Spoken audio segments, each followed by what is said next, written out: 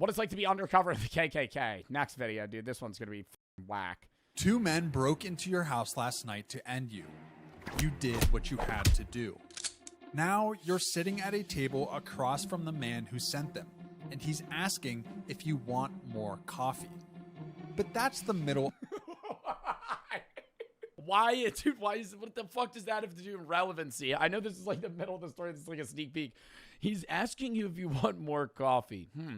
Do I say yes to that? I don't really. How's that related? What the fuck are we talking about? Of the story. Let's go back to the beginning. You get the assignment on a Tuesday. Your supervisor slides a folder across the desk and says just 3 words. We need you. Inside, we watched an actual video of a guy that did go undercover in the KKK. But now this dude's posing this hypothetical to me as like what I would do. The folder is a name and a photograph. The man in the photo looks like someone's grandfather. Your supervisor tells you this man is the leader of his local Ku Klux Klan. Your job is to become his friend. What your supervisor doesn't tell you. Wow. And then you have to like put on the dude, you literally have to be like, all right, now I have to be like a raging racist. Like I have to literally, you have to go meet this guy, shoot shit with him, and then be like, yeah, so, and then just start spewing hate to be like, for him to be like, you know, you're pretty cool. What he can't tell you is that Op said not hard. Not hard. Been in a Valorant match. Not hard. Have you ever played a League of Legends game, buddy? That this case is going to force you to make a decision about an innocent woman that has no good answer. A decision that will keep you up for years after it's over. But that comes later. First, How long would you have to fake being racist for? I don't know, probably some time, seeing that you would be joining the Ku Klux Klan. You're going to be wearing the uniform, you know, probably doing some crazy shit. Probably more than a day. Have to become someone else entirely. You move to the man's town 6 weeks before you even try to meet him. You rent a small place. I knew somebody was going to make that joke. Bro said faking, question mark. A job at the hardware. Well, that wouldn't be hard for me at all. Store on Main. You wave at Shut the fuck up. Neighbors. You learn which diner has the best biscuits, and you go there every morning at 6:12 until the waitress pours your coffee before you sit down. You become a regular. A man with a pickup truck and a Bro's literally a sleeper agent. Grudge about the federal government. That's your cover. A man who hates the system. You don't rant, you let it slip out in pieces. A comment about taxes, a shake of the head when the news comes on, fake work history, fake ex-wife in Tallahassee. You build a backstory so wow, Tallahassee. Yep, there's a pick. Tight that no one my wife's down in Tallahassee. Should suspect anything. The problem is should. Because on day 9, a man in a gray truck parks across the street from your house for 40 minutes. He doesn't get out. He doesn't check a phone. He just sits there with the engine running, looking at your front door. Could be nothing. Could be a guy waiting on a friend. You write down his plate number anyway. First contact with the target happens at a cookout 3 weeks later. Someone introduces you. It starts at a cookout 3 weeks later. You brought baby back ribs. You spent 9 hours perfecting the recipe, and you kind of think they're a little undercooked. They don't fall off the bone like they should. You're a little nervous whether or not Randy's going to like the baby back ribs you brought. This is a pinnacle part of you getting entered into the KKK, and everybody knows you got to have good ribs. To the man from the photograph. His name is... So we're reusing characters now? Yeah. Dale. He shakes your hand and asks where you're from. You answer. He talks about his tomato garden for 10 straight minutes. Soil mix, deer... The trick is soaking the baby back ribs in a sort of saltwater solution to help loosen up the meat before you actually cook it. Problems, how the heat's been rough this year. You nod. You don't know anything about tomato gardens, but your grandma loved gardening. You tell him you actually love to garden as well. Your grandma actually gave you the baby back rib recipe that... Using whatever... Some fucking YouTube commenter. Why does he always fucking pause the video and say stupid shit that doesn't have anything to do with it? You can remember. You're connecting with him, relating to him. Major progress. Then you do it. You slip in some comments to let him know you're an ally. Comments that make him understand you're on the same side. Like what? They're just saying a slur or some shit? Like, what is he doing? So black people, right? He smiles, but that's all. For now. A week later, Dale invites you to a meeting. Like, how? What are you slipping in? Yeah, like I feel like we're implying that it's like, okay, you're just being really racist around this guy, so he likes you. It's a back room behind a machine shop. 12 men, folding chairs, fluorescent light buzzing overhead. The room smells like motor oil and cigarettes. You notice 2 men in the corner immediately. They're not talking to anyone. They're not eating. They're watching.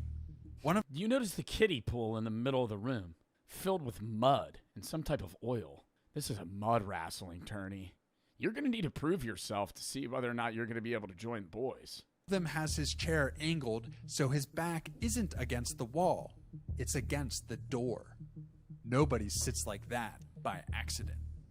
The other strange thing about this room is how normal it feels.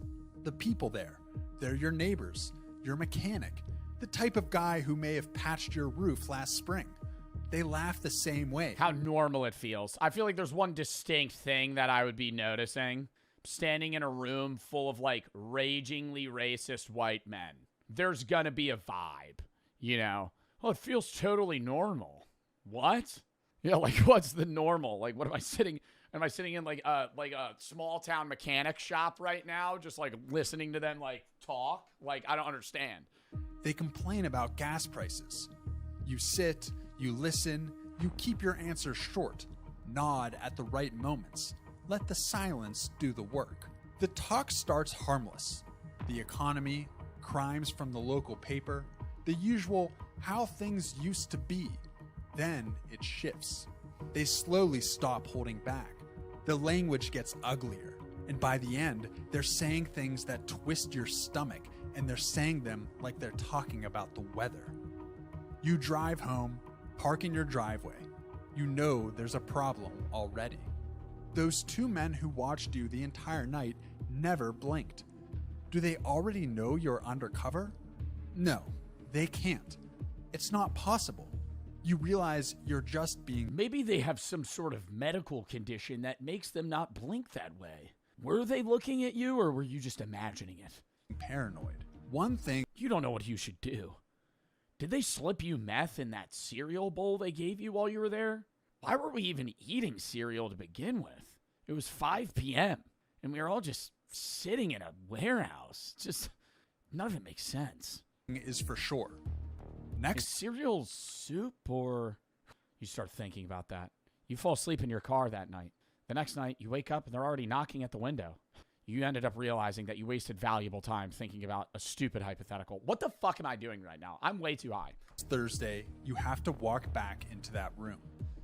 I'm just starting side fucking hypotheticals for no reason. FBI handler wants a report every 72 hours.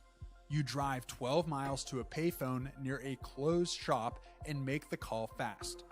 Never the same phone twice, never the same route home. You become paranoid about being paranoid. If you're too careful, they notice. If you're not careful enough, you miss something. Or worse, you get caught. And getting caught here isn't an arrest. It's much worse. So you adjust. You forget a weekly meeting once so you seem normal.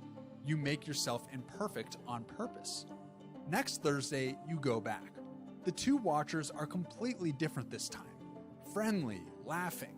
One of them pats your shoulder when you walk in, like you've known. Wow, missing a meeting's low-key tech, dude. I didn't even think about that. You showing up to the KKK meeting every time, they're like, this guy's a little too racist. He doesn't miss a single meeting? Known each other for years. That's suspicious. That scares you more than the staring. Even for them, the fucking KKK members are starting to question this guy's loyalty because he's too loyal. Did. 3 weeks in, Dale invites you to his house for dinner. His wife makes pot roast. His granddaughter sits on his lap and shows you a drawing she made at school. Dale looks at you and says, GM racist in a plat racist lobby. Wow. "You're good people. I'm glad you moved here." And you feel it, a real warmth in your chest. For half a second, you forget what this man is. You forget why you're sitting at his table. You just feel like someone's friend. You drive home and sit in your driveway for 20 minutes with the engine running. That's the moment you realize this job doesn't just ask you to pretend to be someone else. It asks you to become someone else. And the longer you stay, the harder it gets to remember which one is real. The next day, Dale pulls you aside after the meeting. Bro's acting like the racist is creeping inside of him. What the fuck is he talking about? You're starting to actually kind of like them. What? The whole time I'm going to be sitting there, bro, they're talking about, like, whack-ass shit. You're telling me you get used to it? I feel like at some point you're going to be, like, tuning it out more than anything. Puts a hand on your shoulder and says, "Next week, we need to talk to you about something." You smile and say, "Sure."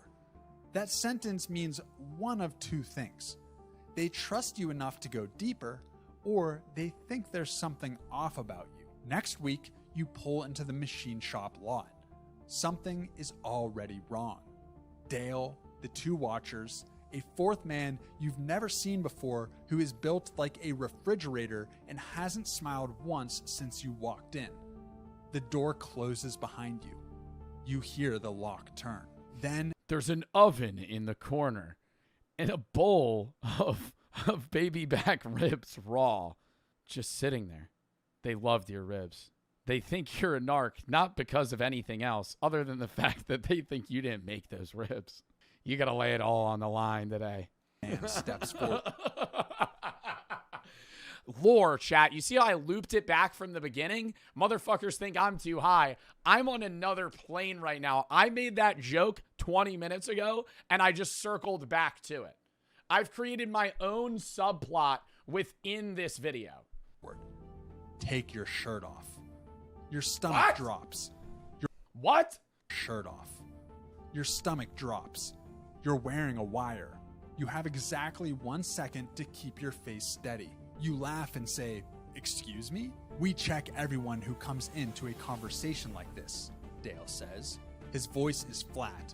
His eyes are not. You go into the bathroom. They give you 1 minute. You say you have the shits, but really, you're about to shove a microphone up your ass. Friendly. Your brain is running at 1,000 miles an hour. The wire runs along the inside lining of your jacket.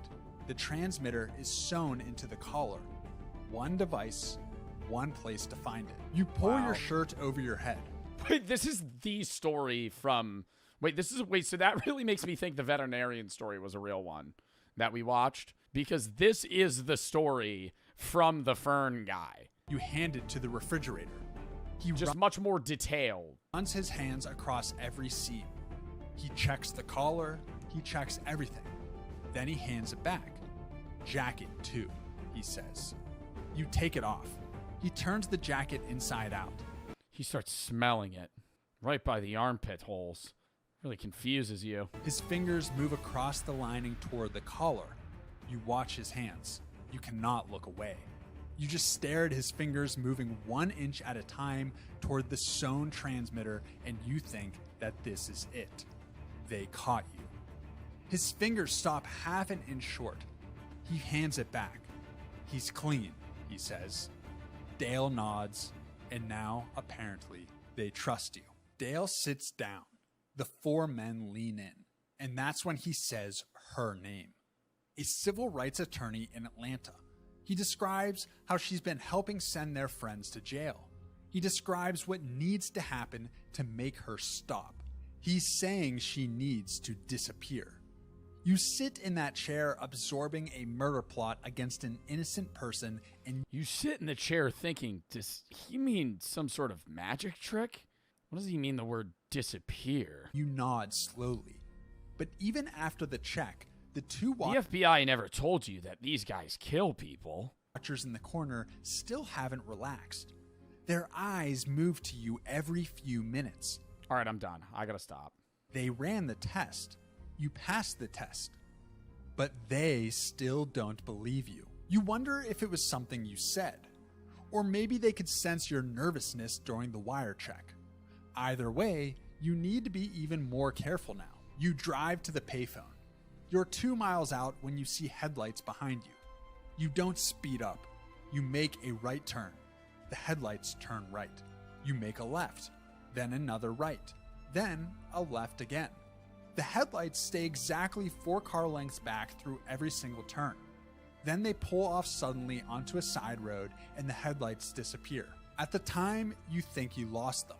You make your call to your handler and you drive home. Then, a stone's throw away from your... Bro, can't he just dip? Like, they have the mic of them plotting, like, because they didn't find the mic. So couldn't he have just gone back to the FBI, be like, boom, we have the evidence that they're planning and plotting to kill somebody. I don't need to keep putting on this facade. Front door, you see it. Like, why is he continuing to go with it? A car parked tight against the wall of an abandoned house on the left side of your street, hidden from every direction except yours.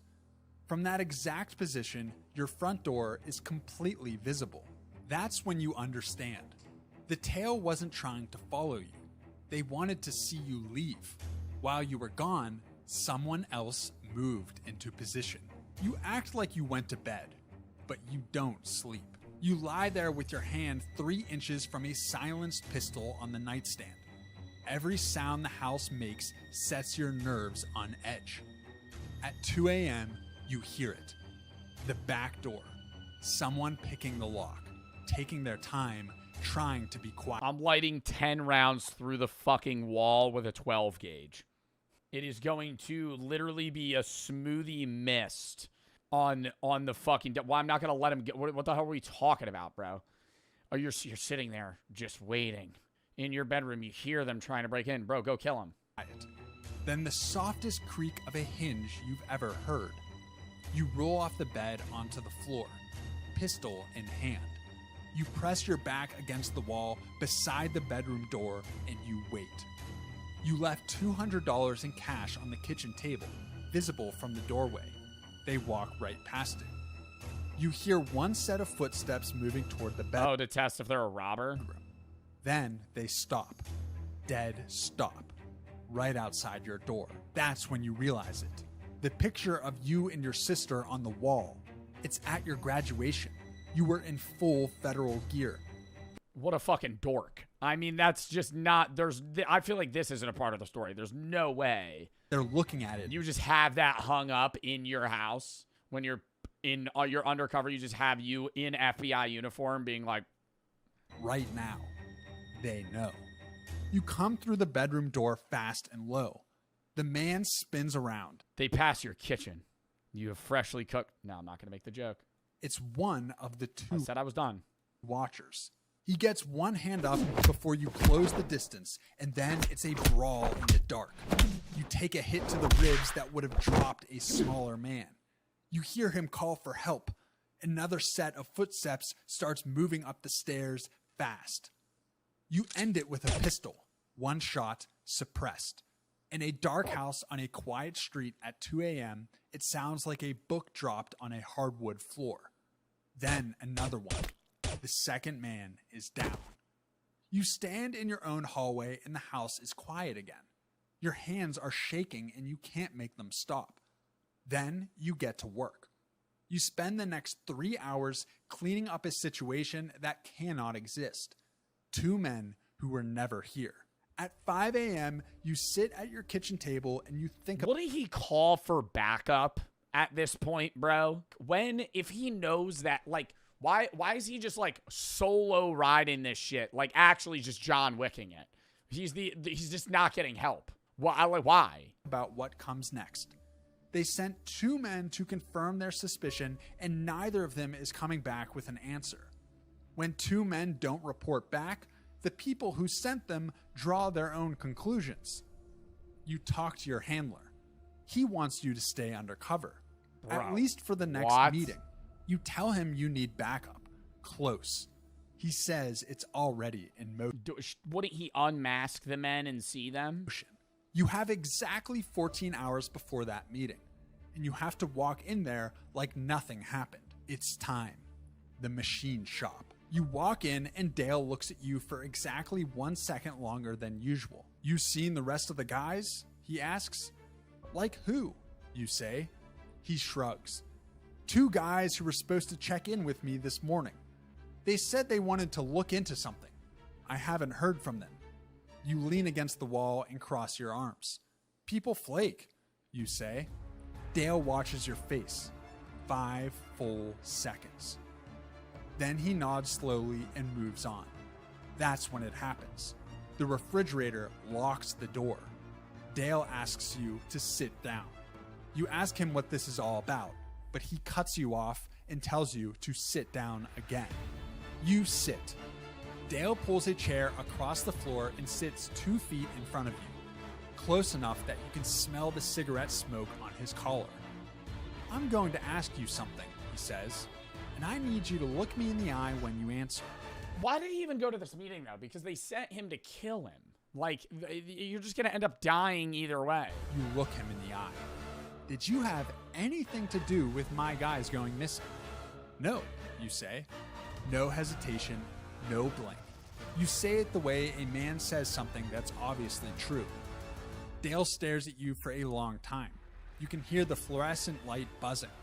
You can hear your own pulse. Then he leans back. All right, he says. Then we move forward. You want some coffee? Then he asks the refrigerator to go look for them. In the meantime, he moves forward. Wow, the coffee part makes so much more sense now. With the plan. He slides a photograph across the table. It's the attorney, taken outside her office, time-stamped 2 days ago. Friday night, Dale says. Her husband leaves for a conference. She'll be alone. He looks at you. You're driving. And there it is. The decision from the beginning. The one with no good answer. If you say no, every ounce of your trust you've built collapses. Dale connects the... Bro, you could just say yes, and then they fucking fold on him then. Like, he doesn't have to actually go kill this woman. Dots, the missing men, your hesitation, you don't make it out of this room.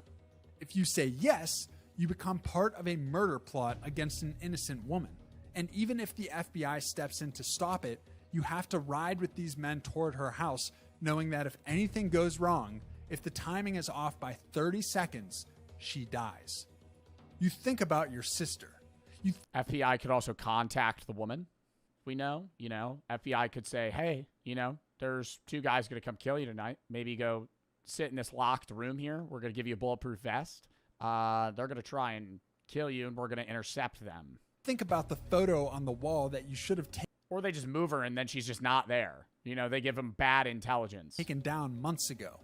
You think about how far inside this thing you've gone and whether the person sitting in this chair is even you anymore.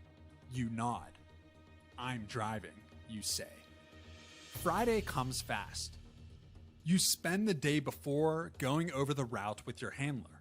There are 4 intercept points, agents at every one, snipers on 2 rooftops, and a helicopter staged 11 minutes away. They tell you the window is tight, but manageable. Manageable. That's the word they use. You ask what happens if something goes wrong. Your handler pauses 1 second too long before he says, it won't. Friday night, 9:47 p.m. You're behind the wheel of a stolen sedan. Dale is in the passenger seat. The refrigerator is in the back with a bag you haven't looked inside. Nobody talks for the first 2 miles. The only sound is the engine and the road, and Dale... Me suppressing the urge to make a baby back ribs joke right now. Me actually suppressing the urge when he said that. Sorry, I'm locked into the story, but like every chance I get, it's just like a worm entering my brain to be like, he opens the bag. He forgot the guns. In his sleep, he swapped them out with the baby back ribs, thinking they would be hungry later. Cracking his knuckles one at a time. You pass the first intercept point. Nothing happens. You check the mirror. No lights, no movement, just a dark road behind you. You pass the second intercept point. Still nothing. Bro, they don't have like a geo tracker on your fucking car? Like, how are they not intercepting? Chest gets tight. You start doing math in your head.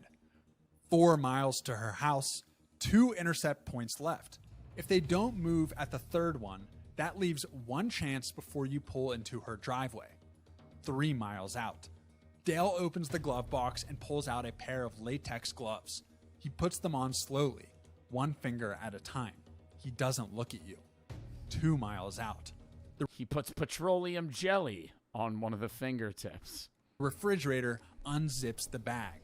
You are driving toward this woman's house and you are thinking about every single thing that has to go The refrigerator just took out a thing of hummus.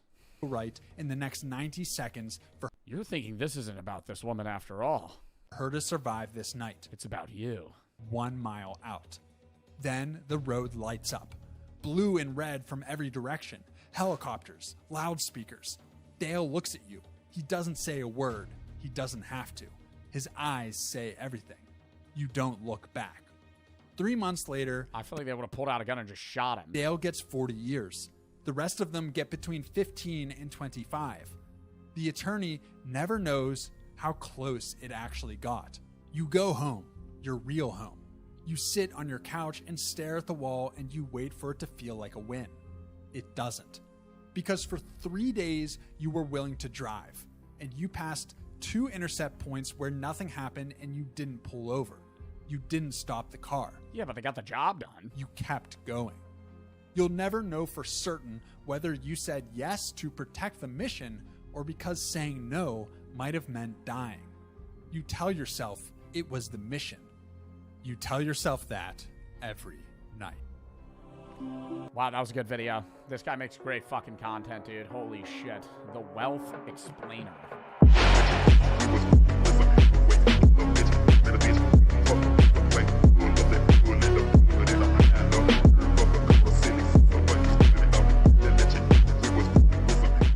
I investigated Hitler's death by Tyler Oliveira. I'm curious as to how he's going to try and prove that Hitler didn't die. When people try to say that Hitler didn't die and that it was somebody else's body, okay, he would be dead today. But Hitler was born in 1889. 1889. That man would be how old today? Old as You think that man's still walking in Argentina? There are German Nazi soldiers that fled to Argentina. There's whole cities in Argentina that only speak German.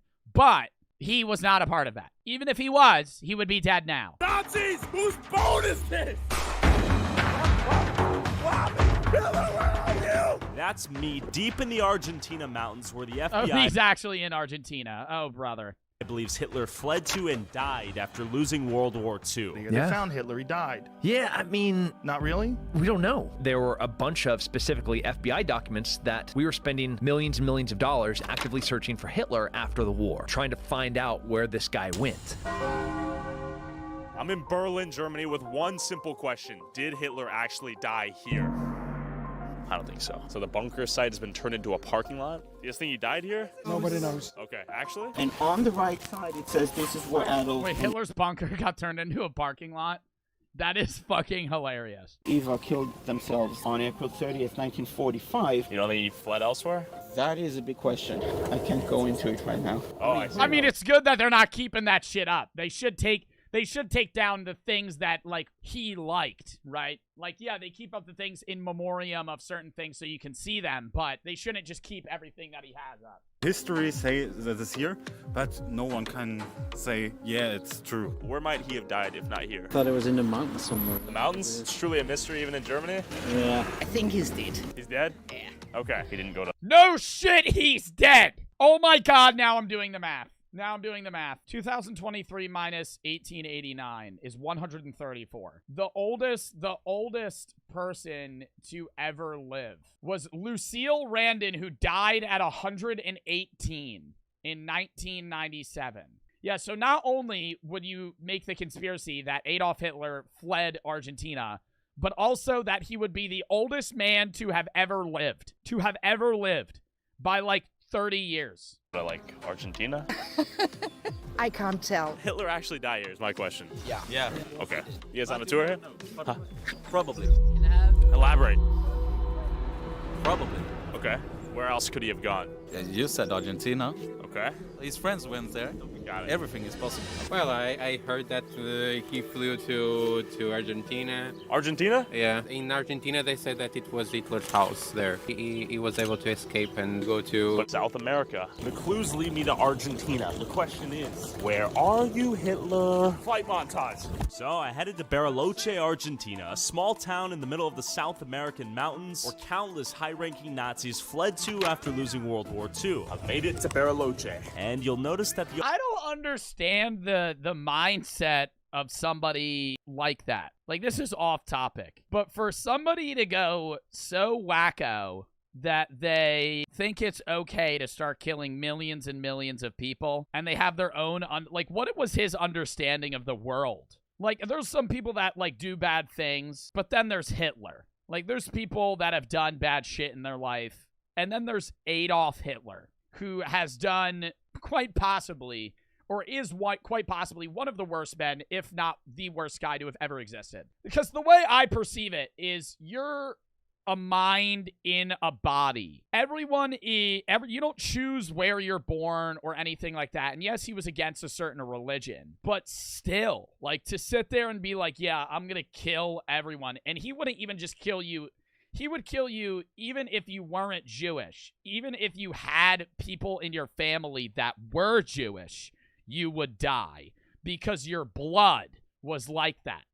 Like, you gotta be a fucking idiot. Like an idiot in that sense. Yes, he was a very persuasive person, and he was conniving and all that stuff. But, like, you're insane. Like, to think that just because they're born into that blood or into that religion, or they're a part of that religion, that immediately means that they should die. architecture looks unusually German out here. Out of nowhere. Stalin tripled his numbers? Yeah, but he's still one of the worst people to have ever existed. Boom. German architecture in the middle of Argentina. It's super random and it doesn't make sense unless you consider the fact that Nazis fled here after World War II and made it their home. You could go into Bartolozzi, Argentina, and I'd be like, "Buenos dias, amigos," and they're like, "Guten Morgen." Okay, I made it to my hotel. This place is weirdly European. Definitely sus. This whole city feels like Europe. Just like inserted itself culturally. Many Germans here? Used to be, yes. Okay. Yes, there are some. Interesting. After World War II, Argentina's number one goal, find the Nazis in Argentina. Yeah, okay. Okay, Tyler. Yeah, find the Nazis in Argentina. Number 2, find 134-year-old Hitler. Oh, he's dead? Okay, start digging the dirt and match DNA. Start digging up people's graves until you find him. Thousands, if not tens of thousands of high-ranking Nazis made it there. I'm talking... Didn't Hitler marry his cousin? No, that was Albert Einstein. Y'all didn't know that? Albert Einstein married his cousin. Y'all didn't know that? Albert Einstein... Elsa Einstein was the second wife and the cousin of Albert Einstein. Their mothers were sisters. They were first cousins. Officers, guys like Joseph Mengele and Adolf Eichmann. I mean, these are the most disgusting, despicable humans to exist at the time. The beautiful lakes, the beautiful mountains, the German architecture, a perfect place to flee if you're Nazi. I want to see if I can find someone who speaks German before I finish sharing with you this video's sponsor. We're just going to cut right to the chase here. This is an interruption. G Fuel Shaker Cup. Tagged below, bottom left. Back to the vid. Where? What do you mean? Where? Ahí? Yeah. Okay, muchas gracias. Okay, well, there are Nazis here. Ahí? General Nazi. Ahí? Bro only knows ahí? Ahí? Bro learned how to say, all right, where are the Nazis? Over there? Nah, he probably knows better Spanish than me. No doubt. No doubt. I cannot speak Spanish. If you put me in Argentina and you said, good luck, I would be fucking lost. Sí, sí, vamos. Oh, yeah, no, he actually looks like he knows Spanish. Vamos. Muchos Nazis están aquí. ¿Por qué? Oh, does Tyler speak fluent Spanish? He might. ¿Una persona? Sí, era creo que era un oficial. ¿Está still alive? No. This is Erich Priebke, a high-ranking Nazi who killed over 335 men and children in Italy, fled here to Bariloche after World War II, and lived peacefully for 50 years until a reporter found him, got him to admit to his crimes, and then he was extradited to and sentenced in Italy where he died. But why did you shoot them? He lived 50 years before they fucking got him? Bro, that looks like a new picture. Like, when was this? But why did you shoot them? They had not done anything. Was ordered by our command. But orders are not an excuse. Oh my God, bro. If this dude could start a whole new life here after being a known high-ranking Nazi, killed hundreds of people, then why couldn't Hitler? And maybe he did. So we're gonna ask around, go to a few How was other... he just then found? Well, dude, Earth is pretty fucking big. Earth is pretty fucking big, right? And yeah, it's easier to find people now, but in like the 1940s, if you just kind of like did a crime and then went to Argentina, I don't think anyone's gonna find you. Now, yeah.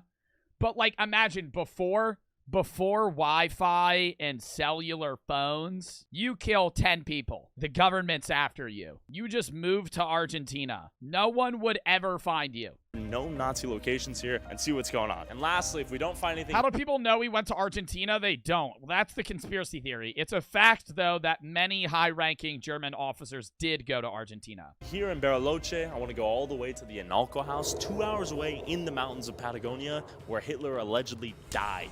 This is the mountaineering club where a Nazi named Hans Rudel was a part of. Let's check this out. I don't know if they're... Yeah, he looks like he likes smelling feet. It's definitely closed. Nazis? ¿A dónde? Acá en Argentina. Sí, en este... Oh! Salí acá. Oh! Estaba Erich Priebke. Oh, Priebke? Allá en el colegio alemán. Okay, we need to find the college. While I was trying to find the German school pretty... Bro, I want to learn another language so I can go to a different fucking country. Found my second clue. Do you know about Nazis that live here? I do actually. I'm from Germany. Okay, tell me about it. Do you have any Nazi descent or ancestor? I do, I guess so. Okay. My great grand uncle. Interesting, okay. He was like a pretty tough Nazi guy, yeah. Wild. You heard there was like Nazi history here. You might want to go to like the Colegio. Have you been there? No. Oh, you haven't been there yet? No. Let's go there, man. You wanna go? I can take you there. All right, lead me the way. What's your name again? My name's Johan. Johan. Yeah. These people have nothing. Like every time he finds somebody that's just not busy. Like, do people just have like the time in the world? Oh, hey, some random person that I met. Do you want me to spend the rest of the next 2 days with you? German name? My great grand uncle was actually like in the party, you know, and he was like, you know, the Heil Hitler kind of guy, you know, sure. like. He sounds like Swagger Souls. Am I wrong? You know, and he was like, you know, the Heil Hitler kind of guy, you know, sure. like. And here we are. Bro, he sounds exactly like Swagger Souls. Same story with like the doctor guy. Tell me about him, yeah. He arrived here and they. This is Dr. Who? Joseph Mengele is his name. Joseph Mengele, the doctor of death that escaped trial in Nuremberg and made it into Argentina. While it was obvious Nazis... Yo, wasn't he worse? The Doctor of Death? Didn't he, like, do... Was that the guy that used to do experiments on, like, Siamese twins? And would try and, like, swap brains or, like, parts and shit? And they would, like, do, like, the weirdest fucking experiments trying to, like, see if you could, like, have consciousnesses in different brains. Oh, God. And they, like, is that what they did? Did they swap brains? What did he do? I gotta look that up. Pairs of twins and persons with inherited anomalies were put at the disposal of Dr. Mengele and subjected to all imaginable specialist medical examinations. Oh, no, they would just kill people. Oh, shit. They would sometimes do experiments on them, and sometimes they would just kill twins. Like, they would kill twins and then investigate their organs and brains to see how alike they actually were. Dude, what other experiments did he do? Oh, there's pages on this. He would put children's heads in jars and send them to Austria. They did an experiment when one Jewish woman had a child, and then Joseph Mengele said, let's see how long it can survive without food. And then they waited to see how long it would take a newborn child to starve. Definitely lived here in Bariloche. The question is, where did Hitler go? All right, we're headed to the Analco house, allegedly where Hitler died. All right, it is 7 a.m. in the morning. Many believe he died in the Patagonian mountains, only a 2-hour drive away. All right, we were driving around here. We noticed this. This is straight I up. kind of thought, like, when I'm old, I kind of want to die in the woods. Like, imagine you know you're gonna die in, like, 5 hours. Wouldn't you kind of want to, like, go into the jungle and then, like, just, like, die in nature? I feel like that would be better than in, like, a hospital. I don't want to die in a hospital, dude. That sounds awful. You start your life in a hospital, you end your life in a hospital. 30 minutes in, I spotted a very European-looking gas station and tried to rizz up the clerk for more clues. Did Hitler die here? Posible. ¿Es posible? Es posible. Así se dice. ¿Sí? Interesante. We know it's possible he died out here. We need to keep going. If Hitler was alive in this house, 130 years old, I'm gonna body slam him, tie him up with rope, and extradite him to the U.S. government, and he will pay for his war crimes. If you body slammed a 130-year-old man, I don't think you could tie them up and put them on a plane. I think they would either die by the body slam, they would die of a heart attack in the airplane, they would die on the way to the fucking court, they would die. Dude, like, you're like a glass cannon. Just pulled over to the side of the road here. The house is literally right behind me, by the way. I'm gonna have to go ninja mode and sneak in. Okay, that is the house. This thing is massive and spooky. I'm genuinely a little bit concerned. Looks like I'm going to have to trespass and sneak in illegally. This is genuinely one of the scariest things. What the fuck? I just heard 2 gunshots. Did you hear that? Those were gunshots, right? 100%. 100%? 100%. Actually? Like 100% certain. Could they have guns out here? This is allegedly the house where Hitler lived and died, but maybe he's still alive shooting a shotgun to scare us out of here. We need to be ready to run and just, like, fly away. Rifle just shot again. This is scary. If I get killed, this is definitely natural selection. This is Jesus, our taxi driver. Down there, Nazis? Sí. Hitler? Sí, sí, sí. See? Hitler? He lived down there? Claro. What? We investigate. Let's go. Okay. Right now, Pasha's flying the drone to the Inalco house. The question is, what will we find? That is the creepiest shit I've ever seen in my life. Straight up looks like Hitler could live. Okay, right there. Why does that look like Hitler could live there? This straight up looks like Hitler could live here. It straight up looks like a fucking log cabin. It looks like a log cabin. Okay? What about this house? Like, there's not just some Nazi symbol in the fucking lawn or some shit. This looks like Hitler could live here. Looks like a log cabin. And then there was another one right here. And after we flew the drone a little bit closer to the water, you can vaguely make out 3 people on this beach. But the question is, who are they? Was one of them Hitler? Is that Hitler kayaking in the water at 134 years old? And why are they here? And out of nowhere, this car drove to us. Turistas? Owners? Nazis? Hola. Oye, por aquí está la casa Inalco. Está aquí. Is that Hitler right there? Sí, sí. La casa de Hitler? Sí. ¿Hitler muerto aquí? Sí. Sí. ¿Hitler vivía aquí? Sí, algunos sí todavía. Sí. Sí. How many years did he live here, Jesus? No sé exactamente, pero muchos años. In el bosque? In the forest. How does he know that? We're going in. We're gonna enter the Inalco house where Hitler allegedly died. We heard 4 rifle shots earlier. I told him if we don't come back in 50 minutes, we've been killed. So let's go for it. Let's infiltrate. Let's go. This is, what does this say? It says peligro, danger. Look behind us. There's a giant collapsed tree that blocks the route. Live wire? Kowalski analysis. What is that? That is a low voltage, high frequency wire. Touch it. Put your finger on the wire. Touch the wire. That is definitely live right now. Don't touch it. You will get killed. No, touch it. You'll quite literally die. Huh? Okay, die. Me thinks I could eat the electrical energy. What if I touch it with my toe? What if I just give it a quick tap? It says private property. This is allegedly the site where Hitler died. There are 16 buildings here, and the question is, who would build such a mega mansion if they didn't have a massive ego? Other than Adolf Hitler. Maybe one of the other, I don't know, 8 billion people in the fucking world? This is definitely creepy as hell. That is the house right there. A little abandoned shack right here. We gotta watch, keep our eyes out for live wire. Oh my god, imagine there's just him in the fucking bed. Like, they actually enter the house and it's just him just kind of like sitting there. Straight up bed bunks right here. Definitely saw someone just right there. On God, I'm pretty sure I saw a white figure. Okay, we're gonna increase our speed. I don't feel super comfortable. I've seen a white figure 3 times. Let's go closer. Okay, look at all that live wire too. Tarp right there. I'm not sure what they're hiding. There's coloring of Nazis right there. Go in the house. Coloring of Nazis. Go in the house. Hideout. Why is that locked? I don't know. What's in there? Hello? Hello? I don't know what's going on out here. Just kick in the fucking door. I'm kicking in the fucking door. You're already trespassing. You might as well go in. Tire tracks right here. People are out here, but the question is where? We heard rifle sounds right before we entered. Why did they leave? Let me ask you this. How far can a rifle shoot? Miles. What the f? And they move at like 1,500 meters per second. So we're fucked right now. So like even A gun? A gun moves quick? if you're running, you're not gonna dodge anything. So we can get shot right now? Easy. Hello? I'm pretty sure I see a human being right now. That's someone's foot? Brother, someone's leg. Pasha, what is that? That is somebody's foot. Is someone's shoe? That's somebody's foot. Someone's dead? Where? My God, fucking go talk to the guy. That's a goddamn shoe. Is that a foot? Do you need help? I'm trembling. Bro, that is not a person. Where would the... No, that's a foot. No, dude, that's a foot. Right now, I'm shaking. That's a fucking shoe that somebody left there. What am I looking at? All right, motherfucker, pray for me. Is that Adolf Hitler wearing Skechers? Just a shoe. Okay, we got a bone right here. Is it excavated soil? Is this Adolf Hitler's bone? Maybe this could be some part of his, body? This might have belonged to the hand region? There's a f***ing bone right there. I may have literally found the bone of Hitler.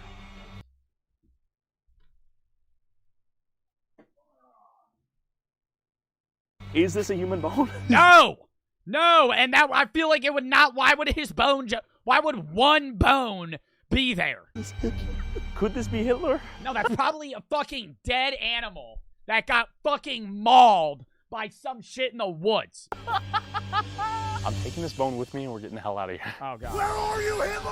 Whose bone is it? Hitler, where are you? Oh, I thought you were worried about yelling because there was riflemen that could shoot miles into the woods that were watching you. Nazis! Hitler! Where are you? Whose bone is this? Who's here? Who lives here? Whose bone is this? Bone in hand and paranoid as hell, I began to book it when, out of nowhere, I heard this. What happened? What happened? What happened? What? Run! Hitler, where are you? Run! Dass ich anständig meine Zeit verwendet habe. The question is, was this Hitler's bone? Du jetzt eine Stimme ab, wenn ja! After barely escaping the evil Nazi hideout, flying back to America, and getting the bone DNA tested in a state-of-the-art laboratory, it turns out it was a dog bone all along. E-Town for the fucking sub. Ryan for the 300 biddies. If you could interview any person that has ever existed, who would it be? Horrors of Walmart. Welcome back to the Papa Meat channel. How you doing? How you doing? Coming and sitting down because today we're going to talk about Walmart. Walmart is like the Wild West of supermarkets because it can sometimes feel like a lawless country, not just... Dude, Walmart is a husk of its former self in terms of how crazy that shit would get. Because aren't the majority of Walmarts now not 24 hours? That's when Walmart was nuts. Pre-COVID, when you would pull up to Walmart at 3 a.m., the people you would see, dude, it was like walking into a fucking, like an actual trip. You're seeing people that you've never seen in society before, just kind of coming out of their holes and going into Walmart. Everybody always had those. I remember every woman you would see at Walmart past 2 a.m.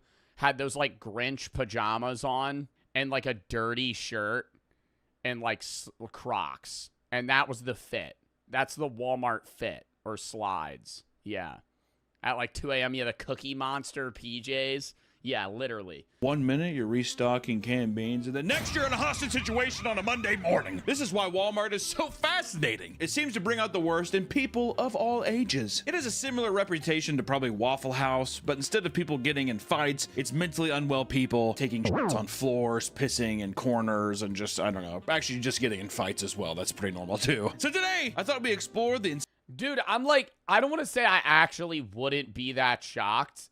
But if I was in a Walmart and I round a corner and some guy's just pooping on the floor, probably wouldn't be that crazy. I'm not saying I've seen that shit at a Walmart before, but that would be like the place where I wouldn't be shocked.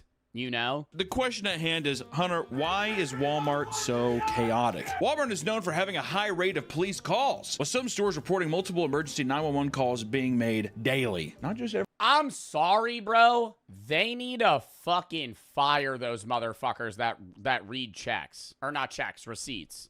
Like, I know it's like old people. They don't do their job.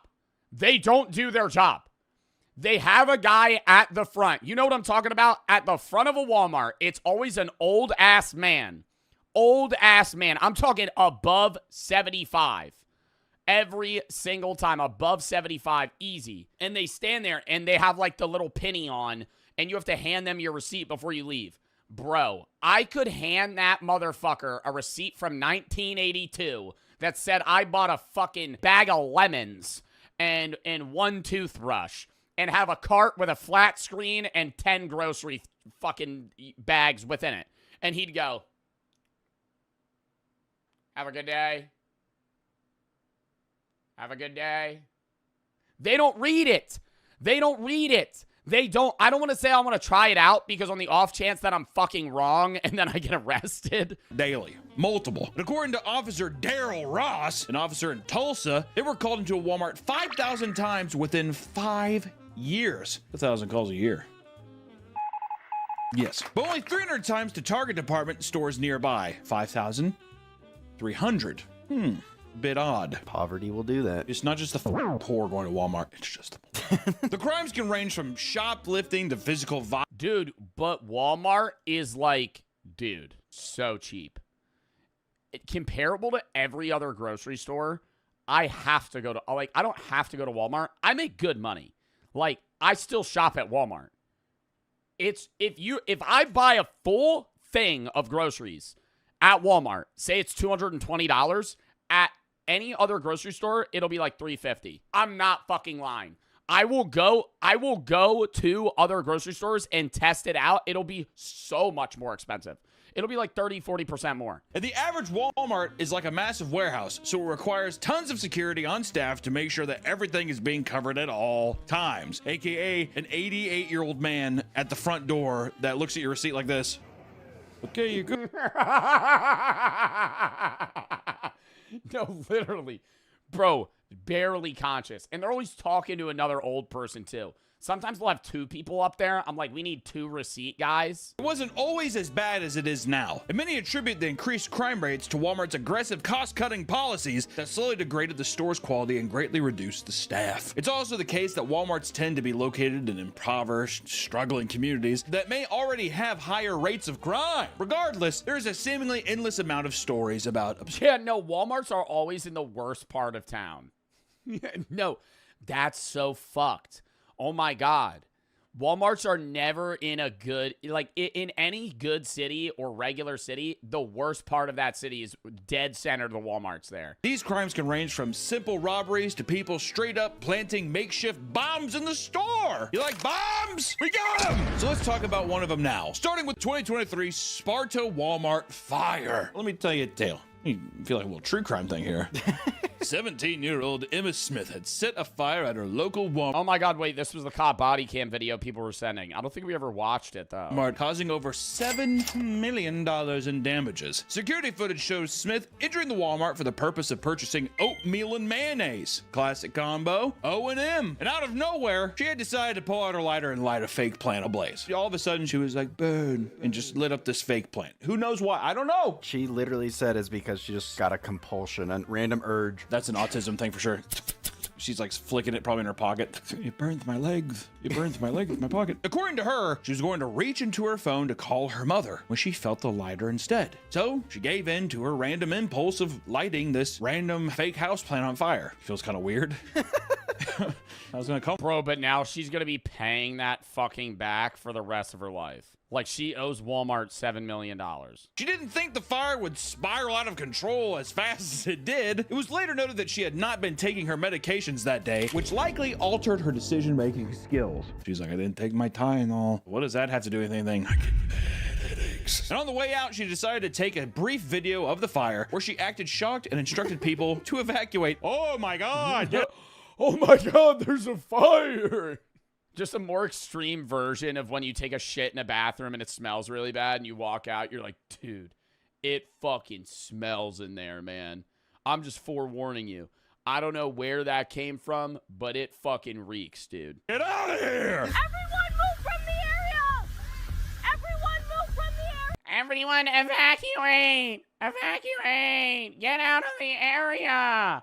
I'm gonna say this. If you're in a Walmart and a fire starts in one singular aisle and your dumbass walks towards the fire... Everyone move from the area! Everyone move from the area! I wouldn't be surprised if somebody just kept shopping while this was happening. I'm kind of shocked the people at Walmart didn't just start stealing stuff. She received 3 felony charges for arson after pleading guilty and was sentenced to 60 days in jail, 4 years of probation, and $8.6 million. She's never gonna pay that though. The average American makes like $1.9 million in their entire lifetime. You're not fucking paying $8 million in restitution back. How do you, like, she's going to die in debt. Now, Nick, I'm not a gambling man, but do you think the 17-year-old autistic, lighter-obsessed Human Torch has $8.6 million to pay back? Better start investing in crypto. She's like, I better get a job at AutoZone. You better get a job at AutoZone and give them all of your money for the rest of your life, and you're still $7 million in debt to them. And not all Walmart crimes are as damaging as this one, but we could talk about the cowman who stole 26 gallons of milk in 2011. Okay, but that's funny. Like, that's not even, okay, that's not even a crime. In 2011, 18-year-old Jonathan Payton crawled into a Walmart on all fours, dressed in a cow costume. He began stealing milk cartons, loading 26 of them into a shopping cart, and he left Walmart only to start giving the milk away to customers outside of the store. He was eventually stopped by police and attempted to flee the scene by skipping away from them. He literally skipped away in a cow outfit. But eventually, he was given a court summons for $96 theft and released soon after. Like it's not even $100. $96. That's how much milk. 26 gallons of milk. Bucks. Would you even? Big crime, dude. There's no footage of the crime taking place and no proof that this was for some sort of prank video, making his actions even more strange. You kind of want someone to come out of the woodworks and be like, yeah, it's a high school prank, but no. I think my was just bored. How much do you think you could steal from Walmart before they noticed? I know a lot of the time they'll kind of let you steal until you reach like a $500 mark and they record how much you steal so they can end up charging you later on. But, okay, I'm not advocating that people try this. I'm just saying hypothetically. I think I could go into a Walmart. I would probably buy, because the receipt checkers are so bad, I would probably just fucking go to Walmart, put a shitload of stuff in my cart, pay for 2/3 of it, and then keep the other third in my cart, and then just walk out. That's what I would do. I'm not advocating for this. Do not attempt to do this. This is a crime. I'm saying, because if you're going to steal something and just walk out, they're going to know. Versus if you just pull up to a Walmart, you have a cart of goods, you have a receipt of stuff that you did buy, and then 1/3 of the shit you just didn't pay for. And you may think Walmart crimes are only being done by customers, but no. Even employees have been caught in some of the most bizarre scenarios, like the Walmart male prostitute. This guy kind of looks like me. This does kind of look like you. Look at him. He kind of looks like a male prostitute. I suck for money. You joke around, you might say those things, but, you know, coming to the realization where you're like, I'm transactionally sucking for cash. That's got to be a... What? I zoned out. What, would he like post up outside of the Walmart and try and get with people? Coming to the realization where you're like, I'm transactionally sucking for cash. That's got to be a bitter pill to swallow, huh? Managers from a Walmart in Queensbury, New York, received a strange anonymous complaint from a customer. It stated that there was a man performing sex acts inside of the store. It's got to be the dressing room. Meet me in there. They reported the tip to state troopers, who began an undercover investigation to find the culprit. It was discovered that a 22-year-old man working at... Okay, how is he marketing himself, though? Is he approaching random old men in Walmart and going, I'll give you a blowj for a 20? Like, how is he selling himself? Because he's not like posted outside of the Walmart in a scandalous outfit. He's just, you know, doing acts in the bathroom. At the Walmart named Foster Bills was using Craigslist ads to advertise his service. Craigslist, and they would meet up at Walmart. Why wouldn't they? What, like because it's a public area, so he doesn't get murdered? Why would they meet up at Walmart? This wasn't the first time, as he was also caught doing this previously at a local library. The Craigslist casual encounters ad read as follows: title, Quickie and Crandall. Mail for mail. What is Crandall? 22 restroom. Young guy looking for a little spending money. I'm at Crandall Library for a little bit, so hit me up ASAP. I head to the restroom, wait for you, pants down, and bent over toilet. Huh? I head to the restroom, wait for you, pants down, and bent over toilet. No waiting, no names, no risk. Just be clean and D-free. What is D-free, like STD? Bring condoms if you like, but not necessary. I have lube higher gratuity head of the line. He's promoting the quality of lube he has. This was in 2013. Location, restroom. That is a straight shooting post. Yeah. You kind of have to have some respect for it, right? Listen, I'm going to be bent over a toilet. You just do what you... And looking for spending money. Bro. Why not just pick up a side hustle? I mean, it was 2013, so you couldn't really, like, rip DoorDash or Uber Eats or something. I feel like if you wanted extra spending money, like, he's just posted up outside of the library for a few hours. This is the side hustle. Yeah, but do you think he's making more doing this than he would just fucking having another part-time job? The undercover investigator met with Bills and exchanged money for his services, after which the man was arrested and charged with misdemeanor prostitution count. Misdemeanor. So he's like bent over, his it's like gaped open, his prolapse, red cabbage is coming out and doing this to him.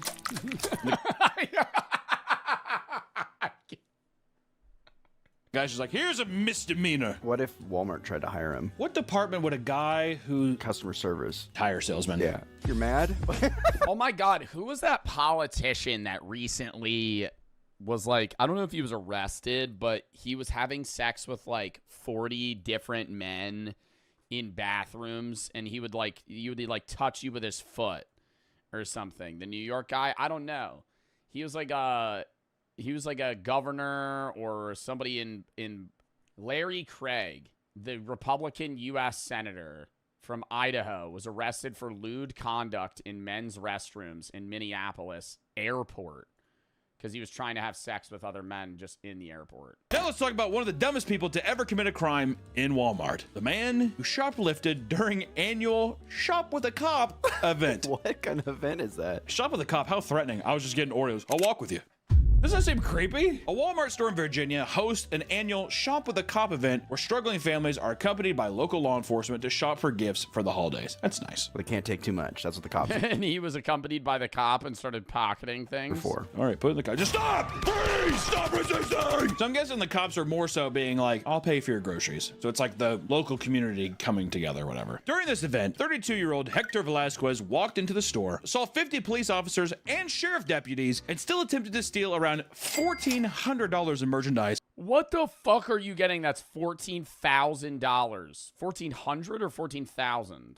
And still attempted to steal around $1,400 in merchandise. Okay, $1,400, $14,000. Either way, like outside of like TVs, you're not going to be able to steal a TV, bro. That's fucking huge. You're not going to just walk out of a Walmart with a fucking TV. I mean, honestly, a guy earlier stole, I don't know, how much, like 30 gallons of milk, and that was under $100. Velasquez is like, I want the whole thing. Hector wanted all. He was caught on security cams, and suddenly, various officers started getting calls about a robbery occurring right next to them. Everyone started searching the store and found Velasquez trying to sneak out of the back of the building. He was arrested, and the officers revealed to reporters that up to 40 patrol cars were parked next to Velasquez's car. They were shocked that he believed he could get away with the crime, which honestly, I wonder if he's just like doing the crimes in plain sight. No one would expect a guy to go to Shop with a Cop and steal. Or maybe he's trying to get like an achievement. What if he was looking for bills? I'm just like, if there was a Shop with a Cop event in this guy's local city and half of the U.S. police force, or not U.S. police force, half of his city's police force was at that Walmart, wouldn't he just go to another store in the same city knowing that all the cops are distracted and just steal from there. And not all Walmart crimes are this blatant. Some can be more secretive, like the Walmart sewer meth lab. Awesome. What? I don't know, but it's awesome. During a routine patrol, officers in Amherst, New York spotted suspicious activity under the parking lot of a Walmart near a tall culvert. After going through a parking lot manhole, officers found a hidden meth lab taking place under the store. Men dressed in hazmat suit entered and began pulling out meth-making supplies and bottles filled with liquid meth. This isn't the first time meth lab was discovered. This doesn't look like a very high-end meth lab. I'm seeing a lot of empty Dr. Pepper bottles. They're making meth in like piss jars and fucking Mountain Dew bottles. This isn't the first time meth lab was discovered at a Walmart. Around the same time in Indiana, a Walmart employee discovered a hidden backpack inside of the restroom that contained a working mobile meth lab inside. And supposedly, it was left there so that it could be retrieved as the meth was finished being made, to avoid having explosive chemicals sitting in their home. We'll just leave it at the Walmart.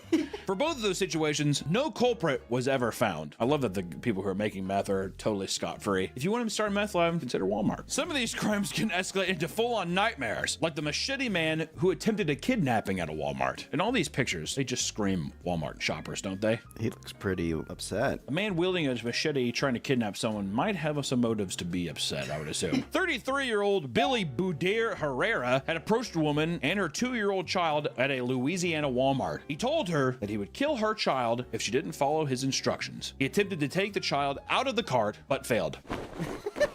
And he walked in with a machete or stole a machete at Walmart and then tried to use it? Because I don't think there would be, I mean, you know, not like that 85-year-old man is going to do anything outside of the fucking store if you walk in with a weapon, but I feel like you would probably signal to somebody if you walk in with a machete. Billy blocks her from leaving and brandishes a machete. What a casual thing. Come on. Let's go, Billy. He's like, sorry, mister. Walks off. He's like, what the fuck? I'm not gonna let you leave. The woman was able to alert employees who began chasing after him as he swung his machete to hold them back. And at one point, the man attempted to grab another child from a nearby mother who was immediately tackled by employees and an off-cop duty. He was arrested, and it was revealed that the man had multiple weapons on his person, including a plastic shiv with razor blades taped all around it. Billy was charged with second-degree kidnapping, illegal carrying of weapons, disturbing the peace, thank God. But, like, what was he gonna do? I never understand. Like, he's going into a Walmart to steal a kid. Is he gonna try and, like, sell, give them back for ransom? Or is he gonna try and, like, you know... aggravated assault, and an immigration detainer. It reads like human trafficking. Velasquez, it feels like I'm gonna take the child and human traffic it. I just want to get into the human trafficking business. How is it that one day you're just going to sell somebody? Probably being in the random field of people that already do it and then just somehow getting... Yeah, like, how do you get convinced to go sell a human? Or go steal and kidnap and sell a human? Like, that's not...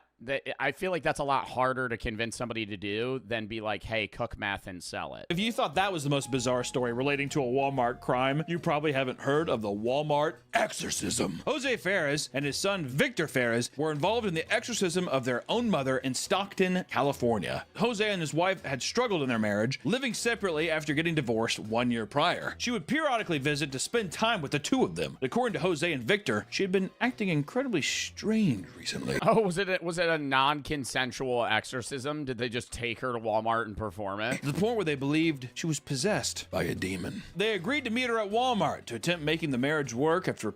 Oh my God, this Walmart looks amazing. Oh, it's Orlando. I was gonna say, this looks like the best Walmart I've ever seen. Look how fresh the produce look. That's a normal Walmart. My Walmart doesn't look like this. Beforehand, he'd taken a detour to pick up two priests that he had spoken to prior. When his wife entered the car, they began a full-on exorcism. They proceeded with the sacred ritual and, at one point, doused her with sacred oil. Reportedly, her roommates at the time alerted the police, who came down to the parking lot and arrested the two men. Both Jose and Victor were held in jail for suspicion of kidnapping, conspiracy, and to commit a crime of false imprisonment. The woman was not hurt, and the priest did not face any charges for their participation. I mean, he was just doing what the good Lord was trying to make him do. So they were supposed to meet at Walmart, but they just...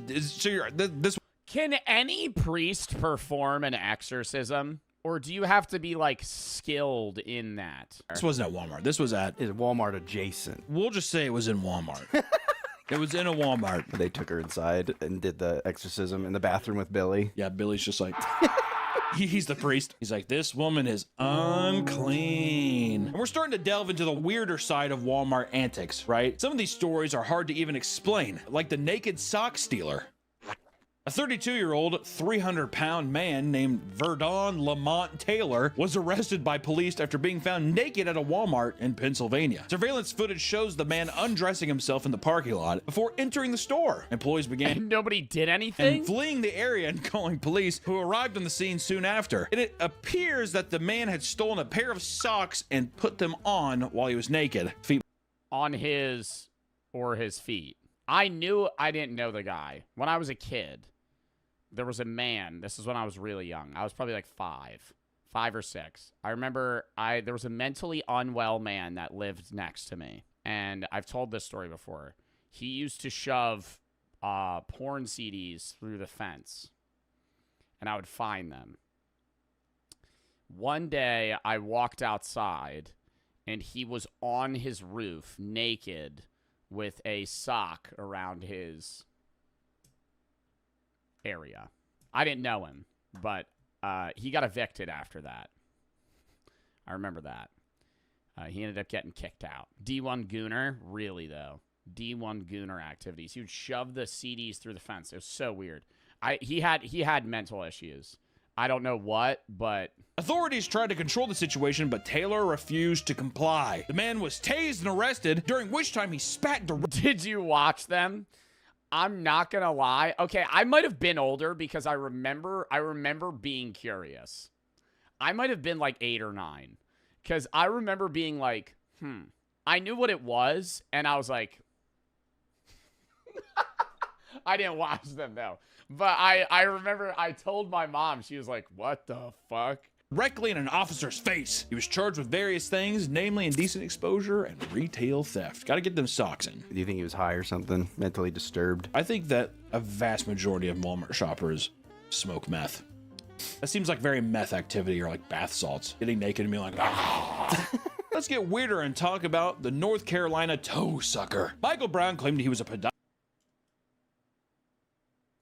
student while he was speaking to a woman named Erica Poros at his local Walmart. Reportedly, he had convinced her to try several pairs of shoes, claiming, and he started sucking her feet, he was studying reflexology and needed it for research. While she did so, Brown started complimenting her feet. Then, according to the police report, quote, at one point, the suspect took the victim's foot, put it into his mouth, and sucked the victim's toes. If I was already going along with that, I feel like I'd be like, is this a part of the... Is this a part of the shopping experience? Or the research? Is this the reflexology? Yeah, exactly. Is this reflexology? Because it's awesome. He told her that he would pay for her groceries if she agreed not to tell anyone. She went to the authorities, and the man was soon arrested. And apparently, he was already listed as a registered sex offender. Further investigation. Pay for my groceries, though? I don't know. And one woman, Rebecca McBride, stated, quote, he went on to tell me that he was studying reflexology and he noticed my feet and how nice they were. He started examining my feet, taking pictures and videos of my feet until he started to sweat and shake, and it was his cute. Bro,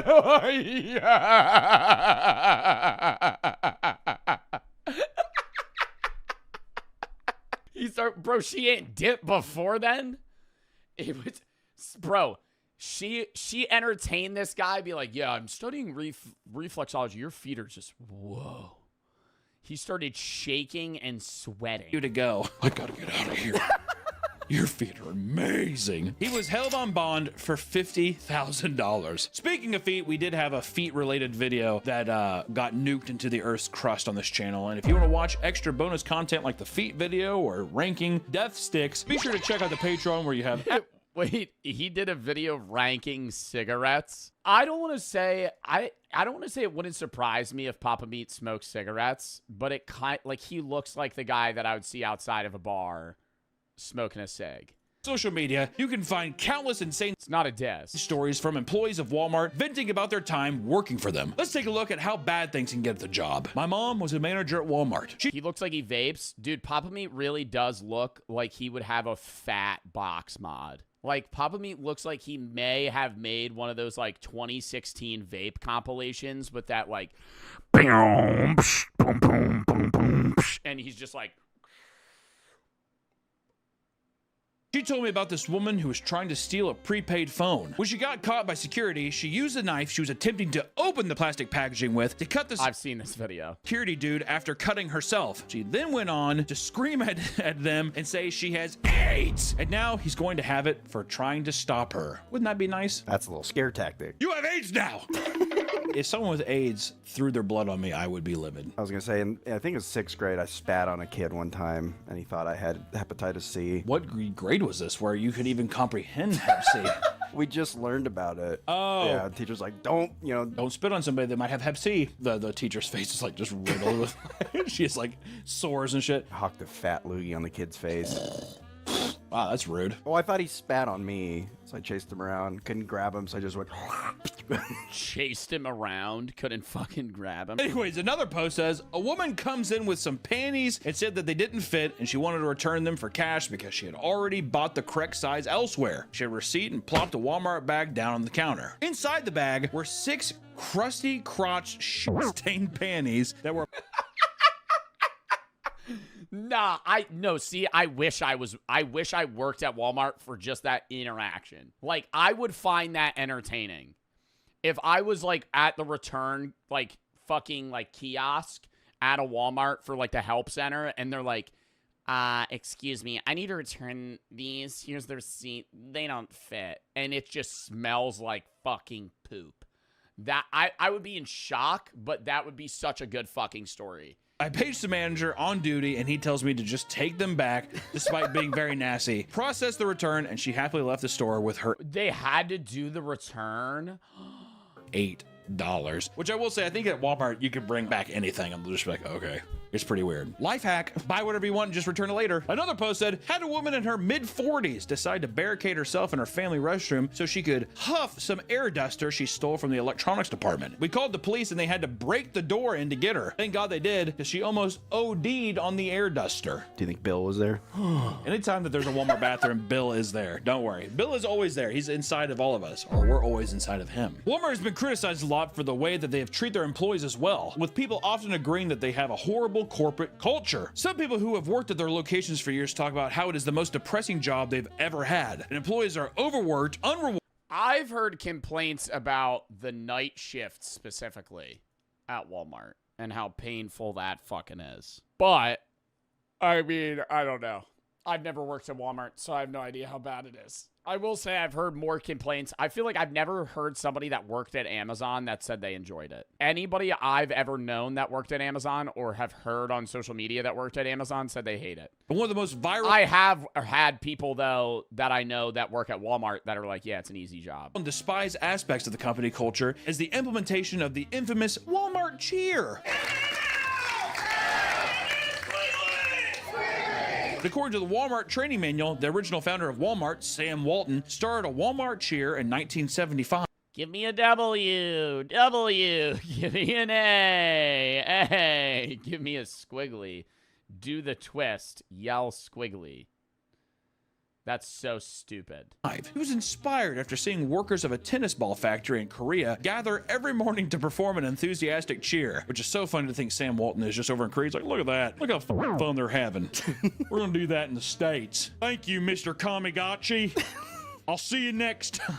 Okay. Anyone can be given the surprise role of leading the cheer at any time. Oh, hell no. Is this a real thing that all Walmarts do? Well, the goal of this cheer being done every morning was to bring employees together. Many are absolutely humiliated that they have to do so for a company that treats them so poorly. And one Redditor explains that employees are threatened with coaching or termination for not participating in said cheer. Someone says, forced to do the Walmart cheer. If one person in the group doesn't do it, then we have to start all over again. This is now a requirement for a— What? What is this fucking— what is this, track practice? What are we fucking, what are we guilting people into doing this shit? Minimum of 2 meetings in the afternoon. Another person says, I had someone get written up at my old store for refusal to do the cheer when they walked away when we were about to start. Many employees admit that they found themselves becoming angrier, more hateful people after working at Walmart and having to put up with the rude customers and unprofessional staff. Walmart had me dislike most old people. Every position I've worked in, they've always been the worst. I think old people are the worst customers at most businesses. Not in broad categories saying all old people are bad. There's some very sweet old people. But I think old people in general, even somebody that didn't work in, customer service or any of those things, old people have the most problems, the most complaints, and feel the most entitled to good service. Hey, old people fucking smell and they suck. Old people just smell like death, which is just the worst part. Their skin's literally rotting. Well, yeah, they're like, I got PB. Someone responded to that and said, they don't even ask for help, just yelp like tomato juice in my face, expecting an answer. I'd slap that old bag right in the face. Whoa! Hunter from a different timeline here. I had to come back in because when we got done recording the initial video, so you might see me swap shirts here. Do you guys remember peopleofwalmart.com and all the amazing photos that came there? It hit me like a freight train after we recorded, so I had to include it in, but peopleofwalmart.com, I'm pretty sure it's still up and active and people still post photos there. And there's also a couple more stories I wanted to add in. Those toenails. Oh my God, imagine accidentally stepping on her foot. Like, have you ever stepped on a stranger's foot in public and be like, oh, sorry, excuse me? Like, that would break her you'd rip her toenail off. Like some SpongeBob scene. And there's also a couple more stories I wanted to add in. One in particular was the Walmart crime ring, because in 2024, it was revealed that a group of 7 people were participating in mass robberies across 10 states. The crime ring, which typically focused on stealing televisions, made off with close to $700,000 of products. With 7 people stole $700,000 worth of TVs alone in a single year from Walmart. They would enter stores like Walmart and purchase 70 to 80-inch TVs, often valued around $600 or so, and then they would rush them back to a truck waiting outside where they would quickly unwrap, remove the product, and from there they would put a broken TV inside of the box and return it and get their money back. Pretty a solid proof plan. Nah, that's actually fucking... Where are they getting broken TVs? Junkyards? Yeah, but it wouldn't be the right TV. Like, it would have to fit in the box. They would then use Facebook Marketplace to make profits selling the brand new TVs for like a marked up price. So not only are they getting their money back, they're basically getting like 200% worth of profit here. And the worst part is that not only were they making a massive profit from the robbery, but Walmart customers would buy their own TV only to find the broken ones inside from their refurbished section. This became a full-time job for them, and they were working so fast that soon... Wait, so Walmart would try to resell the fucking shattered TVs that people brought in? Every Walmart in the city had been hit multiple times, and eventually someone was able to find some of the people involved by tracing the membership cards they occasionally used for their TV returns. 4 had been placed under arrest for theft, laundering, larceny, and more. The final 3 members, on the other hand, are still unknown. Out probably still buying TVs at just different places. Probably Best Buys, because people who work at Best Buy are like, I don't care. The ship is already sinking. How is Best Buy still open? I thought they were going bankrupt. Best Buy's still open because of the Geek Squad. I'm sure of that. I think Best Buy's only a functioning business because old people going in with tech issues. And one of the biggest bombshell stories in the world of Walmart crimes, however, is found in Georgia, where a man was falsely imprisoned for kidnapping right outside the subway. He was like, I was just getting a cold cut combo. Cold cut combo. I was just getting the Subway nachos. Like, who the fuck would go say they want to eat those? A man named Mahendra Patel was at Walmart to pick up some Tylenol, and he was having trouble finding it. So he asked a woman nearby where he could find it. The woman was 26-year-old Caroline Miller, who had been shopping with her 2 young children. According to Caroline, the question was just a distraction that he used to get close so that he could grab her son away from her. I have a headache. What's that? Apparently, this sparked a tug of war for the child. Caroline successfully pulled her son away from her, and Patel was arrested soon after she called the police. Caroline told the story of a brave mother fighting to protect her child, but security cam footage told a completely different story. Patel noticed that the kid who was on her lap in the scooter was like going to fall off, so he was just trying to help him from falling and not cracking a skull on the ground. He quickly lunged forward to balance him and had no intentions of pulling him away from his mother, and there was no sign of tug of war claimed by Miller, showing that she greatly exaggerated. She lied and got him arrested? The story. Patel was put under police custody for days, and they claimed that there was still more to investigate before letting him go, which is so funny where it's like, you saw. Yeah, so pretty much had to like tackle him, and we played like, we leg wrestled for 45 minutes. It's like, no, you're in a cart, and he just tried to help your son from falling and hurting himself. I like how they're just like, we better keep him around for a while. What's crazy is in the footage, there's an eyewitness who notices, and he like looks. He doesn't give a shit. It's Walmart. They interviewed her, and apparently she said she just uses the scooter because the kids like it. That's nice. I'm sure the person crawling around the store with their like incapacitated legs, I'm sure really likes that. I'd imagine if a guy saw like a man actually pulling a child off of like a ramp. That really does piss me off when I see non-handicapped people using a scooter in a store. rascal. They're probably like really upsets me. I just saw a child get strangled with a garden hose here last week. Like, get your lazy ass up and start walking, buddy. You don't got fucking medical problems. Like when you see literally just like somebody like my age, just and they clearly are fine. The fact that she rapidly began taking interviews and using social media to share her thoughts seemed suspicious. Probably a person who's like, yeah, I'm a total fucking hero, right, guys? Trying to get that social media cred. And then lastly, from Hunter from another time period with in a dirty shirt here. But I did want to talk about one more, which is the teen who was burned alive in a Walmart oven. You gotta include that. You gotta include the teen who was burned alive in an oven. Gerson Moran Cower was a 19-year-old teen working alongside her mother at a Walmart in Canada. I probably butchered the fuck out of that name, so. What do they mean a Walmart oven? Not trying to be disrespectful, I'm sorry. They were both working in the bakery, and her mother noticed that her daughter had suddenly stopped responding to her messages. She tried calling, but Cower's phone was turned off. She began to panic, searching for her until she reached the bakery walk-in oven. The mother found her daughter laying on the ground after burning to death inside of the oven. God damn, dude. I like how we're trying to be sympathetic now. Yeah. Heavy stuff. Just joked about a kid getting strangled to death with a garden hose. Yeah, but this is real. The police were confused as to what the reason was, but further investigation showed no foul play was involved. Most likely. So what? She fucking went in, she just stumbled into the oven and it closed? Mean that some unfortunate accident resulted in her being stuck in the oven long before the fatal injury. So there's actually a huge conspiracy theory that she was... For this case? Yeah, something happened to her, someone killed her or incapacitated her and threw her in, because news investigators... Oh, they burned her body so you wouldn't be able to do an autopsy? Showed, how did she get locked in? There's a safety bar on the inside, so it's something must have happened where she either, became unconscious and died in there. I know that I worked at a bakery, and you do have to get up and you have to... Oh, they have it. You're able to get out. And, deep clean in the ovens and stuff. But you're right, there's, safety releases inside. Also, too, that would mean that if it was an accident, she would have to have gone in there, and then someone would have had to, accidentally start something without... It's just, that is a bit suspicious. Also, just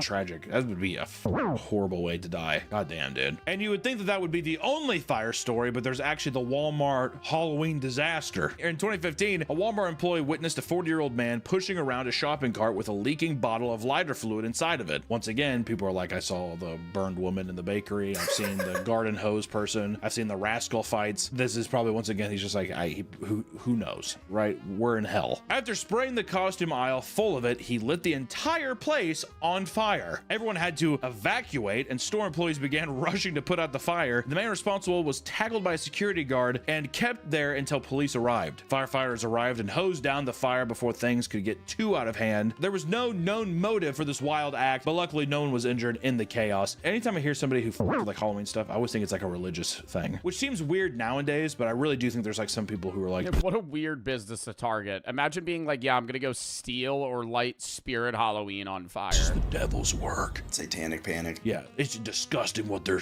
having kids wear, and they're just I'm taking it in my own hand. Are there people that actually think wearing Halloween costumes are devils? My mom, your mom thinks that it's the devil's work for Halloween. It seems as if anything can happen when you step into the store looking for a deal. If you're gonna shop there, just be alert. You never know when a machete-wielding maniac or a raging fire is gonna catch you by surprise. Thank you so much for watching the video today. Go shop at Walmart. It's a great, great time. Okay, you're never really going to see that shit statistically. The craziest stuff you'll see at a Walmart generally is somebody, stealing or just on drugs. But, yeah, no, that was a fucking fire video. All right.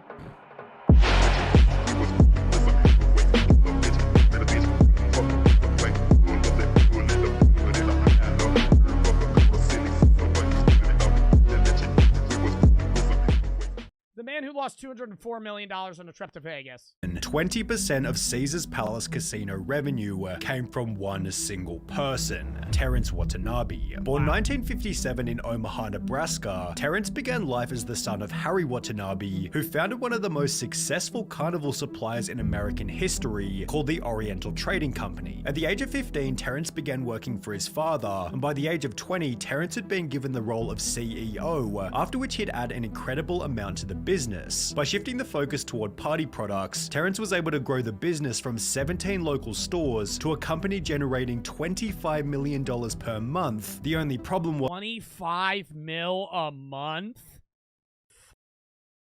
How much is that a year? 300 mil a year? God damn. At 20 years old.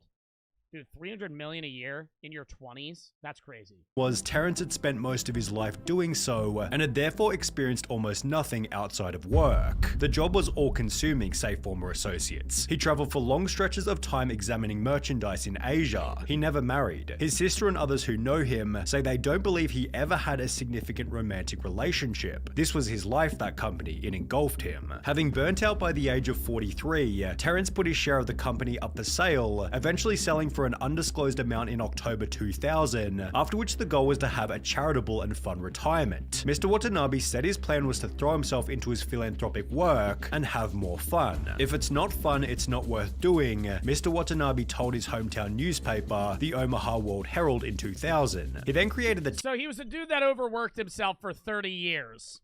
And then now he wants to have fun in the age of 40. Or at the age of 40. I want to say this, though. If a single casino is taking hundreds of millions of dollars from a single man, I feel like it should be the casino's moral obligation to stop them. I mean, even on a level of, like, when they're running out of money, I don't want to say they should implement something, but you shouldn't be able to gamble more than 20% of your net worth, right? I don't want to say, like, casinos should never have access to your bank account. But, like, you should never be allowed to gamble more than, like, 10% or 20% of, like, your actual net worth, right? Because, like, people will go into the casinos with, like, 30 grand total and lose all of it and then have $0, right? Like, have you ever seen the videos of people, like, crying on casino floors because they've lost everything they fucking have? Like, I understand it's their fault and it's like their problem, they did it, but it's also they have a gambling addiction, right? It's the same thing as being addicted to, like, meth, right? I mean, obviously meth is a drug addiction, but, like, a gambling addiction is a genuine thing, right?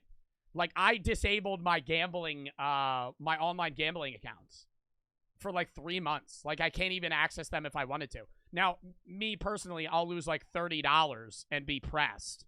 But, like, there's guys that are going to the casino every day, and they'll lose thousands of dollars, right? Like, you're addicted to gambling. Terry K. Watanabe Charitable Trust before donating millions to AIDS and cancer research. You would know? Dude, okay. Like, chat, I know y'all think it's funny to say I'm addicted to gambling, and I enjoy gambling, but, like, bro, stop trying to compare me to a man who lost $204 million gambling, okay? All time, I've lost like 2 G's gambling. All time, right? And 90% of that was on my birthday. As well as various political causes. However, having worked all day, every day for over 20 years That's a shitload of money. I know. I'm not saying it's not a lot of money. I'm saying, like, dude, it's like I've stopped myself. 2,000? Yeah, that's a lot. I know it's a lot. But I'm saying, dude, like, on my birthday, I lost like 900. I already told the story about that, right? That was fucking half of what I've lost all time. You're still addicted. Well, now I'm not because I can't even gamble even if I wanted to. So W. Joe Bart for fucking... I literally last week, I disabled my fucking accounts. And I was like, I can't even access it even if I wanted to. Complex business, Terrence found little satisfaction in this new line of work. Donations from his foundation grew, but he soon became restless. Several business ideas... Now I could still physically go to a casino. However, you know, that's like more work. Including opening a restaurant, went nowhere. He didn't know what to do with his time, says his sister, and as the old saying goes, an idle mind is the devil's playground. With nothing else to do, Terry began a new... I don't want to say gambling's boring when you got $204 million, but, like, dude, the whole reason I find gambling interesting is because I can make a fuckload of money from it. If you already have a fuckload of money, why is that entertaining to you?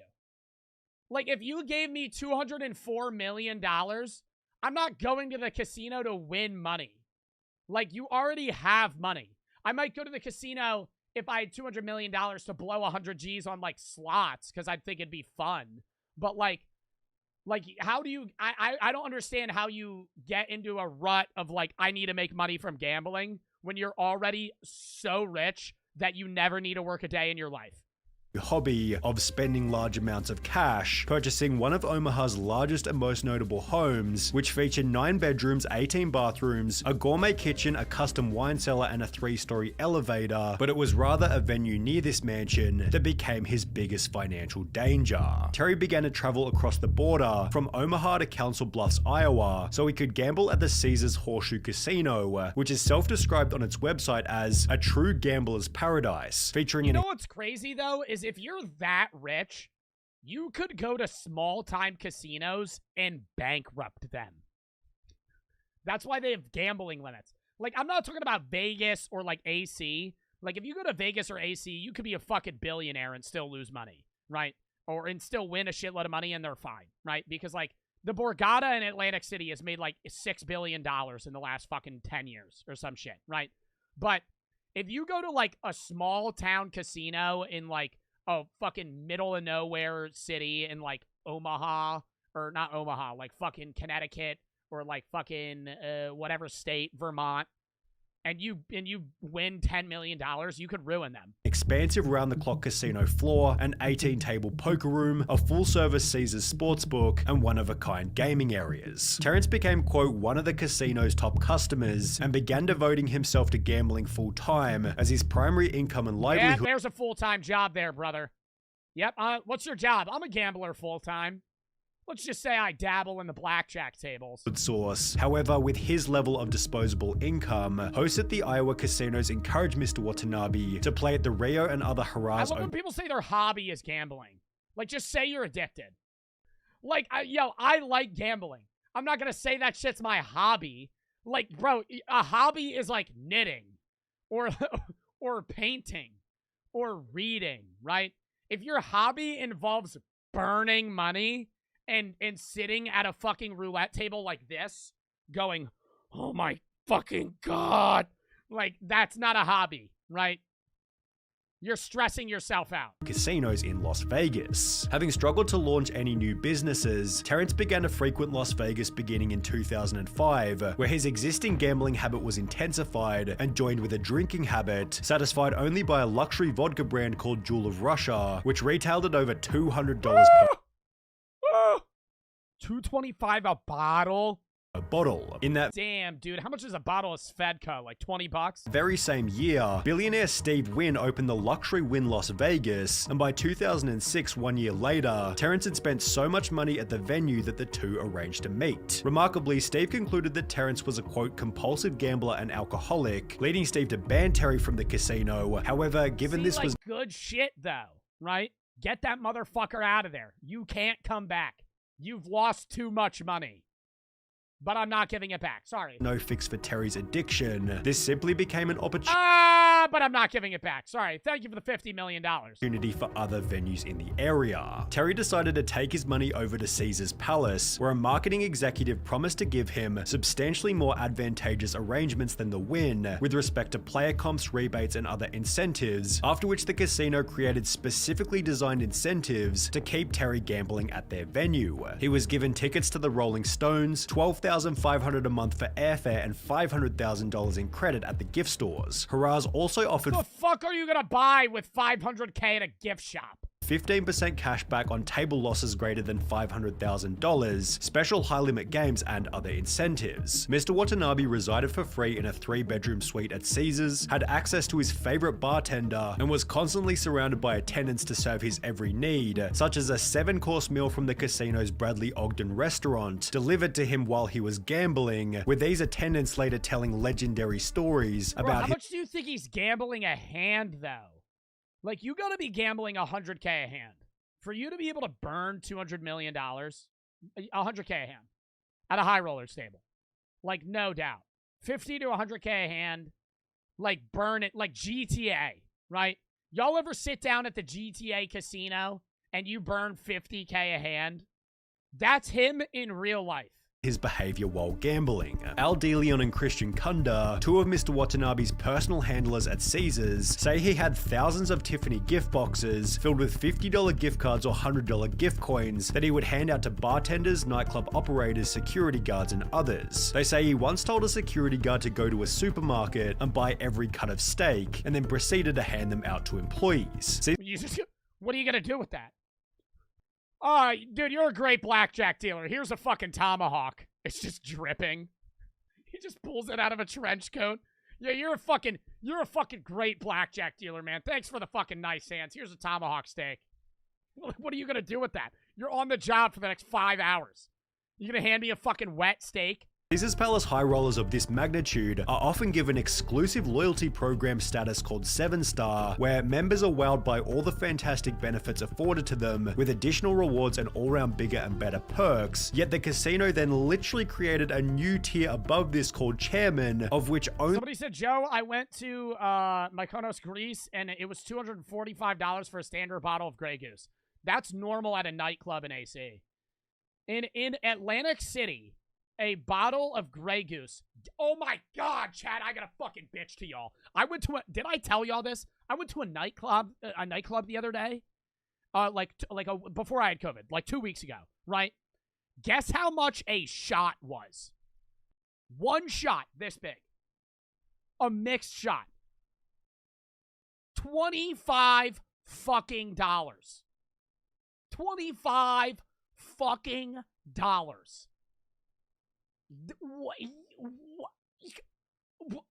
Like, dude, a Jack and Coke was $20 for like a fucking red Solo cup full, basically, like a clear red Solo cup.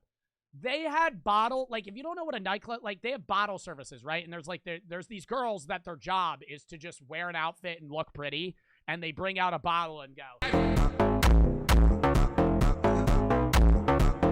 And they bring out a bottle, right? I could literally Google a fucking bottle service video and show you. And that's what they do. And they make a fucking bag, right? Bottle service, AC. I'm actually going to look up the nightclub I went to. Oh, here it is.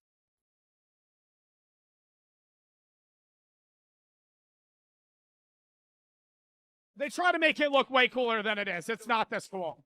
All right, those are the bottle girls, right? They make a fucking bag. They make a fucking bag.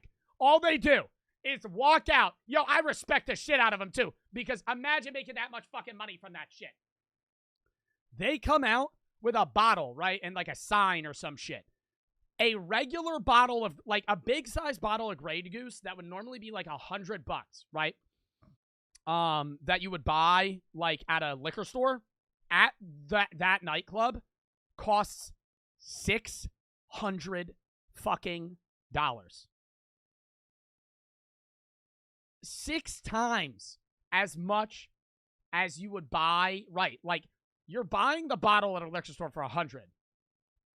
And at this nightclub, you're getting the same exact bottle for $600. And all they do is walk it out to you and go for like 10 seconds. And then they hand you the bottle and walk away. Crazy. I'm never buying that shit. I saw like 10 fucking groups buy that, and I was like, hell no. Hell no. The only reason I went was because we got a free table that night, because one of Brooke's friends like knew one of the DJs. And I was like, good shit, we're getting a free table. I would never go back to that fucking nightclub. And never go back to that fucking nightclub. I'd rather go to a dive bar where the drinks are fucking $2 and I can play pool. Only That's all I want. Watanabe had the status of joining. Having been handed what you might call the ultimate life, Terry decided to stay in Vegas, yet with no intervention and nothing else to do, the severity of his habit began to get out of control. Several employees say Mr. Watanabe would stay at the tables for up to 24 hours, sometimes the whole day? Sometimes losing as much as $5 million in a single binge. He was allowed to play 3 blackjack hands simultaneously with a $50,000 limit for each hand. 150 grand a fucking, not a hand, 50 grand a hand, but 150 a fucking turn. Oh my God, I'd cry. If I did one hand for 50 grand and lost, I would cry for 5 weeks. I would be devastated.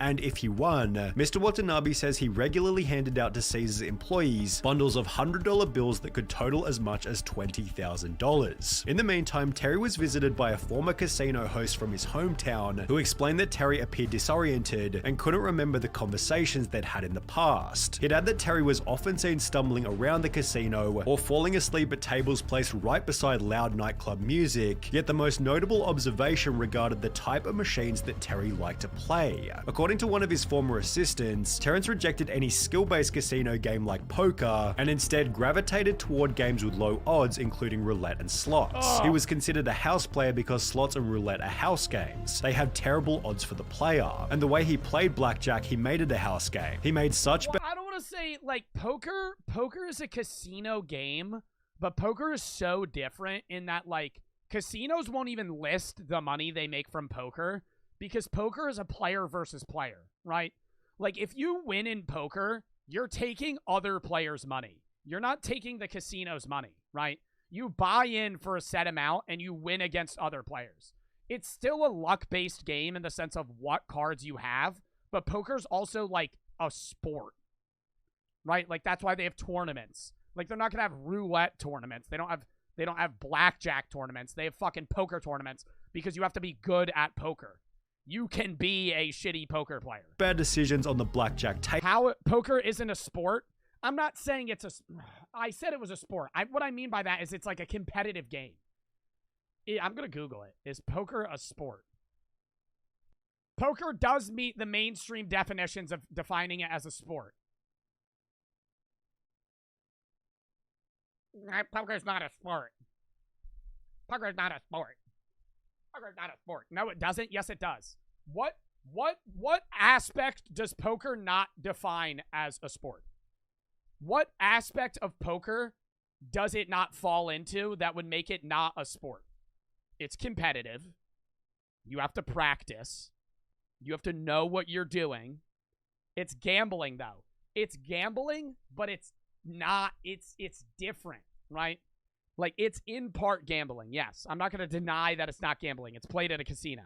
But there's places that run poker tournaments that aren't casinos, right? There's tournaments, right? Like, you get into it. It's not... I'm not going to say it's a sport, but I'm saying it's...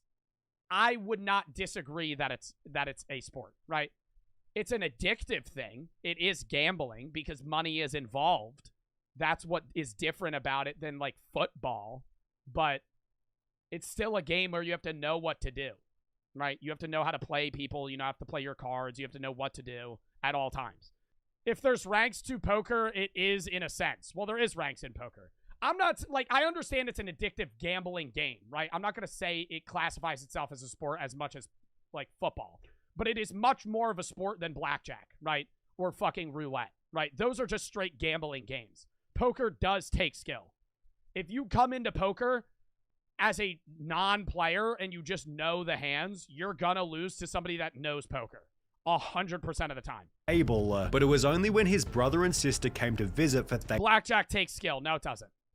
Blackjack does not take skill. Blackjack takes knowing when you have to bet, where you have to bet. It's not skill.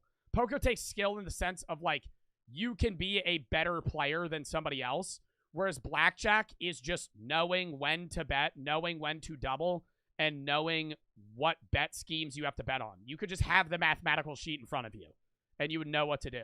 Blackjack is much easier to learn than poker. Thanksgiving 2007 that he'd talk about just how these bad choices had cost him. In the 11 months since the beginning of the year, Terrence Watanabe had lost $127 million.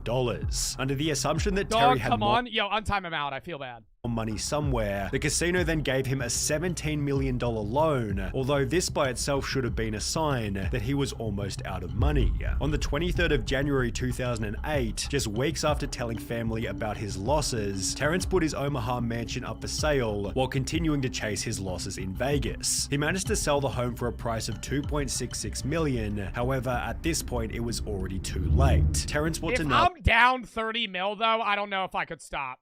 Like, I'm not trying to judge him because I honestly think any of us in that situation are doing the same fucking thing. If you're down, if you have 100 million and you're down 80, you're gonna keep gambling.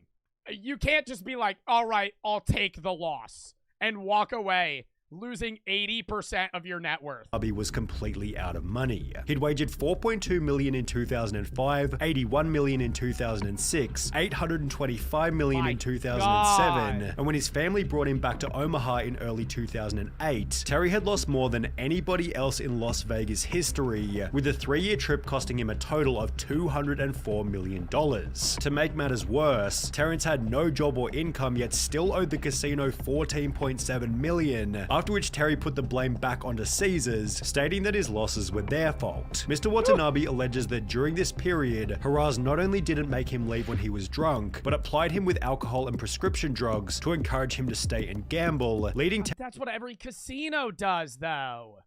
Why do you think the fucking drinks are free? Every casino. You don't pay for alcohol. It's free. Because when you fucking drink, you make shitty decisions. Terry to launch a lawsuit against the casino. Court documents explain Caesars served Mr. Watanabe 2 to 3 750ml bottles of Jewel of Russia vodka per day, every day. No Caesars employee ever limited or cut off Mr. Watanabe's drinking, despite the fact that he was almost always visibly severely intoxicated when he was being served while gambling. On at least one occasion at Caesars in 2007, a concerned companion of Mr. Watanabe, Stuart Mitchell, pulled aside his cocktail waitress and pled with her to water down Mr. Watanabe's drinks. The cocktail waitress refused and curtly responded, "Terry gets whatever he wants." Oh, what a fucking dick. Because she's probably getting tipped fucking $200 a fucking drink. So she's like, Mr. Watanabe gets whatever he wants. Mr. Watanabe is king. He's dying! His blood alcohol level's a fucking 0.5. Mr. Watanabe had at least 2 drinks at his table at all times, so that he could be kept in a constant state of intoxication while gambling. Mr. Watanabe's photographs were posted in the employees-only section of the casino, in order to ensure all employees recognized him and never refused him anything. Caesars employees never attempted to limit or cut off Mr. Watanabe's drinking or restrict his gambling, because they understood that any interference with his drinking or gambling could cost them their jobs. In response to the lawsuit, a spokesperson for the casino stated, "We're in the gambling business. We had no reason to believe that Terry Watanabe was anything other than a big player with huge resources who made an adult decision to bet the money he did. Are we going to provide an environment that— yeah, that's just dickhead shit. You're saying you see Mr. Watanabe lose $80 million and you're just like, yeah, he got the bread for that. Keeps him very happy. Of course we are. The casino then launched criminal proceedings against Terry, meaning that on top of everything, he was now facing up to 28 years in prison for the unpaid $14 million. An article was then published in the months that followed, announcing that both Terry and the casino had each dropped their lawsuits. However, Terry's life never recovered afterwards. My name is Terry Watanabe. I've been diagnosed with prostate cancer. On the 29th of July 2017, Terry announced that he had cancer, hoping to raise $100,000 on GoFundMe for treatment, with a description reading, "I've accepted my situation and do not pity myself. But my hope is that you'll find it in your heart to forgive me for my past and help me live long enough to help others in the future." Attached was a video talking about how bad things have become. I unfortunately don't have the funds to survive. I'm almost homeless. I have no medical insurance. Although despite this, he was unable to reach his goal, yet still managing to raise an impressive $28,000. In January 2020, Terry joined Twitter before stating, "Today I try to live a good life and be a good man. Despite my past flaws and mistakes, I've always sought to do good and help people. I hope I can still have a positive impact on those in the future by sharing my story, both highs and lows, funny and sad moments," showing that Terry, quite impressively, now took full responsibility for his own mistakes. Wow. Dude, I mean, that's an insane story. For him to be that absurdly rich and lose everything. Right? Like, I mean, you always hear about the stories about people that hit the lottery and go from broke to rich back to broke. But, like, when you're already a rich businessman, losing everything is a much rarer story than somebody that just, like, hits the lotto for $1 billion, fucking blows it on yachts and shit, and then goes bankrupt. On this video, you've guessed it right, we are going to Coachella tomorrow. A video that every single influencer under the entire sun has done. It's become repetitive, monotonous, and skull-crushingly boring. But I'm gonna change it up by getting really drunk there. That's what every other influencer does, but I don't care because I'm gonna be vlogging it myself. I've never been to a music festival before. I've never been to a concert before. And I'm quite possibly going to one of the biggest music festivals in the entire world. A 3-day event, hundreds of artists, big headliners, Travis Scott, Lady Gaga, Post Malone, they got Charlie XCX. They have Yo Gabba Gabba at this event, and I'm really excited to see them. If I don't see them and I miss the concert time, I might freak out. But we're going there, and it's going to be one of the most expensive trips I have quite possibly ever done. I don't think you realize how expensive Coachella is. A lot of people vlog this, a lot of influencers go, but it better be a great event because it is more expensive than the Iceland trip I did. 2 people going to Iceland for 8 days is $3,000 less than going to Coachella, an in-country event for 3 days. Quite possibly, you know, having to do with the fact that you're getting to see, you know, basically 4,500 concerts at once. There are 7 different stages. Flash them on screen right now, editor. They have different vibes depending on what music you like. They have country level vibes. They have rap vibes. They have EDM, and everybody plays on a different stage depending on, number one, how big they are, what vibe they're bringing to the table, and how long they're playing. And you can, you know, hop back between a bunch of different stages depending on what you want to do. I'm pretty excited. I plan on getting, you know, a little rowdy there at times. I'm a little nervous about getting sun poisoning. I live in the old state of New Jersey. I'm pale as the hat that I'm wearing, and it's going to be 99 degrees with a UV index of 10 plus while we're there, and I'm going to be in the desert wearing amazing fits, and I'm excited. Coachella is known for having great fits, great vibes, and a lot of people doing hallucinogenic drugs. And I'm gonna be there for the first time ever, thrown into it all. And we're gonna be vlogging it the whole time. That's a lie. I'm gonna be vlogging some of it. I don't know. I don't know what I'm gonna vlog. I mean, it's gonna be, you know, all of it's gonna be copyrighted music, so I don't know how the fuck this is gonna work. I hope it's not just, you know, a compilation of random B-roll clips that my editor has to, you know, throw random music over, but we'll see what it's like. Interestingly, Coachella Festival began as an idea to bring European music, art, vibes, and festivities to the desert in California. It's been around since 1999. It is a long-lasting event. It has been around for 26 years coming this upcoming event, and I am going for the vibes. And to make this vlog so I can write it off for tax purposes. Right, now that I'm done the random rants, number one, I'm wearing the hat because I'm gonna be wearing this while I'm there so I don't fucking burn my head. Number two, I have really short hair right now and I think it looks, you know, a little rough, but we're gonna be there. I'm gonna be vlogging the event. We're there Friday, Saturday, Sunday. I'm recording this now at midnight actually, and we have to leave for the airport in 4 hours, so I'm gonna get zero sleep, but I'm excited. Some artists that I'm excited to see, Yo Gabba Gabba, obviously. Viagra Boys, think it'll be funny. I'm excited to see Weezer. I'm excited to see Green Day. I'm excited to see Post Malone, Lady Gaga. I'm excited to see D4VD. How do you say that? David? I don't know. He makes some pretty good ass music. When I hear that shit, I might cry. I don't know what the vibes are gonna be. I might cry. I might not. I might have no tears to cry because I'm in the middle of the desert and it's gonna be 5 p.m. and I'm gonna be sweating so bad and I'm gonna be as red as a tomato. But I'm excited. I don't really know how this vlog format's going to be, but for the people that are sticking around, just know it's probably gonna get pretty hectic. It's gonna be jumping around. I'm probably gonna be sloppy drunk in a lot of these videos. And, you know, I don't know. I'm just gonna be filming random shit, seeing what the vibes are. But yeah, catch y'all there at the airport. I don't know when I'm gonna record the next clip. See you then. Oh my god, is that Joe Bartolozzi? To the hotel, and would you looky here, the Saratoga water. Never thought I would see it with my own eyes. Do you think that this costs money? Probably. I doubt it's complimentary. This place was like $2,000. Mainly because it's a booked hotel room during Coachella. Holy fuck, $2 grand for a my hotel room. They give me a physical key. Hold up. A physical key for the room. I've never gotten a physical key in my entire life in a hotel room before. Normally it's always just like a swipe key card. Very old fashioned here, but look at this view that we have. There's Brooke. Okay, nope, it's focusing. There she is. She's working it. Look at that view though. I'm shirtless because it's hot as balls out there. It's 99 degrees and the Uber driver wanted to drive with the windows down. Put them up, buddy. What are we doing? Anyways, I'm about to go get food. We're about to go on a weed adventure trying to find marijuana for the event, which we apparently can't bring in, but you know, I might just keister it, smuggle it inside. She's giving me a look. I'll be the one keistering it. I'll be the one keistering the weed. What's up, guys? Welcome to MTV Cribs. This is the Joe Bart / Brooke Casa, a walk-in shower here. Lovely. I bet water's gonna get everywhere, but it's, you know, fairly far back. That's very nice. We have the toilet here, very custom. Okay, the toilet here. We have the toilet. Pan to the toilet.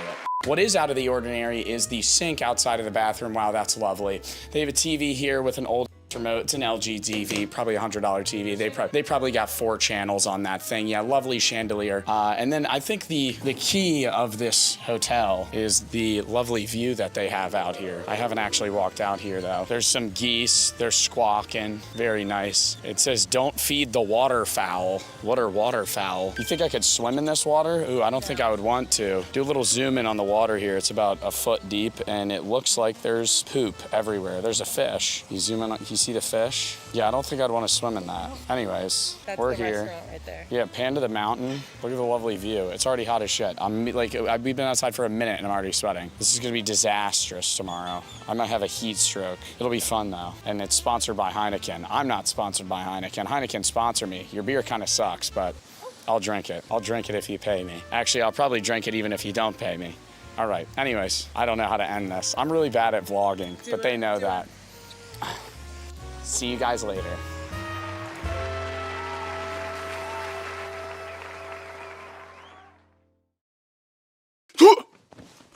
We're here, Joe Bart rant time.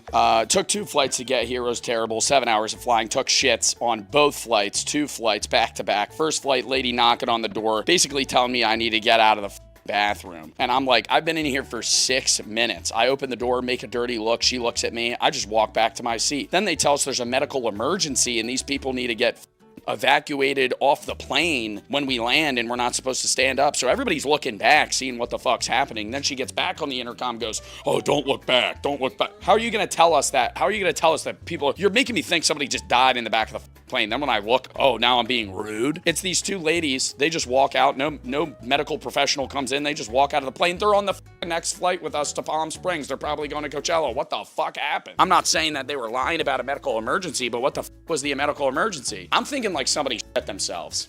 Genuinely. Themselves, okay, I'm not, maybe like had their period or something, or like, okay, then what's a medical emergency? They literally just strolled out of the plane. They just strolled out of the plane talking to each other. Okay, yeah, that's true. But that's why she said, don't look at them. She said, don't look at them. So I'm like, I don't know. I'm just thinking in my head, if I myself, I'd be like, I need to get off this plane. Okay, you need to let me get off this plane. One more thing I wanted to mention is that Palm Springs Airport is the weirdest airport I have ever been to in my entire life. Cloak, throw a video, or whoever's editing this, throw a video up. The majority of the airport is outside, so you're literally just kind of strolling through after TSA in an open air environment, like I'm wandering through Disney World. There were animal statues everywhere. I feel like I was at like a national park. It was weird. Anyways, ended up getting the old mystery bag of marijuana from a dispensary. The Ubers here are expensive. I was spending $20 in Uber to go to lunch, then $20 to go to the weed store, then $20 to come home. I'm spending fucking $200 in Uber costs in the last 2 hours, dude. I might as well just have rented a car. Anyways, I went to the dispensary. We went to the dispensary. I only wanted to get edibles for the event, and I ended up getting them, right? It's like a little green apple, like sativa hybrid things. But then the guy, very charismatic figure, kept calling me bro, and it made me feel very homey. He was also kind of annoying though. He kept pushing things on me, and boy did it work, because I ended up buying not 2, but 4 marijuana seltzers and 2 pre-roll joints. And what am I gonna do with these? I'm here for 3 days. I cannot consume this amount of marijuana, and I don't even know how I'm gonna bring the joints into the event. My plan was just to bring edibles and eat one, but you can't smoke at Coachella, so what the fuck? What am I just gonna chain smoke that outside of the hotel room? I don't know. I'm excited. We're gonna go try and find the pool and see if I could swim. I didn't bring a bathing suit, so I don't know what I'm gonna do. Might jump in my shorts. I feel like people are gonna judge me. Also, to be noted, weed in California is as cheap as buying dirt. All of that together was $62 from a legal dispensary, not from a drug dealer on the side of the road, a legal dispensary. That in New Jersey, where weed got legalized 4 years ago, same products would be, I don't know, $140, $160. That's crazy. We'll do a little review here because I'm ranting about weed. Pabst Blue Ribbon, the beer company, PBR, the one that's in South Park, and a bunch of like Southern people drink this beer. They came out with their own weed drinks, cannabis-infused non-alcoholic beverages. Strawberry kiwi kind of sounds disgusting, but a lot of the other flavors were very miscellaneous. How the do you, what is this? What is this tab? What is this tab here? Is this something where I'm supposed to save it for later? What is this? How do you open the how do you open the can? I'm a dumb. There's a big open tab right there. Okay, it's a slide tab. I've seen these before, so if you want to save it for later, if you're a Weenie Hut Junior, you want to save it for later, no. They had ones that, these are only 10 milligrams each. Tastes like strawberry kiwi. It tastes like sparkling water at the end of the day. It's not bad. But they had ones that were like fucking 200 milligrams per bottle. And I know there's people that are gonna be in the comments that are like, dude, that's you're drinking 10 milligram THC drinks. As I said before, and I'm gonna say it again, there's no point in bragging about being able to consume more marijuana than somebody else. Obviously, is it a little bit cool in party scenarios? Sure. But it's stupid because number one, you're consuming an absurd amount of weed, and two, you're spending more money on it. Why should I feel bad that I can get high for cheaper? Doesn't make sense. All right, we're like 10 minutes into the vlog and you haven't seen Coachella yet. I'll see you guys tomorrow. I'll see you at Coachella. Bye.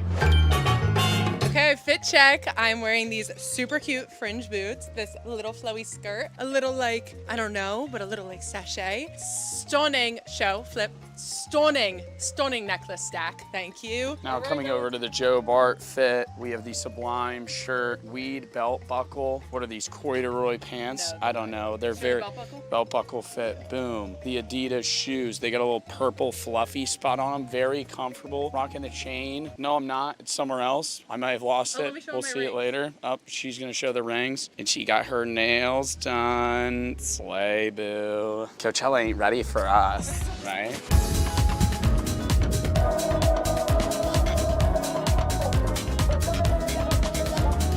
Oh, we're at Coachella now. The walk was about, I don't know, 20 minutes. It's 101 degrees outside. I'm already rocking some pit stains, but this is the main stage. This is where Lady Gaga will be performing later. We're pretty excited. Probably just gonna record a bunch of B-roll clips. As you can possibly hear through this mic, I can hear a DJ set probably half a mile away over there. So we're gonna record a bunch of stages, maybe do some, you know, mic'd over things, but it might just be a bunch of clips of Coachella. Covered, but he is covered in sunblock. Ooh, look at those abs though. Look at someone make an edit of this. Yeah. Yeah. This show's sponsored by Heineken. I had a Heineken. It tastes like dog shit. We're going with the tried and true, the Dos Equis. Guy gave me a lime. Beautiful. Squeeze a little bit in there and dunk it in, and we're good to go. We're about to go see Lola Young. Very excited. Everybody waiting for Lola Young to start. What song are you most excited to see? By Lola Young. By her. Cause I'm too messy. And then I'm too clean. You told me. It doesn't matter, because we're all bound to lose people that we love in our lifetimes, and you cannot avoid it. And again, it hurts every time. But I think there's always something positive to come from a negative.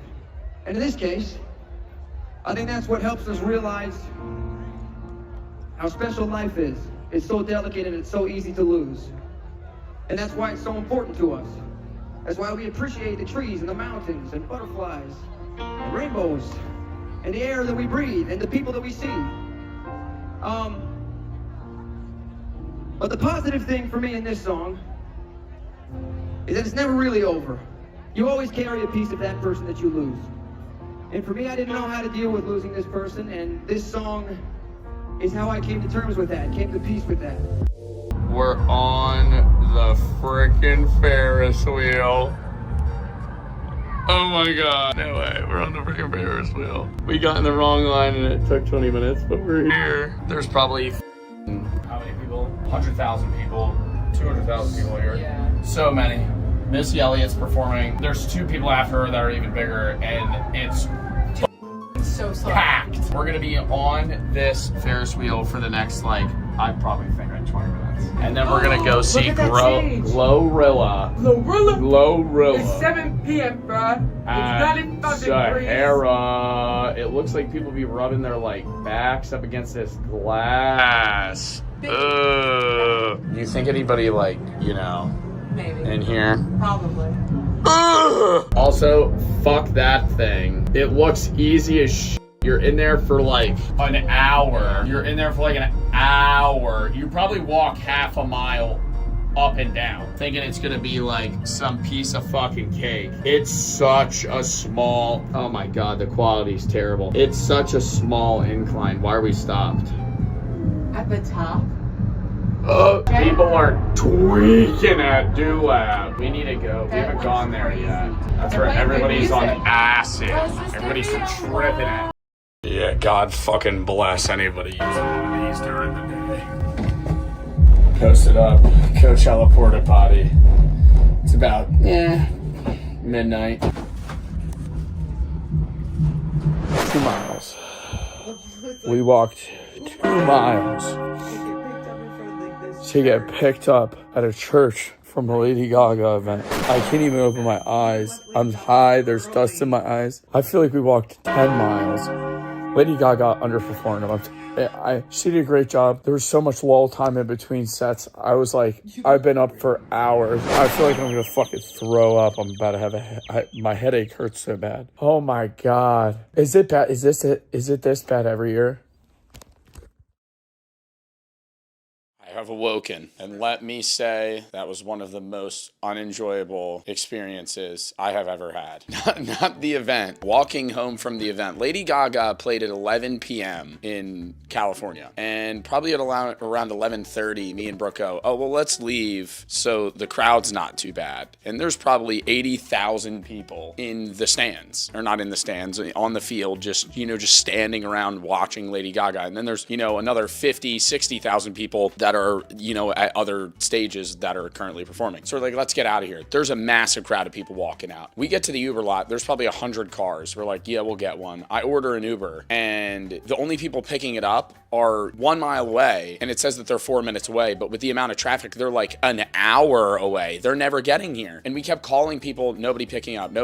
While we're walking, every 10 feet, there's some fucking charismatic 45-year-old man that's like, you need a ride? I got you for a ride, man. You want ride? I'm like, okay, well, how much does it cost? Because eventually, I'm wondering why everybody's ignoring these people. This one guy walks up to us. He's like, yeah, I'm not paying one of those dudes. I go, how much is a ride? He's like, I got you, man. Not that much. He makes us put in all the information for the hotel room. We're like, yeah, this is where we're staying. He's like, yeah, $250. Well, originally he said $350. I'm like, you're gonna charge me $350 to drive me. Keep in mind, we are 2 miles from the event center. Obviously, with traffic, that's probably gonna be like fucking 30 minutes. Normally, it's like 10 or 15. Holy I'm not paying your dumb $300 for you to take me home. So we ended up walking like, what, a mile and a half? 2 miles to a Rite Aid, and this guy at a church picked us up. I tipped him like $20. I was like, you're a goat, man. Like, we wouldn't have gotten home. We would have had to walk home. Outside of that, dude, the event was fun. It's hot as shit. Everything's expensive as The shirts we bought were $45 each. Not like Joe Bart merch, though. Dropping soon. Not like Joe Bart merch, though. Not like Joe Bart merch. Anyways, the Heineken and a White Claw was what we were drinking like most of the day. Like a beer and a White Claw. There's the shirt.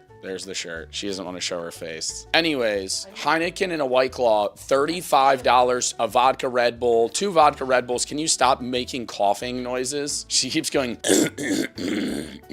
right next to the fucking camera.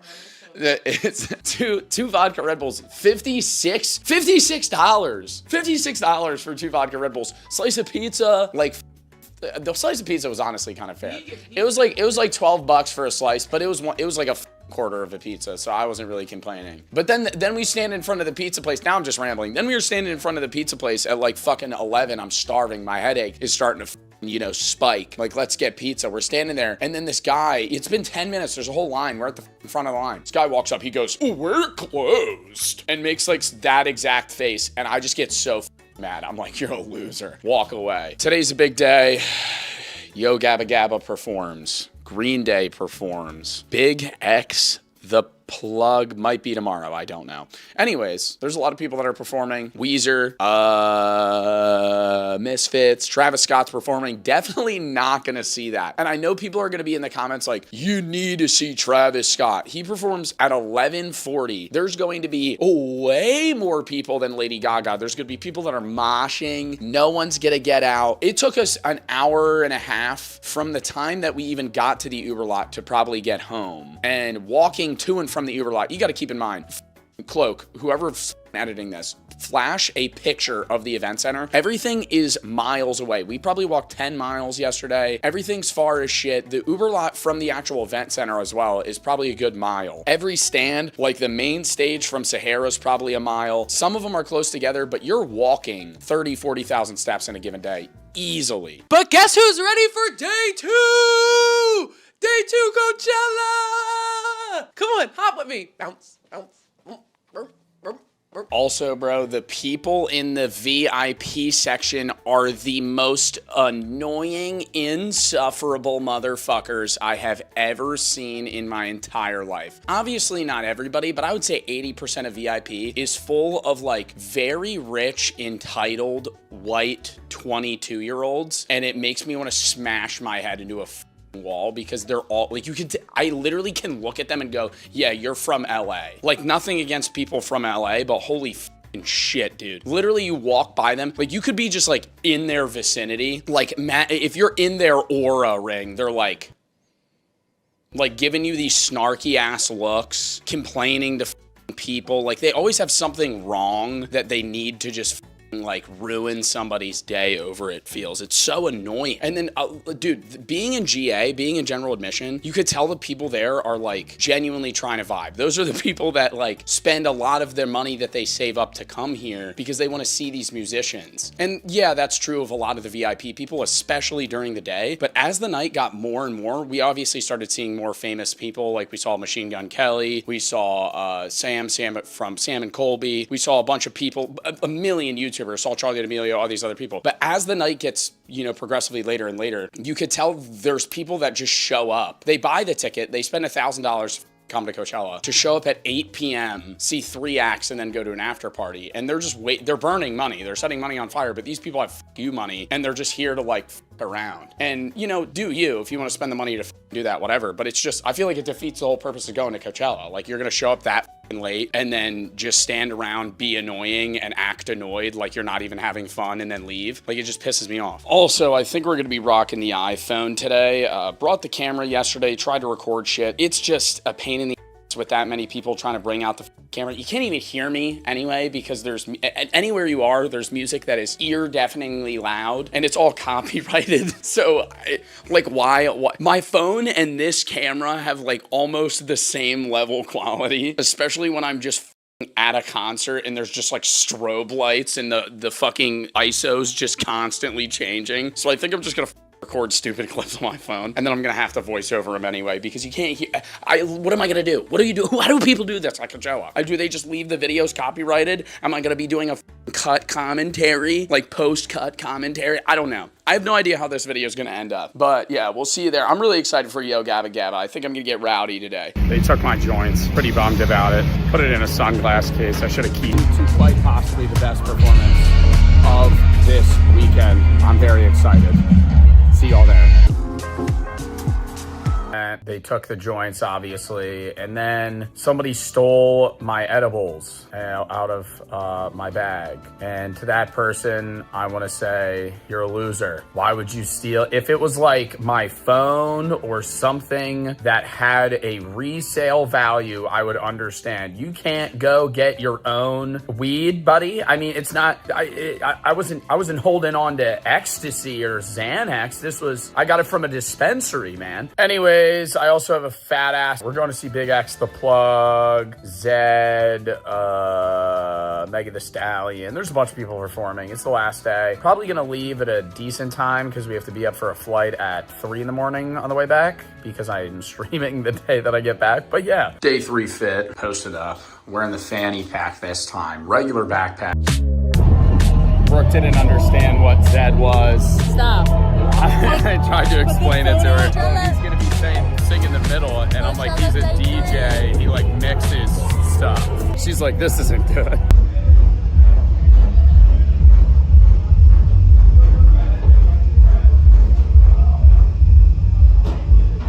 We're dipping now before the shit show that Post Malone's Traffic will be. Do I want to see the show? Yes, but we also have to catch a flight. We have to be out of the hotel at like 3 in the morning. So yeah, it was a fun trip.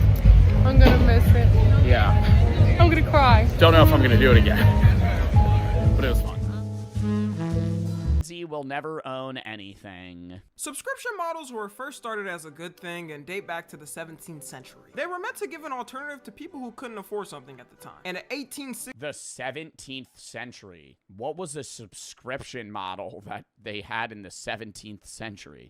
milk delivery services in the UK officially became a subscription service. Streaming services were bought by people Oh, milkmen. There were milkmen in the 1600s that were delivering milk for a monthly fee. Because you could access a ton of content without having to buy the actual media every time. And people went in at the time with the thought of, wow, so much stuff. This is such a great price. Dude, Prime Netflix was unmatched. Back when there weren't 7 streaming services, more than that. Now there's Hulu, HBO, Peacock, Amazon Prime, Netflix, what else? Paramount Plus. There's a bunch of other ones. Disney Plus, Tubi's free. Some other I don't know. Prime Netflix though, like when on demand was like ruled as useless and Netflix had like everything on it, that was so sick, dude. I remember that. Obviously, I think looking back at it as well, their category was less than we perceive it. It was just like one of the first subscription services. So it was like, you know, really cool to be able to access anything on their service for free at any time. But now it's just like everybody's subscribed to 4 different streaming services. It's like $100 a month. Surely they won't increase the price every year by 5% and remove every show I like. Oh wait. Yeah, there's honestly one post that inspired. I think subscription services is still better than cable. I think if you have subscription services and don't have cable TV, that's still worth it. Comparable to old pre-subscription service era where like cable TV and on-demand existed. It's still a better system. It's just shitty. It could be better. Make this entire video, and you may have probably already heard about it. DoorDash announces buy now, pay later partnership with Klarna. Like, how can you see this as a human being and think the world is doing okay? Imagine getting your car repoed because you were a year. Well, buy now, pay later is something that exists for anything. You could do buy now, pay later for the most random shit that costs like $12, which... And that's, honestly, that's Klarna. I think Klarna itself is bad. I don't think that, you know, the use of buy now, pay later in itself is a bad thing. It just promotes financial recklessness because people will spend money they don't have. But that just goes back to the idea of credit in general. And you need good credit, at least in the United States, to be able to fucking buy anything. If you want to fucking not finance, but if you want to buy anything, if you don't have a good credit score, they're not going to trust you. But it's just a shitty, flawed system to be able to own something and not having paid for it. It makes sense with big purchases, but it also promotes specific groups of people that are financially irresponsible to blow money on shit they actually can't afford. you're late on that Chipotle burrito order you bought one day. It looks like more and more that not only have we turned into a subscription-based society, but we're turning into a buy now and pay later society. Soon enough, everything's gonna have a Klarna tag on it and you can buy now, pay later with it. Need to get on the subway but don't have $1? 4 easy payments of 25 cents each month. Need an Uber to drop you off somewhere but don't got the money? 4 easy payments of $5 a month. And take a wild guess at the generation that uses the subscription model the most. According to stats, 93% of Gen Z have at least one subscription service. And we're the biggest drivers of this whole subscription economy. And I'm calling it now. Give it a couple of years and we'll be the biggest drivers in the buy now, pay later model. I think at the end of Gen Z's run, I think buy now, pay later is gonna build hype more and more until it actually collapses multiple people's savings and financial stability to where they actually go broke, and then people are going to just stop using it. It existing itself isn't bad. I think it needs to exist. I think it needs to exist, and people need to realize that it's stupid, and then they'll stop using it. Just like how every generation has certain things they're known for, we'll be known as the generation that own nothing. Before the subscription model dominance, everyone would save up to actually buy things. If it was music, you went to a record store and bought the music of whoever you wanted to. If it was games, you went to the game store and... I think Spotify is one of the best things ever, though. Not for music artists, but for consumers. You remember, I mean, a lot of you guys might not remember this. I mean, I was also at the back end of this because I'm 23, but remember when iTunes existed and you had to pay for every song you wanted to own, and every song was like $1 to like $2? And so if you wanted to listen, say you had like a playlist of 100 songs, you're spending fucking $200 on that. And yeah, you could spend $200 on Spotify, but Spotify gives you access to basically an unlimited portfolio of music where you could have, I have playlists of 460 songs. If I had that in 2010, I'm paying $1,000 for that fucking playlist versus like, what is it, like $9.99 or some shit? And a lot of times I feel like Gen Z forgets that we grew up in these times before everyone switched. Like, everyone got their own childhood game collection growing up. And it's sad to know, after the PlayStation 4 and Xbox... I miss the era.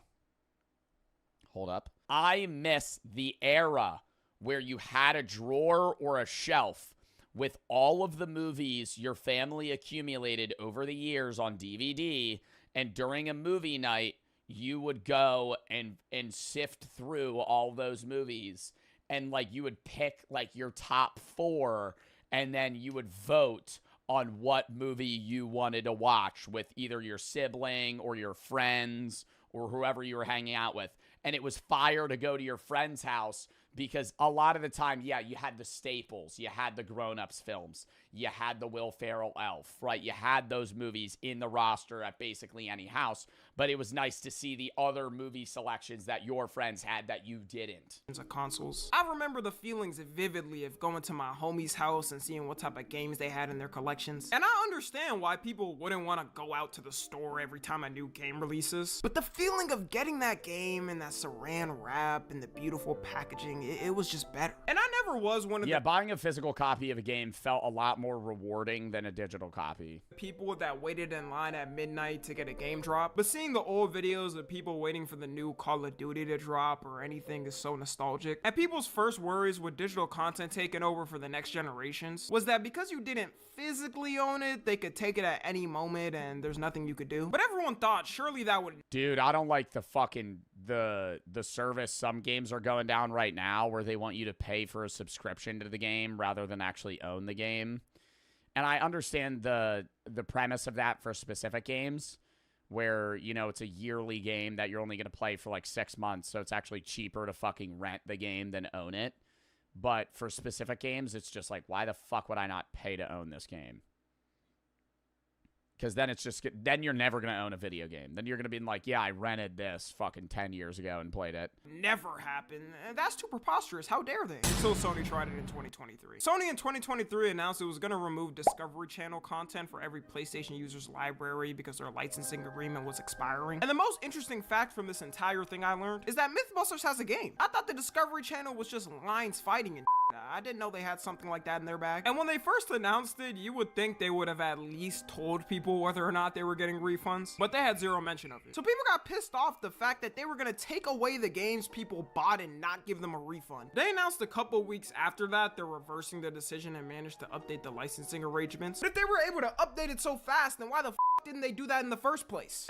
Because they didn't want to pay to update the licensing, and so they would rather take the risk of announcing that they were getting rid of it to, you know, just kind of crowd field the opinions of their audience. And they would have never re-upped it if people didn't get mad. It's looking like Sony was testing the waters to see what they could get away with at first. And I think things like people didn't give a shit. This is a big part, and when people talk about Gen Z is the generation that will never own anything. No matter how annoying getting a physical copy will get, at least you know you 100% own it. And if Sony could do something like this potentially, then imagine all the major gaming storefronts. They probably got it written in the middle of the 1,000-page term and conditions that they could do it. Which is why I personally always read all terms and conditions in length before signing anything. Not risking them putting in small text that they could take my soul in any moment. Never read terms and conditions. Press down on the mouse wheel, scroll, accept, click. Gen Z will never own a house. I think most people probably won't even start the process of getting one. Like, our generation's already having a hard time trying to get an apartment. Because nowadays, they be requiring you to make 3x the income just to rent it. Just worry if you get your money at the end of the month or not, my Don't worry on the ways I had to get it. Imagine you're someone making a good salary, like $6,000 a month. You think something like $3,000 a month is good because that's half your income and it's a nice place. Then they come back. That's dumb as hell. If you, I think if you make $6K a month, you're gonna be spending $3K a month on a place. That's pre-utilities, pre-fucking other expenses, bro. You're spending half your income on just rent. Saying you gotta make at least $9,000. How the would I be able to cough up that money? I'm gonna have to go on the streets of Gotham as Batman to do that. The worst part about it too is there's not really anything we could do about it. All these massive investment companies have bought all the houses in America because they have Yeah, but they do it under like fucking like facade like agencies or companies or people. Blackstone owns like half the houses within a fucking 3-mile radius of you, but you don't know it. Or BlackRock, not Blackstone. What the fuck am I saying? Why does it say Blackstone? Isn't it BlackRock? I thought it was BlackRock. I just think housing in general is becoming a less and less used trend by millennials and Gen Z. People like renting more instead of owning. I think it's just because of the prices of housing, honestly, and also just the things that come with owning a house, where you have to pay for specific things and you have to fix problems yourself.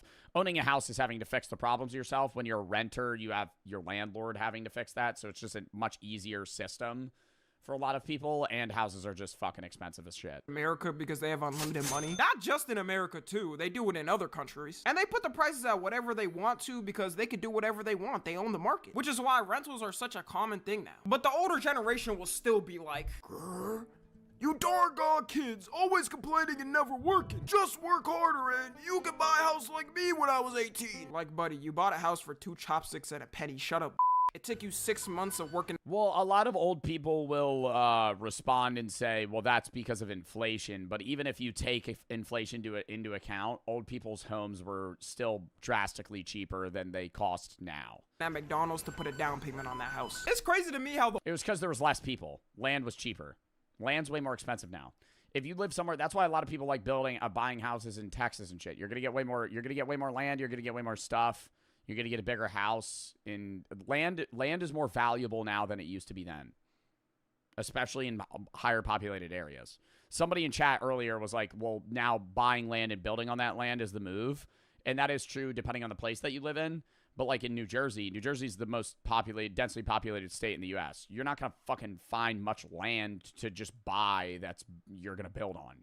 It just makes more sense to just buy a pre-owned house if you're somebody that's buying. But most people, it just makes more sense for like, you know, people that are young like me, you, to just rent. The older generation still doesn't understand how much of a struggle it is to grow up in this time. They only started to realize after COVID hit and things started affecting them. The older they get, the less and less they want to listen though. And a lot of Gen Z will 100% follow what the older generation says, which I think is a big problem for us. The older generation is right on certain things, but other things, not so much. Like for example, there are a lot of lazy that just sit down and scroll on TikTok all day and just goon the OF girls and don't even try to find a job because they think things are so cooked that it's not worth even trying. And our generation also definitely doesn't handle confrontations well. But what they're 100% wrong on is the old system laid out for success. Like in their time period, the things they're advocating for, yes, you could go to college, come out with your degree, and be guaranteed a nice cozy office job with benefits 99% of the time. But nowadays, you gotta be Spartan fighting with your peers on LinkedIn just to be able to apply for a job. You gotta be pulling some tragic levels of backstabbing just to make it up the ladder. The biggest regret I've noticed a lot of times for people that graduated and are in debt and still can't find a job is that they always say they felt pressure by their parents and family to finish school. There is the aspect. I agree that I think there's a pressure on that. I think a bigger problem isn't even necessarily the debt that's being accrued. It's the fact of many people choosing colleges that are absurdly expensive. Colleges are going to get more and more expensive than they have, all of them across the board. But a bigger problem is that people are paying these prices for absurdly expensive colleges, and so they're going to continue pricing their tuition at that fee. Yes, that may be something that they need to do, but they're going to continue to do it just like a business if people are willing to pay. If people are going to pay it, they're going to do it. And so I think if you're paying for your own college and you're a broke fucking 18, 19, 20-year-old, don't go to Drexel and have no scholarship and pay $50,000, $60,000 a year to go to that university when you could get a degree that might be from a slightly less accredited university, but something that is going to be 85% cheaper and put you in drastically less debt. It's also the job market is kind of fucked because a lot of people wanted to get in. A lot of people choose what jobs they want to get into based off pay, and a lot of the high-paying jobs right now have a lot of people going into college for them already. And so you go into college going, I'm going to get this job in this marketing field or this coding job because it's paying really high. But then there's going to be a massive influx of students that are getting degrees in that field and flooding the job market. And so the fucking demand is going to lessen because the supply is going to be so big. Of some parents do truly want the best for their kids and they think that's the way they should go about it. But then there's this other toxic aspect of they don't even want to listen and still think their system is 100% foolproof. And they'll never admit it, but it's less about their kids graduating and a lot of times for their ego. They be wanting to flex to everybody what school their kid is going to. Yeah, they want to live vicariously through their own children because they're upset about the successes that they didn't achieve in their own youth and adulthood. So they want to have and see those successes within their own children. Our generation are realizing that, which I think has been a good thing. There is nobody out there who took that risk for something and it failed that say they regret taking the risk. Unless if, I don't know, maybe you try to rob a bank with your homies and you got arrested. Exactly, and those are at better colleges with worse financial aid options. Depends. I have friends that work in sports management that actively work with like big sports companies in hockey and baseball that went to $10,000 per year state schools. It is possible to get good connections at non-$50,000, $60,000 year university. If you think the only way you could get a connection is putting yourself $250,000 in debt, you are wrongly perceiving the education system. I'm not one of those that says college is useless all the time and you should become a drop shipper on TikTok and be eternally sent to posting ads like this for people to buy. Mustard or ketchup! They be selling this shit and then it has fucking 4,500 sold. And I'm going, who the hell's buying this? But something the older generations don't acknowledge is the amount of ways you can earn money nowadays. Everyone knows there's like a million ways you can make money online. Half of Gen Z is also Uber drivers and Door Dashers instead of even having a traditional job, which you can have pretty much zero education to do. Some of these people are high school dropouts and make more doing those jobs than a college grad. Don't drop out of high school though. Very much stay your ass in school until you graduate. But my point is, college is a no longer end-all be-all for your life. A lot of our generation will sacrifice our passions and just to do it. But even if you do have the ideal scenario for the way you wanted things to go, it's not like it matters because your ass will probably never ever be able to get a house. It's insane seeing the contrast between how much you made back then and how much a house costed. You could deadass work for 2 years with a fully saved up salary and buy a house in full. Gen Z and millennials had the— I think it'll crash. I think it'll crash at some point. My non-educated Joe Bart prediction, I think the housing market's going to fucking tank at some point and it'll become more affordable eventually because the system will be so fucked to the point where nobody's going to be able to buy a house, and everybody's going to be renting, and that's just a fucking shit ass. What did Max say? It's a shit ass society. Not only having houses double the price in the span of 2 years because of COVID, but also having to balance that with the cost of living. By the way, the world is still not financially stable after COVID, so getting a house isn't even a question for people. It's surviving. Which is why most people are choosing to rent. At least it's more reliable than... Dude, it's even worse in Japan, though.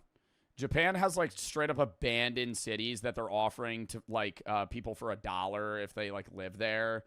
And the perceived houses in the United States are perceived as like appreciating assets. In Japan, I think it's in the US, I think it's 80% of houses are not built, meaning 80% of houses sold are already existing homes that people then move into. In Japan, I think it's like 15% of houses that are bought are existing homes, meaning that the majority of Japanese people that are buying houses are either demolishing them and building another house or just buying land and building another home, which just they're just constantly breaking down and rebuilding and breaking down and rebuilding. And in Japan, they have the option to buy land and buy the house separately. And most homes that are sold in Japan, both are sold at the same time, but you could theoretically live in a house in Japan and not own the land that you live on. Payments. People have also been speculating that the new houses being built every year are becoming weaker and weaker. Like, there's videos of construction workers showing how badly some of the houses are actually built, and it's insane. You ever see some of the 3D printed houses? Or like the printer homes where it literally is just like a weird like tube that's like squeegeeing like toothpaste level concrete? They look so fucking unsturdy. I know they're good. Like, they're probably not gonna fucking cave, but they look whack. All these $200,000, $300,000, $400,000 houses. Hell, here's one. There's one. All right. I want to show you what these son bitches are made out of. You see that? Better. Just live in a shipping container. Just buy like 4 shipping containers and fucking weld them together. Okay. And put insulation in. There's this. Ain't shit to it. I want y'all's goddamn homes built out of fucking cardboard. 200 G's. 200 G's. 2025. There ain't gonna be nothing wrong with new construction.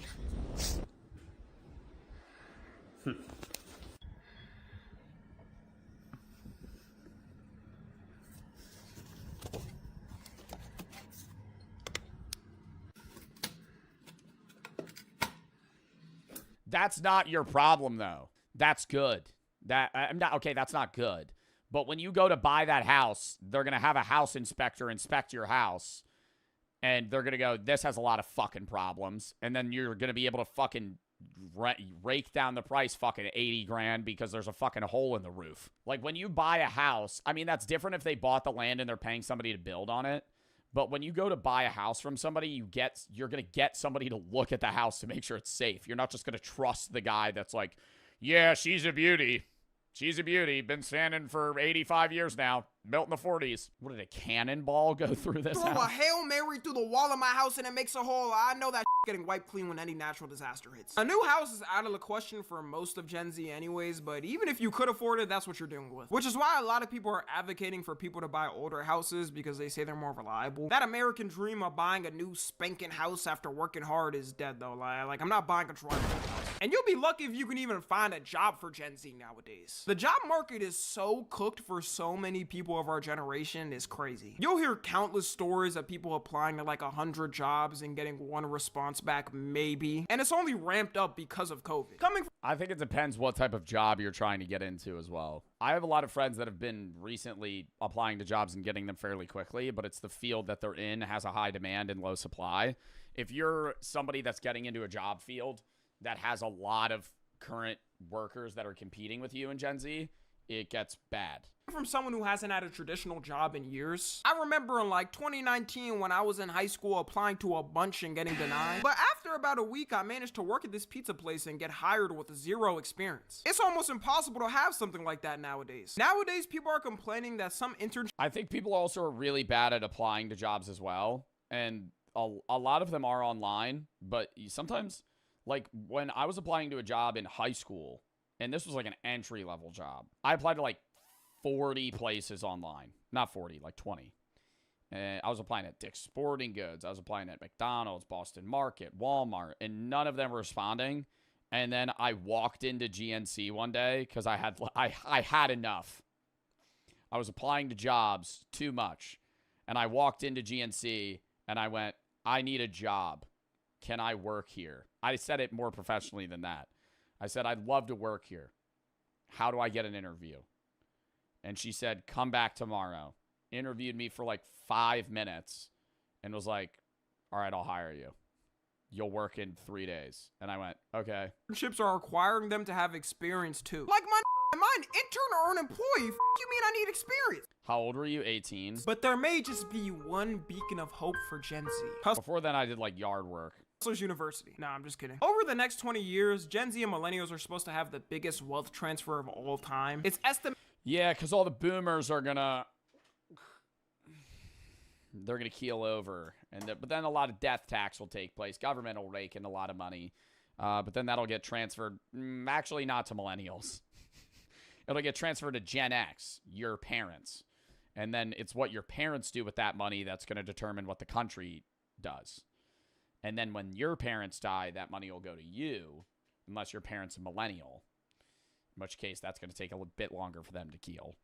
And then they'll decide what to do. Estimated that $84 trillion of assets are going to be passed down from the older generations to us. And that's accounting everybody 40 and below. According to the new updated terms of being UNC status by the internet though, if you're over the age of 20 years old now, you're too old and you won't qualify. This is all counting though if your family does have assets they could actually pass down, which a majority of people might have like a car and maybe their parents' house. But if they're still paying for that shit, yeah, you better run away or you're gonna have to take over them mortgage payments. Or if your family even likes you for real, they could just spend their last money on like some nice ass jewelry and die with the drip as a last A lot of this really won't matter though. They have all their nice jewelry. They don't even pass it down. They go, I want to get buried in this. Because since everything is still going up, that money's probably going to be worth 1/3 of what it should actually be worth. The sad thing about all of this is we all know the system is taking place in front of our eyes. And you think there's ever a point in time where we run out of gold and start digging up dead bodies to obtain the gold from people that have been buried? And we can't probably not do anything about it. We know the politicians will sell us out with a couple of donos on the table, and the companies can keep doing it as long as it's like that. The only way this changes is when those older generations die off and the younger ones take over. Oh my God, I forgot about when this happened. Is that we become the heroes and fix all issues, which will definitely happen for sure, because we're the most caring generation and always listen to each other with open minds. We'll have like 5 solid years before we bankrupt the world. Anyways, that's gonna wrap it up. I don't want to give everybody a doomer mindset, you know, like there is still hope for things. Things have already changed with time compared to the past. Like we've gotten way better at a lot of stuff. So don't worry everyone, have hope. We got Elon Musk running around with the chainsaw in the White House. Surely he'll do something. Follow me on Twitter, Instagram, and I don't know. I don't even do that much good, but he's doing stuff. All right. W stream, W video. We're going to call that there, chat.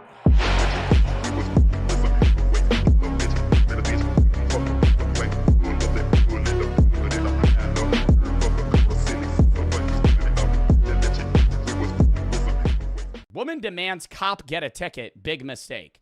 This video has been sent in the suggestion tab 100 times. So it better be good. In this episode of Cop Cam Max, police pursue a driver for a simple speeding violation. But the woman behind the wheel, who may have some anger management issues, insists the officer has no— Oh my God, it looks like I have a bowl cut. Fixed it. Anger management issues, insists the officer has no right to ticket her because she parked before he activated his lights. Then things get even stranger when she accuses the officer himself of committing a traffic violation. I used to think that was a thing. Like, okay, not a thing, but I always thought the cop would be, like, more lenient on you. Like, say the cop turns on his lights and you actively are pulling into your driveway. Do you think he's more, less likely, or as likely to give you a ticket? I feel like he gonna let you off for that. No lie. I mean, I have no like proof of the matter. But if it's like woo woo and you're like, dude, I'm in my driveway, maybe more likely, because then he'd be like a Scrooge and he'd be like, you know the traffic rules here. You were speeding. Hello? I'm on the phone with your police department right now. You can't pull me over when my car's off. Yeah, I can, because I got you speeding before you were stopped, so. You should have had your license. High IQ play. Chat, you ever get pulled over for speeding? Just gun it if you're within 5 minutes of your house. You're not allowed to pull me over if my car's off. I'm parked. Lights on. You can't have your lights on and pull me over after. You have a cop right here trying to pull me over when my car's off and I've been parked out parking in front. Did she call 911 for that? Illegal. You can't do that. I don't feel comfortable. I don't feel safe, and I want him away from my car. 99.89. Do you mind coming to my stop? I hate that. I don't feel comfortable. I don't feel safe. Like, I know there are cops that are terrible, but like the whole job of a cop, which is, you know, a lot of the time done wrongly, but they're like pulling you over to ensure that society follows a set of rules to where people aren't getting killed in car accidents as often. Like, yeah, cops can be fucking assholes a lot of the time, and there are a lot of horrible cops. But, like, their job and why they're pulling you over is, like, you were unsafely driving, which if they let slide and everybody did, more people would die. That's him talking. That's your little friend. Go get him. Go get his sergeant. I want his sergeant here now. He's on his way. I didn't know that I'm parked and I've been in a parking spot. I mean, how much do you think she was even speeding for this to be a big deal? I might pull one of these maneuvers if I was going like 35 over the speed limit. But if you were going that fast, they would immediately arrest you. For them to just casually pull you over, she was probably going like 10, 15 over.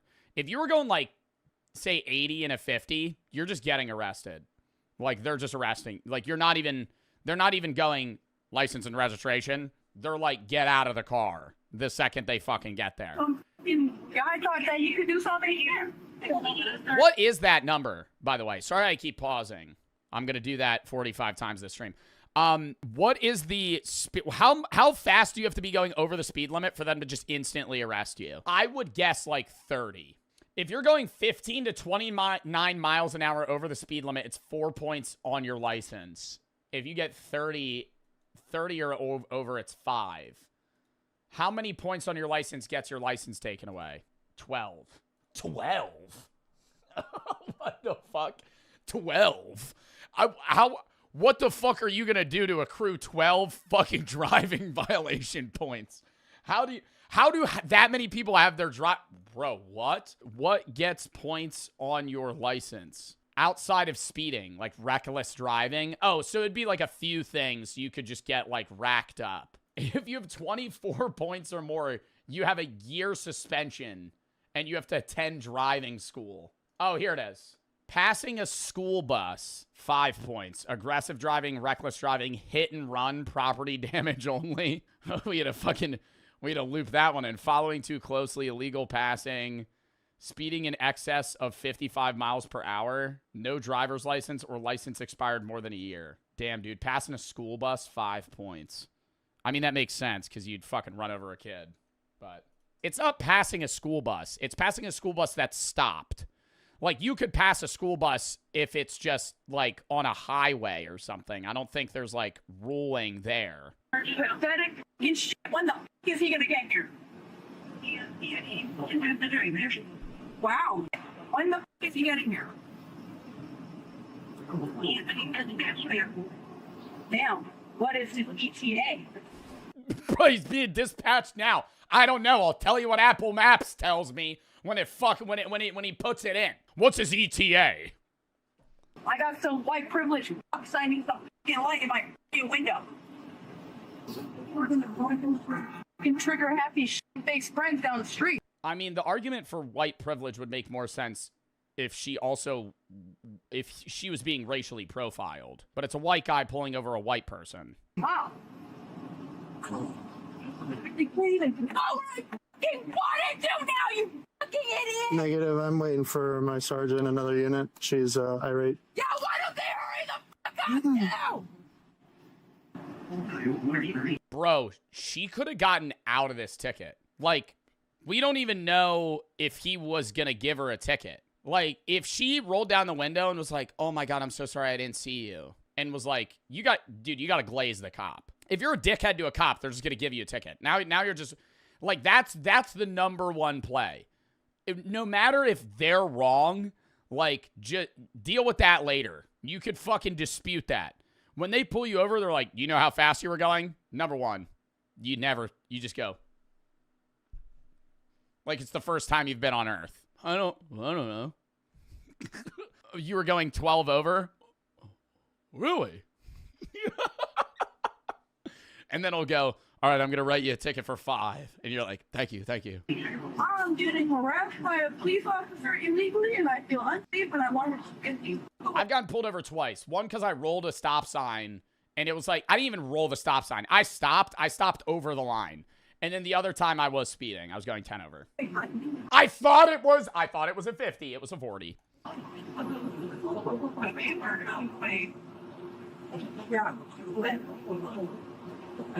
When they get there, oh, no, I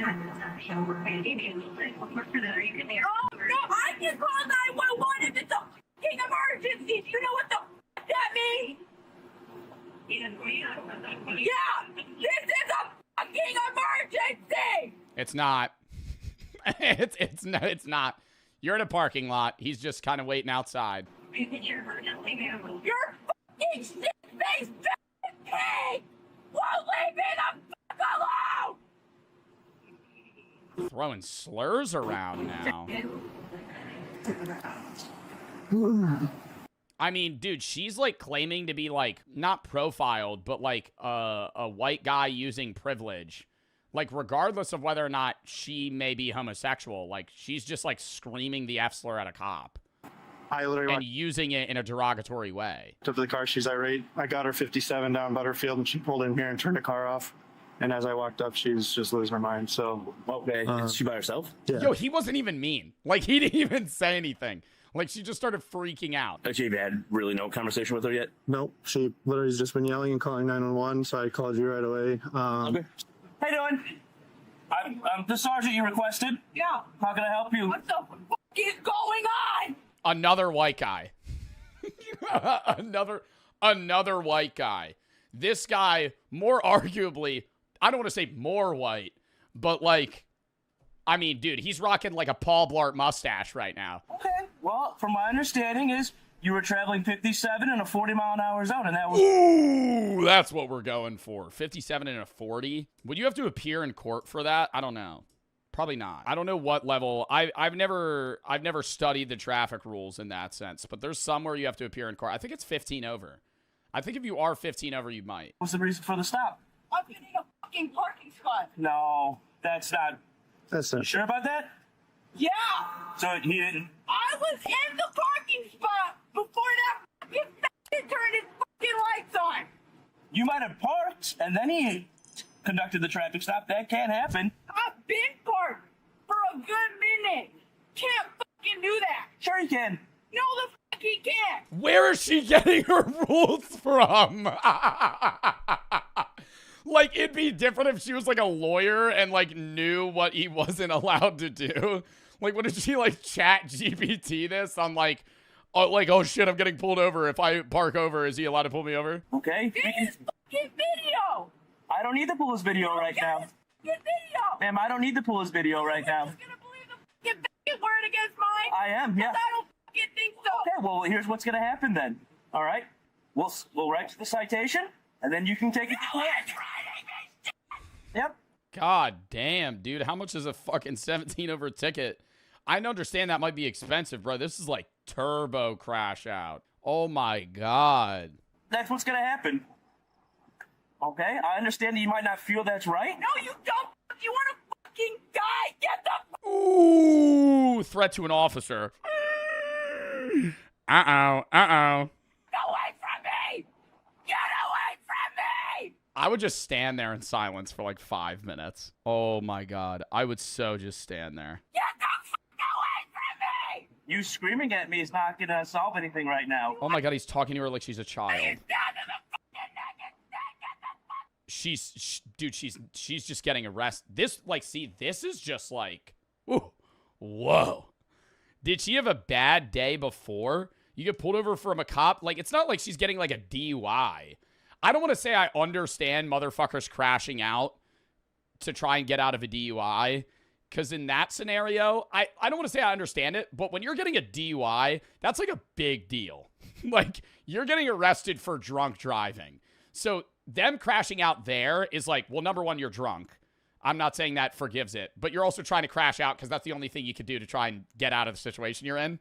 But this is like, bro, it's a speeding ticket. It's not like you fucking hit and killed someone and now you're like panicking. Are you threatening me now? Do you want to be arrested? Is she hitting her head on the windshield? Are you okay? What's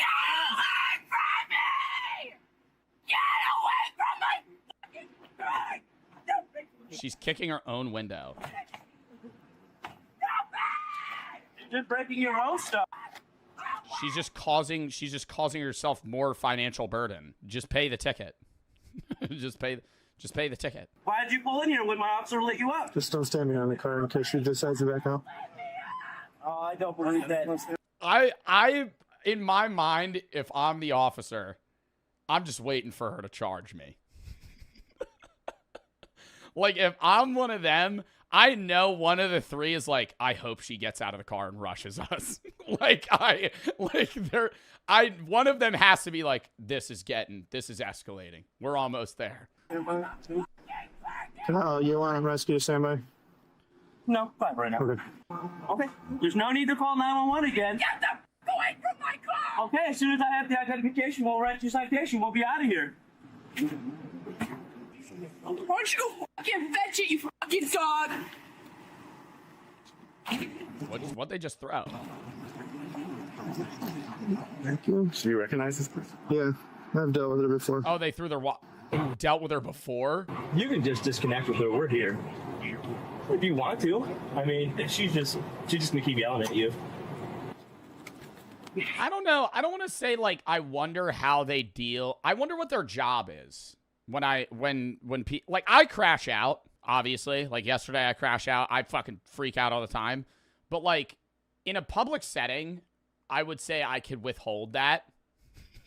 Like, I've never had a mental breakdown in public where I'm like, fuck! Like, screaming, red face, angry. Like, I've gotten mad before, but I've never gotten, like, mad like I am on stream. You could say cap, I don't care. But if she's freaking out this bad, like, there's no way she works in customer service. Like, getting pulled over for a speeding ticket is nowhere near as aggravating as, like, what some of you guys have to deal with on a daily basis at, like, a grocery store or Walmart or being a waiter or a waitress. Like, you're dealing with people that are, like, actually just, like, berating you and annoying, and they freak. Like, there's no way that's her job. Like, she has to be doing some sort of office work of sorts. Can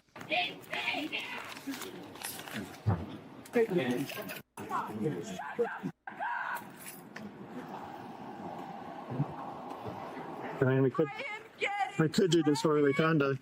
I'm getting threatened. No one threatened you once. You literally said you were going to stab the sergeant officer in this city to death in the neck. You said you were going to kill the officer. There's your citation and your ID bin. Through the window.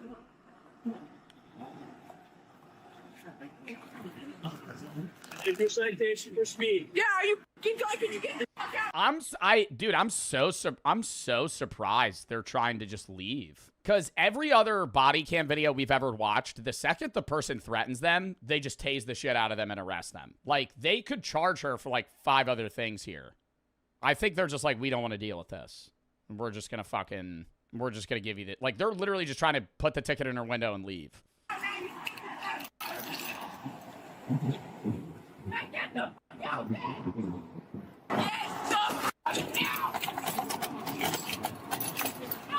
How is this another 12 minutes?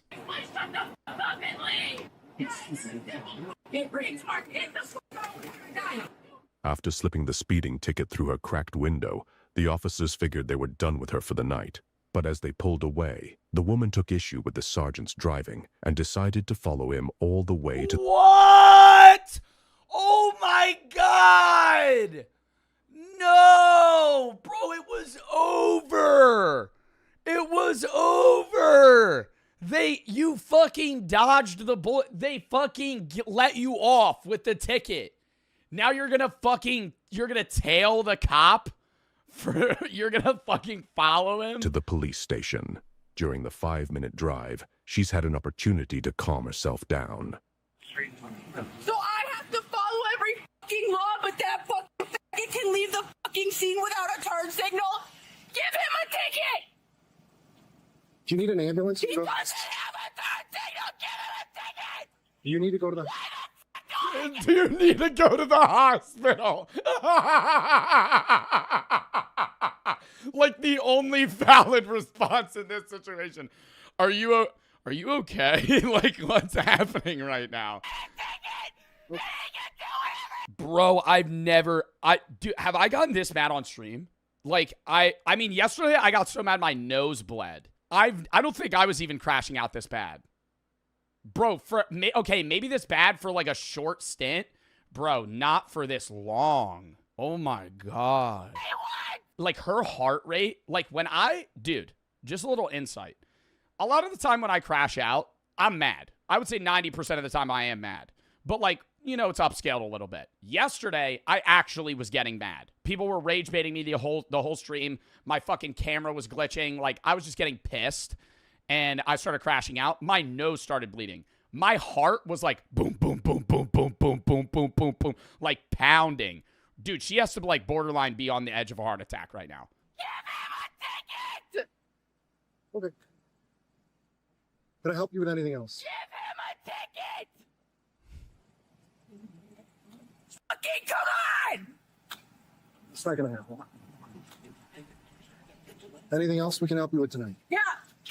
Like he's a customer service representative. His responses are like he's on the phone like with like AT&T support and your Wi-Fi's not working. Is there anything I can help you with, ma'am? Does he get to do whatever the fuck he wants for? I just want to know, are you okay? I also would argue that going 57 in a 40 is nowhere near as dangerous as not using a turn signal when you're pulling out of a parking lot in the middle of the night. I don't even think that's like a cop to cop thing. I really don't think most cops would give you a ticket in that situation.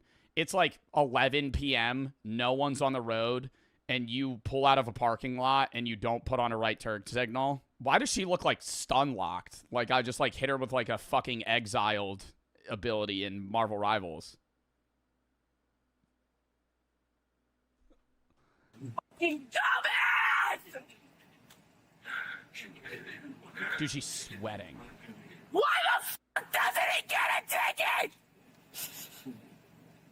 Ma'am, I can help you talk to somebody. He didn't! No, she needs like help. Like this is not a sane reaction. There's people that could crash out and when they get a ticket. Like if they don't have the money or they had a bad day and the cop pissed them off. Like there's people that crash out like that and they're like, fuck you, you're a stupid cop. And then that interaction ends and they go on with their day and deal with the ticket. Like she followed them and is like actively berating them. Use his turn signal! Ma'am, can I please She's like sporadically breathing. an ambulance? She's gonna give herself a heart attack. Do you have any thoughts of harming yourself? I feel so bad for the cop right now. Like, what do you say? I don't know. I understand she's mad, but like, does she think that if she just repeatedly screams, give him a ticket, they're gonna eventually like cave into what she wants? Who are you calling? Shut the fuck up! Okay. Who is? She's calling Lester. She's calling it a favor real quick. Who the fuck? Saul Goodman's on the other line. Like, what the fuck are we doing here? What's the play with the phone call? If she's called, do you think she's calling the police station that she's at right now? Calling 911, you could. It's not. Yeah, no, you could get thrown in jail for that for a long time. False police calls. I am getting harassed! People are breaking the law! It's 7 on the line again. Affirmative. ignore her. Stop listening to what she's saying. I'm right next to her. What are they gonna do? Dispatch more people from inside the building behind you? So what the fuck are they being retarded for? No, they need to do what the fuck I say now! Jayla? Jayla, you are in. Oh my God, that was like the Rizzler turn. That was like the when Big Justice said the Rizzler's name and he went fucking full pivot, just like what? Jayla, you are in an emotional state. I can't talk with you. An emotional state. All of you stupid, fat, fucking white privileged mother. You're white! You're white! What? Keep costing me money, and you do whatever the fuck you want. I wish I was a cop so I could shoot all of you the fuck up and get a pat on the back for it. Wow, dude. This is like one of those like old 2012 Vine crash outs. Like not the I don't care you broke your elbow, but just like somebody being like, if I had the power to bend time, I would make sure you were never born. I swear to God, your family lineage would be wiped off the face of the earth.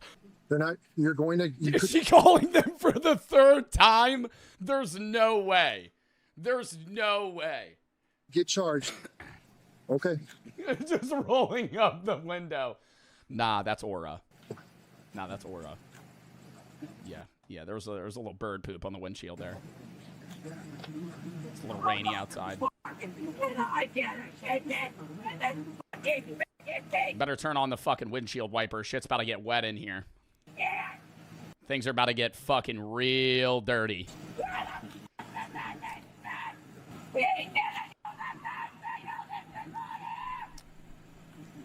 What? Like shit's about to hit the fan. Why is that an AO?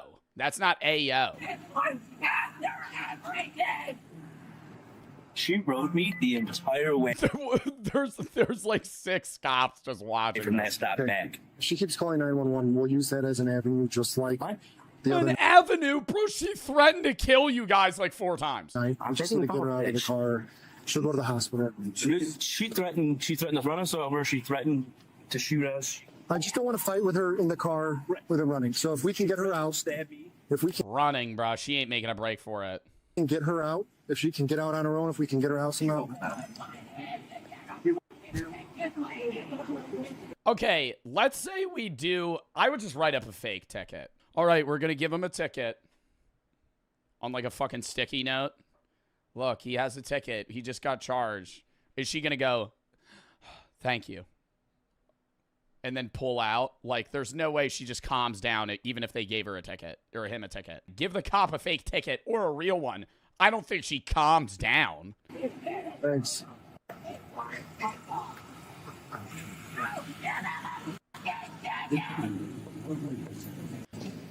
Would you like to talk to him? Yeah! Bro, she's sopping wet. She's like actually, bro, she's sweating profusely. Hey, what? Get the fuck over here now! Well, he's not going to come over there. Would you like to talk to him? Did I not just fucking say yeah? Am I retarded? Am I fucking stuttering? He'll talk with you on the sidewalk. I need to get on a sidewalk. Okay. I will pull the fuck over there then. He'll talk to you on the sidewalk. He's not going to talk to you. So I need to pull the fuck over there because he's that fucking fat and lazy. Well, if you would like to have a conversation, you can attempt it.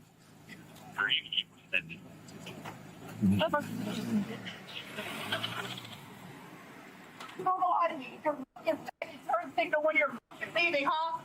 When did I use my signal? When you were leaving, you didn't use it, and then you saw me following you, and then you thought to start fucking using it. You know you. If I was the cop, I would have brake checked the fuck out of her. I would have went boop, and she would have fucking rear-ended the shit out of me, and I would have been like, You didn't use it. When I actually from. Yeah.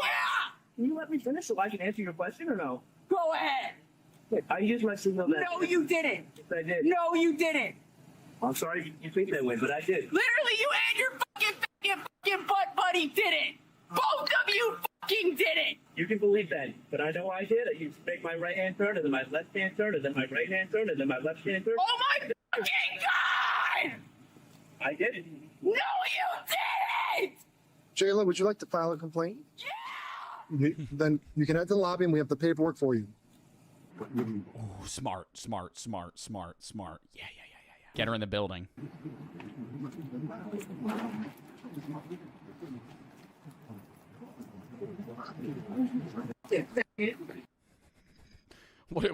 Dude, that'd be so funny if they just give her a clipboard. They have like hotel lobby music playing. Do do do do do do, and she's just like checking off boxes. Like you're at like the doctor's office. They're playing Bruno Mars. Uptown, funk you up. Yeah. Okay, hands behind you. You have a broken hand. Why don't you have a cat? Hands behind you. All right, just. You're touching my broken hand! You're touching my broken hand! Why are you driving if your hand's shattered to pieces? I will fucking kill you! Watch your mouth. Another one. She's sweaty. You're touching my She's sweaty. Get it in. Get off of me! No! This is so Stay on your side. Just stay on your side. I can really see why you're all fucking white. Would you like to sit up? Would you like to sit up? I want to sit up. Okay, this is what you're gonna do. Bring your knees up. I cannot breathe. Bring your knees up, and you can sit up. But if you fight or resist here, you're gonna have Bro, to. you can't breathe because you've been crashing out for the last 20 minutes. You're back right there. Just sit. Just stand like that. She's having a fucking panic attack. Off is broken. I'm not doing shit with that hand. Who the fuck touched my car? Get the movie to an ambulance. What fucking ambulance? I'm not getting in a fucking ambulance. For other people! In case somebody else in the world's dying and they need help because you're not the only human that exists on this fucking planet? Oh my god! No, you're gonna repo my fucking car! No. I want my car! You fucking fuck! Give me my car! Give me my car! Heart. You're gonna fucking repo it! No, I'm not. Just to the curb spine. We'll carry her. No, give me my car! Get in here. Each grab a leg. All right. One. Get on. Grab a leg. No. What? No. I'm just tasing the shit out of her. I'm just at this point, bro, she starts kicking and shit. Go.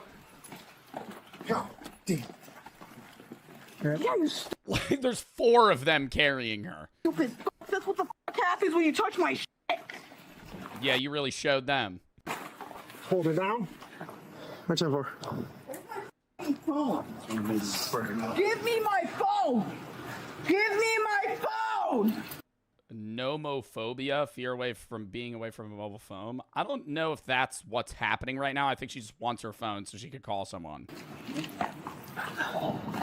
Give me my phone. Am I gonna let go? You okay? Hey, you stupid shit. You what the fuck am I gonna move? Give me my phone. Are you gonna peck it with your nose? Are you gonna fucking use your feet to fucking dial someone? What are you gonna do? You gonna use Siri? Oh my god. What the hell is happening? We're just screaming slurs left and right. And then on top of that, your hands are handcuffed behind you. Bro, what the fuck? Hey, Give me my phone, bro. All right. We have individual. I'll do it. Let's start with the knife. Yeah, I'm on it. Okay, we go. What the fuck, bro? Give me my phone. Bro, even in the beginning of the crash out, they could have given her a ticket and then just left. She followed them to the police station. Give me my fucking phone. Give me Oh, did she spit? phone. Uh-oh, now they're gonna put a trash bag over her head. Give me my fucking phone. Yeah, where's the split hood? You don't carry a split hood? Anybody got a split hood? Yep, check it on Adam's face.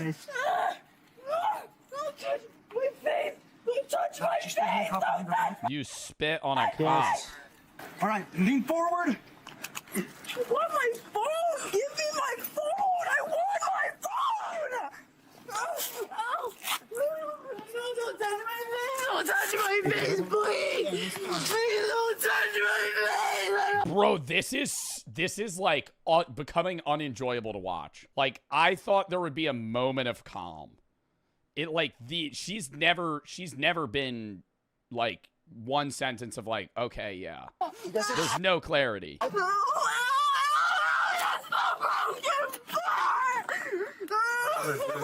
It's like a money. If her hand's broken, it's when she was punching her own windshield. Just attach to the. Jesus.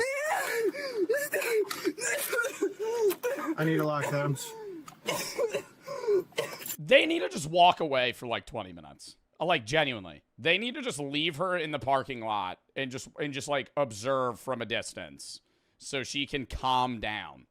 Because she's just constantly freaking out. When do I get my phone back? What are you gonna do? You gonna call him for the 5th time? Oh, what time is it? My animals need medicine! I want my fucking phone! Who got spit on? You got spit on? Yeah. The face? In his ear. Oh. No, don't fucking lie. She says you want to stab somebody, shoot somebody. Max hopes the woman gets the help she needs and is able to move towards a stable, crime-free future. Run me over. Run him over. Okay. Follow them. When the f do I get my phone? Your phone's on the red thing. Your personal possessions will be given to you at the hospital, okay? No, I want my phone now! At the hospital. Someone take my car to the hospital. You go in. You're not driving home tonight. Like, that's out of the fucking books. A few months after this incident, the woman was arrested again. Bro. Caught in another wild confrontation you'll want to see. As for this case, she was charged with 3 counts of aggravated battery on a peace officer, disorderly conduct, and filing a false 911 report. There's no way this happened again. Is this her? Oh, no, this is a different person. That's wild, though, that this happened twice. She's too dangerous to be on the road. Her license should be revoked. She's a danger to the people. I don't even necessarily say it's like danger driving. It's just like that level of road rage. If that's on a person, bro, like, I'm not even necessarily like saying she would get somebody else killed. Like, someone would kill her in fear. Like, imagine you get in a car crash with this lady and she starts screaming at you saying she's going to stab you. Like, they might kill her in response. And then now, like, she's a danger to herself more than other people. Like, I don't think she would actually try and kill someone. But I think it's like, dude, she's going to, like, get, like, you can't go around, like, screaming. I mean, cops in general, but also just people. You can't be screaming around calling people slurs and saying you're going to stab them.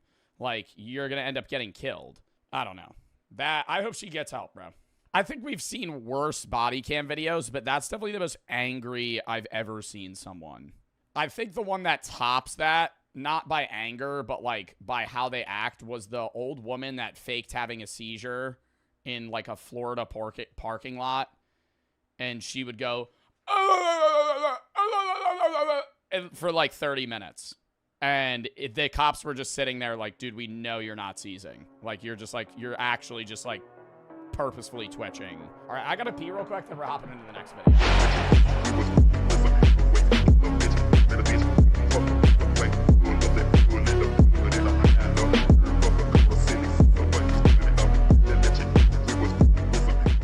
The 5 worst periods to be alive in history. There have been moments in Earth's history where being alive was almost impossible. Periods where the planet turned against everything on it and survival became the most important part. These are the 5 worst times to have been. But we're not talking 5 worst periods to be alive as a human. We're saying the 5 worst periods to be alive at all, right? Surely on that list has to be the giant bug period, okay? I don't know if y'all be reading up about, you know, periods in ancient history, but the fucking time where Earth had, like, I don't know, 4 times as much oxygen as it did, and there were, like, 15-foot centipedes and bugs that were, like, the size of humans. Yeah, pass. What was that period called? What was the period where with giant bugs? Why does that show up? Oh my God, why is that the first fucking thing? The Carboniferous period. 359 million years ago. Oxygen levels were at 35% compared to today where they were 21%. Arthropods grew to massive sizes. Giant millipedes grew up to 8 feet long. Imagine this. Imagine walking. I mean, humans weren't alive, but imagine seeing that shit. Oh, fuck no. I'd still rather deal with that than dinosaurs. If we're talking worst periods to be alive as a human, dinosaurs is worse. I think worst periods alive just means, like, the struggle to survive. Probably like a blackout period. At number 5, the Ice Age, 20,000 years ago. If you were a human... Yeah, humans were alive then. They used to build, like, Neanderthal... I don't know if Neanderthals were alive 20,000 years ago. It was, that period of the Ice Age, though, humans used to take, like, mammoth tusks and bones and build shelters out of them because it was so cold that they'd freeze to death if they didn't. Imagine it just being pitch black all the time, so fucking brick-ass cold that if you walk outside and you don't have, like, clothes on, you'll freeze to death in minutes. And that's your entire life, start to finish. Being during the last glacial maximum, the planet looked nothing like it does today. Ice sheets 2 miles thick covered most of North America and Northern Europe. Global temperatures were about 6 degrees Celsius colder than today, and the sea level was so low that you could walk from Russia to Alaska without getting your feet wet. Most of the planet was either frozen or dry. Isn't that how Native Americans got to the U.S. originally?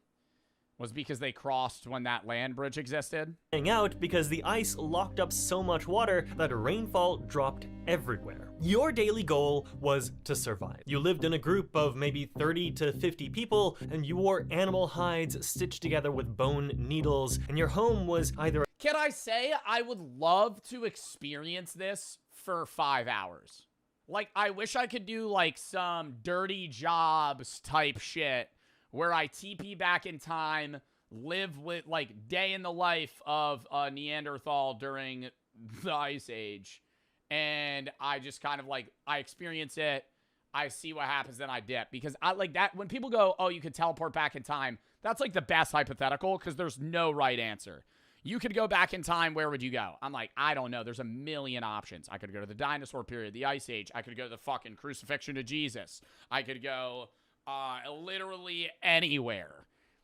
And I have to pick one. A cave or a shelter made from mammoth bones and skins. Food meant hunting animals that were actively trying to kill you. Woolly mammoths weighed around 6 tons. Cave lions were big. Imagine the fucking exhilarating feeling of taking down a woolly mammoth.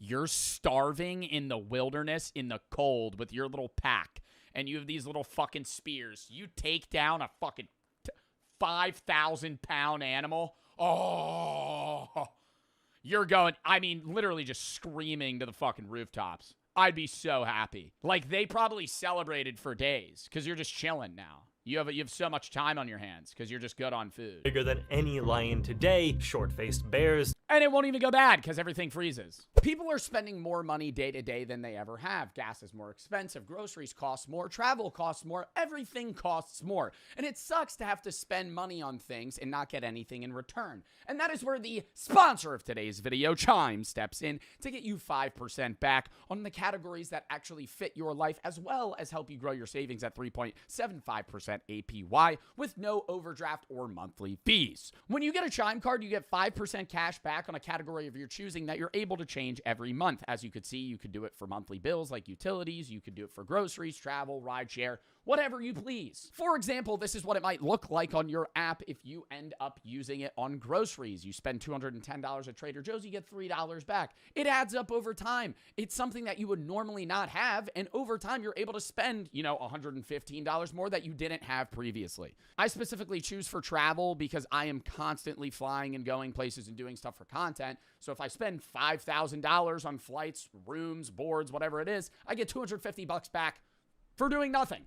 And if you're somebody that travels a lot, you get a lot of travel perks with the card as well, like Priority Pass and a 24/7 Visa Signature Concierge. Going back to savings, the average savings account is 0.39% APY. Chimes is 3.75%, which might not seem like a lot, but if you actually do the math, it works out to be this. Regular savings account, 0.39% with $6,000 in the account, you get $23 per year versus Chimes at 3.75%, you get $225. Make the switch to Chime and go to chime.com/Bartolozzi to sign up. It only takes a few minutes. You could also scan the QR code on screen or the link in the description box. Start prioritizing your savings and obviously getting cash back on your spending. Thank you to Chime for sponsoring this video, and let's get back into it. Cave hyenas hunted in packs, and you were going after these things with sharpened sticks and rocks because, unfortunately, that's all you had. But the winter was the real killer. In Northern Europe and Asia, temperatures regularly dropped below minus 30 degrees Celsius. The sun was up for maybe 6 hours a day if you were lucky. Finding enough calories to keep your body warm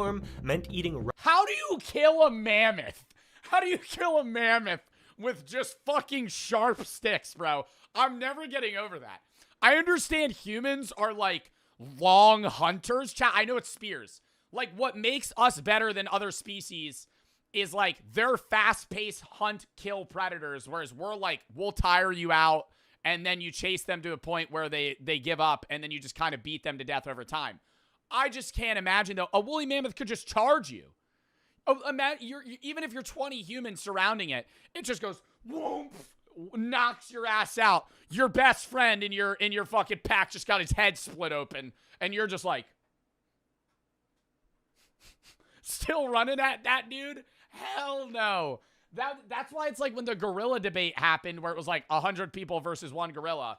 Like, yeah, I'm in the mindset of we gotta eat. They are starving, so that's also a factor. Like you feel that you haven't eaten in weeks or a week, and you're like, I'm hungry as shit. We're killing this mammoth or we're dead. So you're in that mindset as well. But I mean, imagine just watching your friend get full clipped by like a fucking hyena.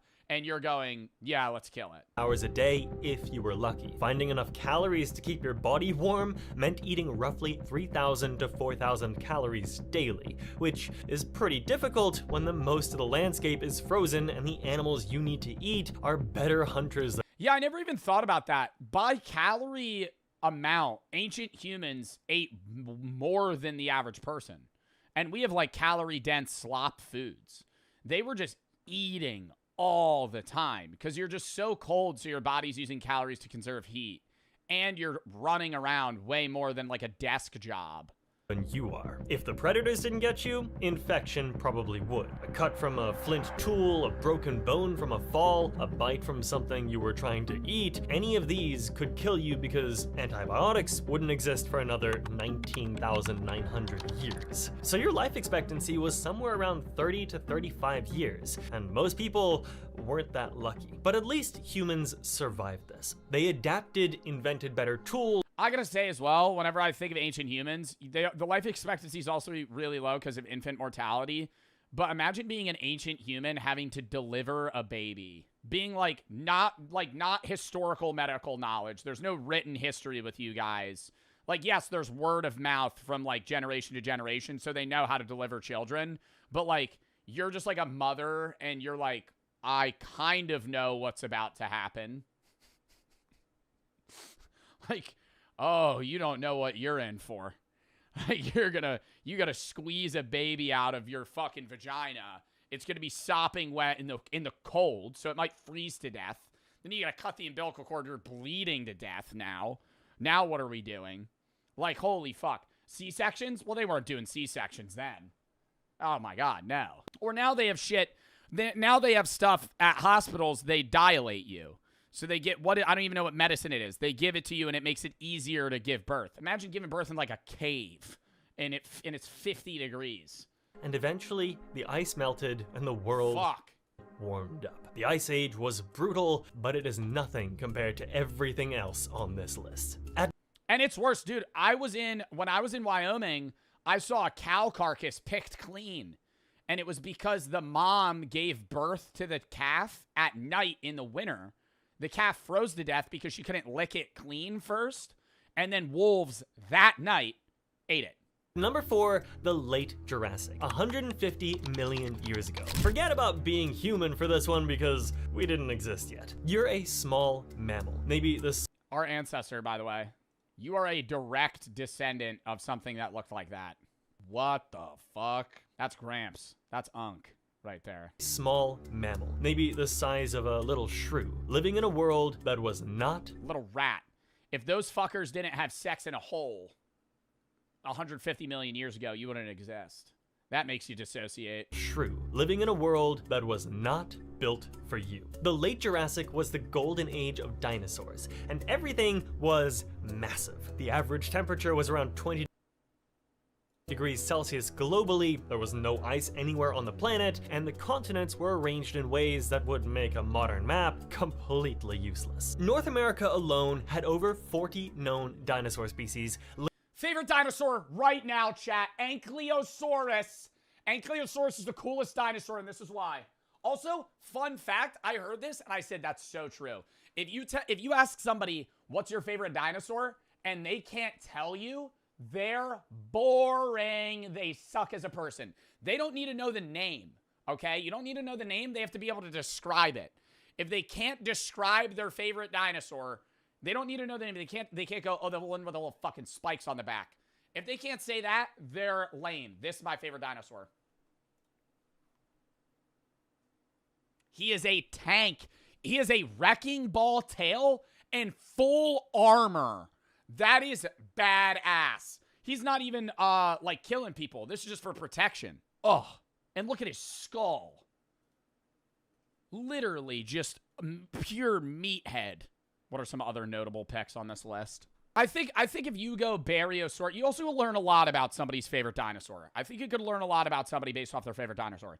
If they like the big ones with the long necks, the Barrosaurus, where they, like, pick leaves, that's pretty chill, versus somebody that's like, I like pterodactyls, or like, more like predatory animals. Living at the same time. Allosaurus, the dominant predator, weighed around 1.7 tons and accounted for 75% of all carnivore fossils found in the Morrison Formation. But Allosaurus wasn't even the biggest predator around. Saurophagonax One of the coolest things that I heard that I'm unsure if is fully true is that, like, T-Rexes, instead of, like, in the Jurassic Park movies, which are so ass, where they go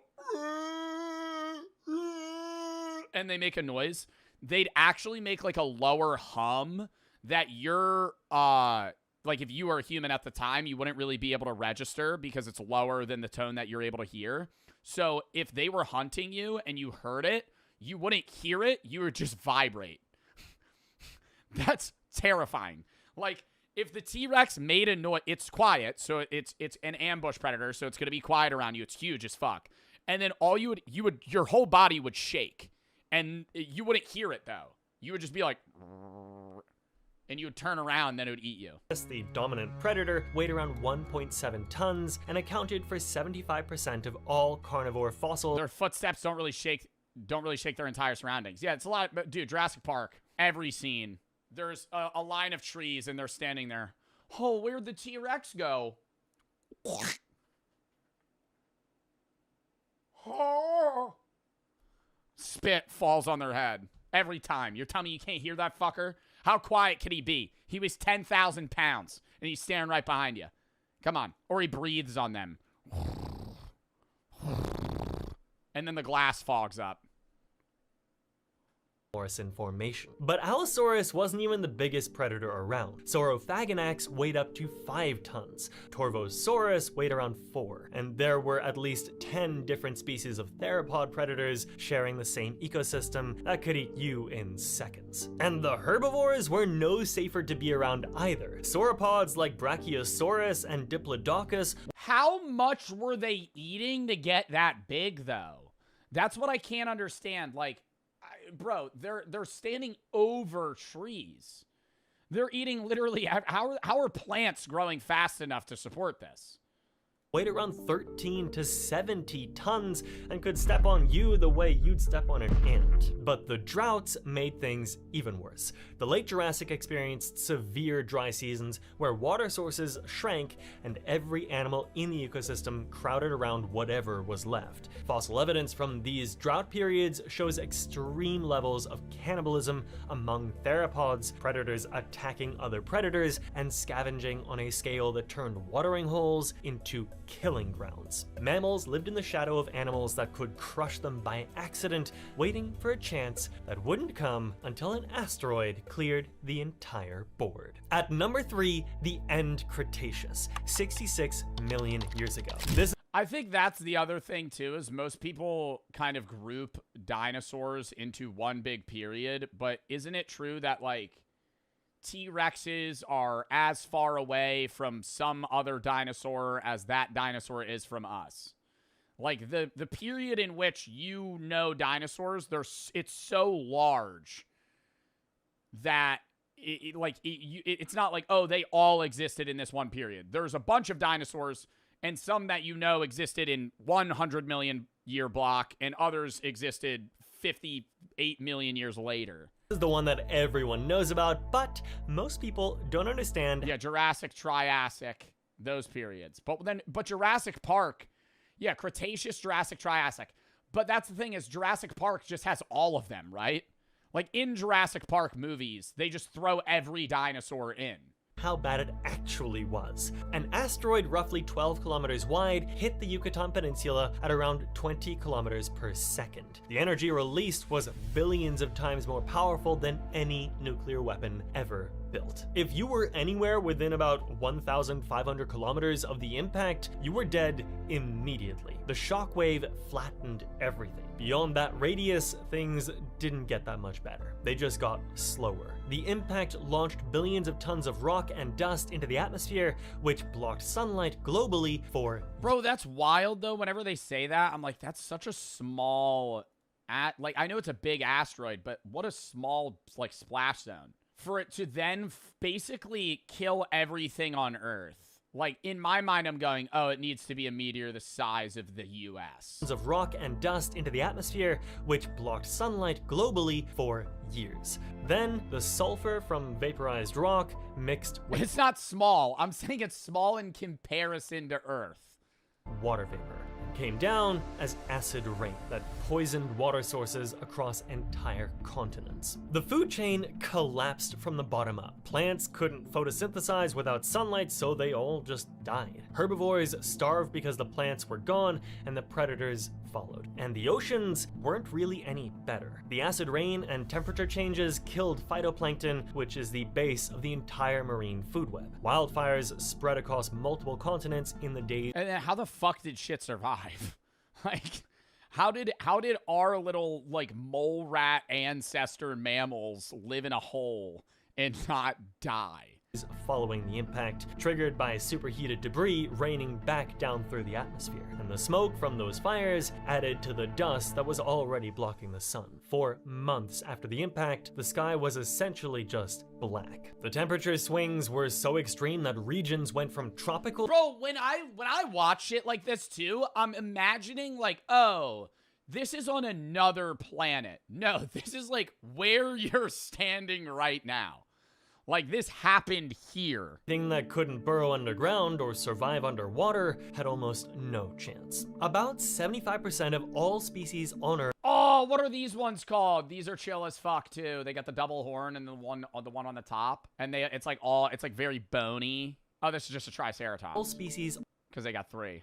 Try. On Earth went extinct, including non-avian dinosaur, every pterosaur, every marine reptile, and most of the large animals that LARP? I'm not LARPing being a dinosaur fan. I don't know them. I could describe them. that had dominated the planet for over 100 million years. The animals that survived were mostly This was the only part of the Netflix documentary that I watched where these stupid fucks just run into each other constantly and just give themselves CTE. That's their whole fighting tactic. Just running at each other. Idiots. Idiots.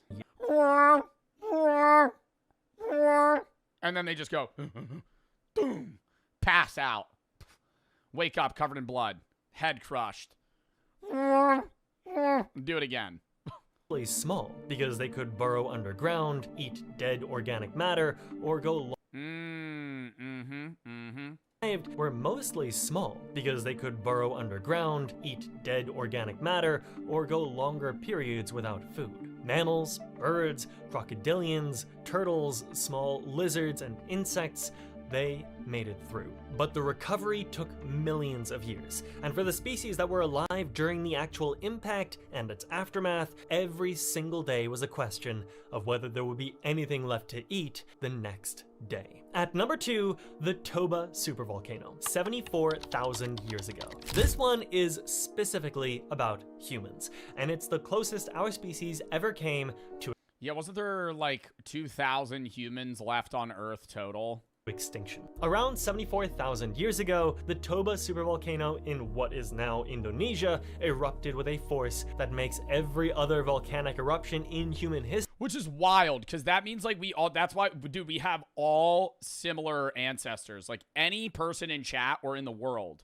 if you go enough generations back, you're related in some way. History looked like a campfire. It launched over 2,800 cubic kilometers of material into the atmosphere, which is roughly enough to bury the entire United States under a layer of ash. The eruption triggered a volcanic winter that lasted somewhere between 6 and 10 years. Global temperatures dropped by as much as 15 degrees Celsius, and same as with the asteroid, the sunlight was blocked, which killed plants and made predators starve. But unlike 66 million years ago, this time we were now living through it. We were already a relatively small population of early Homo sapiens living in Africa and possibly parts of Asia, and we got hit with the worst climate crisis any human had ever faced. The total human population dropped to somewhere between 3,000 and 10,000 individuals. That's insane, dude. Trying to survive in a world. That's like a little more than this Twitch chat on the larger end. Like imagine we were the only people left alive. World where the sun barely came through and there was nothing to eat. Every single person alive today is descended from that. That'd be terrible, bro. Oh my God. Me and Twitch chat. Trying to figure out how to make a city. Oh. A tiny group of We'd all be dead. We'd be dead in minutes. Survivors, including you.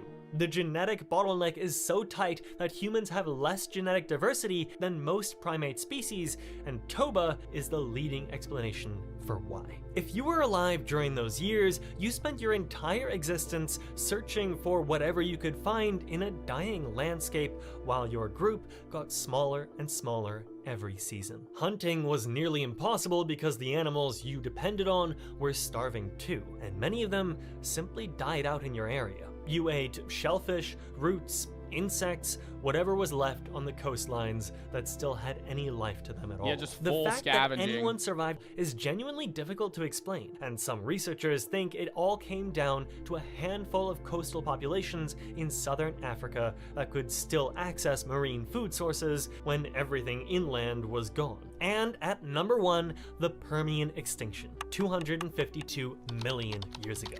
This is the big one, the worst thing that has ever happened to life on Earth. Scientists call it the Great Dying, and the name is not dramatic enough for what actually happened. 252 million years ago, a volcanic system in what is now Siberia, known as the Siberian Traps, started erupting. And it wasn't a single volcano.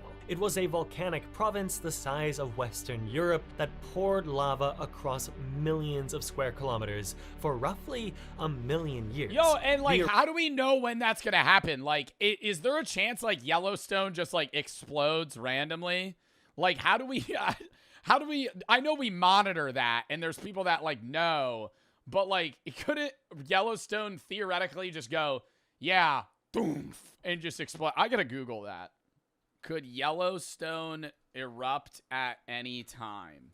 No, it won't erupt anytime soon. It's an active volcanic system that will erupt again in the future. Scientists currently see no signs that an eruption's imminent. If an eruption happens, it'll likely be one similar to 70,000 years ago rather than a catastrophic massive explosion. The idea that Yellowstone erupts every 600,000 years is overdue is incorrect. Yeah, because that's like a theory people say where it's like, oh, we're due for an eruption soon. Oh, God. It says, yes, the United States would survive a Yellowstone super eruption. Though it would face a catastrophic national disaster that would reshape the country. Everyone would die. Everyone would die. What the fuck are we talking about? The U.S. would be flattened. That would be terrible. Everybody, dude, okay, yeah, would people survive? Sure. The country would be done. It wouldn't cause human extinction. Yeah, not in the world. How many people would die? I'm gonna Google that. Immediately 90,000 from just the lava flow. That's less than I would have thought. But that's also because nobody lives in Wyoming and Montana. I think it's more so after. Yeah, but we also have other materials and supplies, so it's like, okay, the fucking sun gets blocked out. Eruptions released an estimated 100,000 billion metric tons of carbon dioxide into the atmosphere, along with massive amounts of sulfur dioxide, methane, and other gases that turned the planet into something barely recognizable. Global temperatures rose by about 10 degrees Celsius. The oceans warmed up so much they couldn't hold dissolved oxygen anymore, turning vast stretches of deep water into dead zones. Hydrogen sulfide, a gas that is toxic to most life, started bubbling up from these oxygen-starved oceans into the atmosphere. The ozone layer was damaged by the chemical reactions, allowing increased ultraviolet radiation to reach the surface, which mutated plant spores and killed vegetation across entire continents. The numbers are almost impossible to process. About 96% of all marine species disappeared. 70% of terrestrial vertebrates went extinct. Even insects, which had survived every other mass extinction in Earth's history, lost more than half of their families. The entire ecosystem didn't just collapse, it ceased to exist. Coral reefs vanished completely and didn't recover for 10 million years. Forests disappeared from the tropics and were replaced by fungal blooms feeding on the dead wood. If you were alive during the Permian extinction, here's what your world would have looked like. The air was hot, thick with CO2, and in coastal areas, poisonous from hydrogen sulfide seeping out of the ocean. The sky had a strange greenish tint from all the gas, and the smell was unbearable. The water was warm and oxygen-pleated, killing everything that couldn't surface to breathe. Rivers and lakes turned stagnant and toxic, acid. But then what's surviving? Are there just like little pockets of areas that are like somewhat livable where like creatures adapt and they're just kind of lucky off rip? Rain stripped vegetation from the land until entire landscapes were just bare rock and mud. The soil eroded into the landscape in massive quantities, further smothering marine life. The temperatures were so extreme that in equatorial regions, nothing complex could survive on land at all, with surface temperatures reaching over 50 degrees Celsius in some areas. Freedom units. What is that? Surface temperature, 50 degrees Celsius to Fahrenheit. 122. Okay, so the average land area was like being in the Arizona desert. And the only habitable zones were pushed toward the poles, which had gone from frozen to temperate. The recovery took somewhere between 5 and 10 million years. For context, the entire existence of the genus Homo, from the earliest human ancestor to you watching this right now, spans about 2.8 million years. The Earth was essentially broken for at least twice as long as humans have existed. Life did eventually come back, and the survivors went on to become the ancestors of dinosaurs, mammals, and everything else that followed. But for those millions of years during and after the Great Dying, I always think about how if humans don't go extinct and we somehow survive as a species for millions of years, we'll be the equivalent of how we see apes at some point. Like, we're fucking stupid. Like, we're dumb, idiot animal creatures. Like, I'm saying, like, millions of years from now, we would be, like, sub-evolved humans that are, like, lame chuds. Like, that's, like, I'm too smart, though. No, we would be dumb as fuck. I mean, I think there's, like, a reversal going on just because, like, high technology just allows everybody to just have everything done for them. So maybe we're in a WALL-E verse at some point where, like, humans are just dumb as fuck and robots control the world. But, like, I'm saying, say that doesn't happen and humans do survive, that would be crazy. the planet was as close to sterile as it has ever been since life first appeared over 3 billion years ago. These were the 5 different ways. All right, WVED. Bro in my chat just said not to be annoying, but recap. Recap, the video's over. All right, chat, it's time for gaming.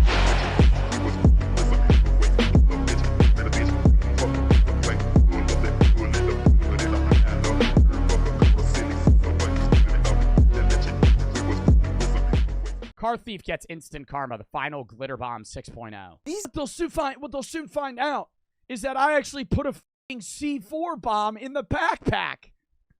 They're gonna die. They're literally, look at their faces. They're gonna die when they open the bag. It's a tripwire hook. Thanks to some high-tech glitter and fart spray delivery mechanisms, that's no ordinary backpack. Ain't nobody back here, right? And this guy's also... Bro, I'd put like a dead rodent in there. Why don't they just do that? Like, he's always like, oh, fart spray. Put like a dead, rotting possum in the bag, right? Like, get roadkill and just shove it full in the bag. Leave the bag there. Let them break into your car, and they're like, oh, this one seems heavy. They get in their bag. They just open that up. Just a bunch of dude. You know how scared they would be? Imagine you rob someone's car, and it's just full of dead animals. I would be like, I just robbed a serial killer. Like, you'd probably panic. I'd be like, dude, they're gonna know I took it. They're gonna, like, I feel like I'd be freaking the f out. My favorite ones was when motherfuckers would take Amazon packages, because that's like real, like, robbing somebody's car is like, and I would say that's worse than taking somebody's Amazon package. I was gonna try and say that taking somebody's Amazon package is worse, but then you're like breaking their car window. I don't know. Either way, dude, watching his video where somebody would steal their Amazon package, they'd go home and they'd open it and it would just fucking explode full of shit, like, all over their house. Not actual. Something that would burn somebody's skin. Some type of acid. Yeah. We actually put a little heat compressor in the bag, and it's going to burn salvia and then emit the smoke into their trapped car. And so they're just going to start tripping balls. They feel like a bomb or something, see? And then that's the Mark Rober. Just imagine this clip, but you actually had a bomb in the bag. Bro, I'm telling you. Oh, it feels like there's a bomb in the bag. Boom! And then it just cuts. And then it just, and then it just cuts out. Oh no! Oh, it's a tracker. Oh, fuck. Oh, fuck. They throw it out the window. They start actually tweaking. Why does it count down? That's the scary part. Dude, that's what's really scary. Imagine you steal somebody's bag and then you're driving away and it starts going 10, 9, 8. Or it started going beep, beep, beep, and started beeping faster. You would start freaking the fuck out.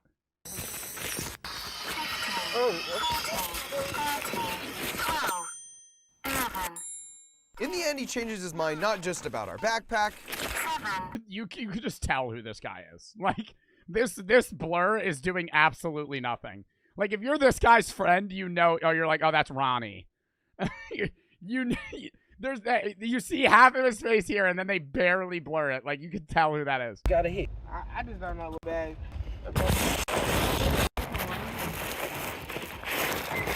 Sorry, baby.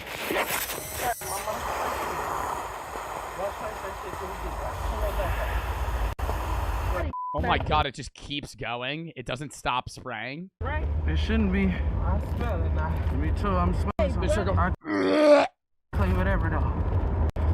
Yellow. I play whatever. Is that shit back there? Go. It don't matter. Just go. Oh my god, fill the bag with poop. That would have been better. Just fill the bag with poop. The entire bag. Just fill it with poop. Or just one compartment. Just cow shit. They got the... Stay, baby. Stay. Now. Shut up. Come on. How bad do you think fart spray smells? Because they're like freaking out about it. Like bad, like putrid. Depends on the fart spray. Like I feel like they're getting the good fart spray. Like that shit that like honestly is just like a mixture of chemicals. It's military grade fart spray. Quick, bruh.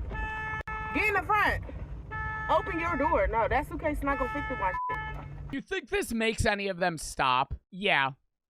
I think a few people. Because I feel like that's like a shock moment. I would say most people know. I would say most people right after this went and robbed another car. But I think there's one or two people where this might have been the first car they robbed. You know? Like this might, like for like one or two people that they're filming, this was like the first thing they robbed and it was that. That would make you stop. Oh, dude, I would put something so valuable in there. You got the bulletproof windows. Bitch, I'm about to put a fucking PS5 just slotted right in the back, open. Not an unopened one to where they're like, oh, they're fucking with me. I'm going to leave an open PS5 that's just sitting. You'd be like, or a Rolex? Yeah, no, some crazy shit. And in the most perfect definition of instant karma ever, 2 minutes later, the dry heaving ensues.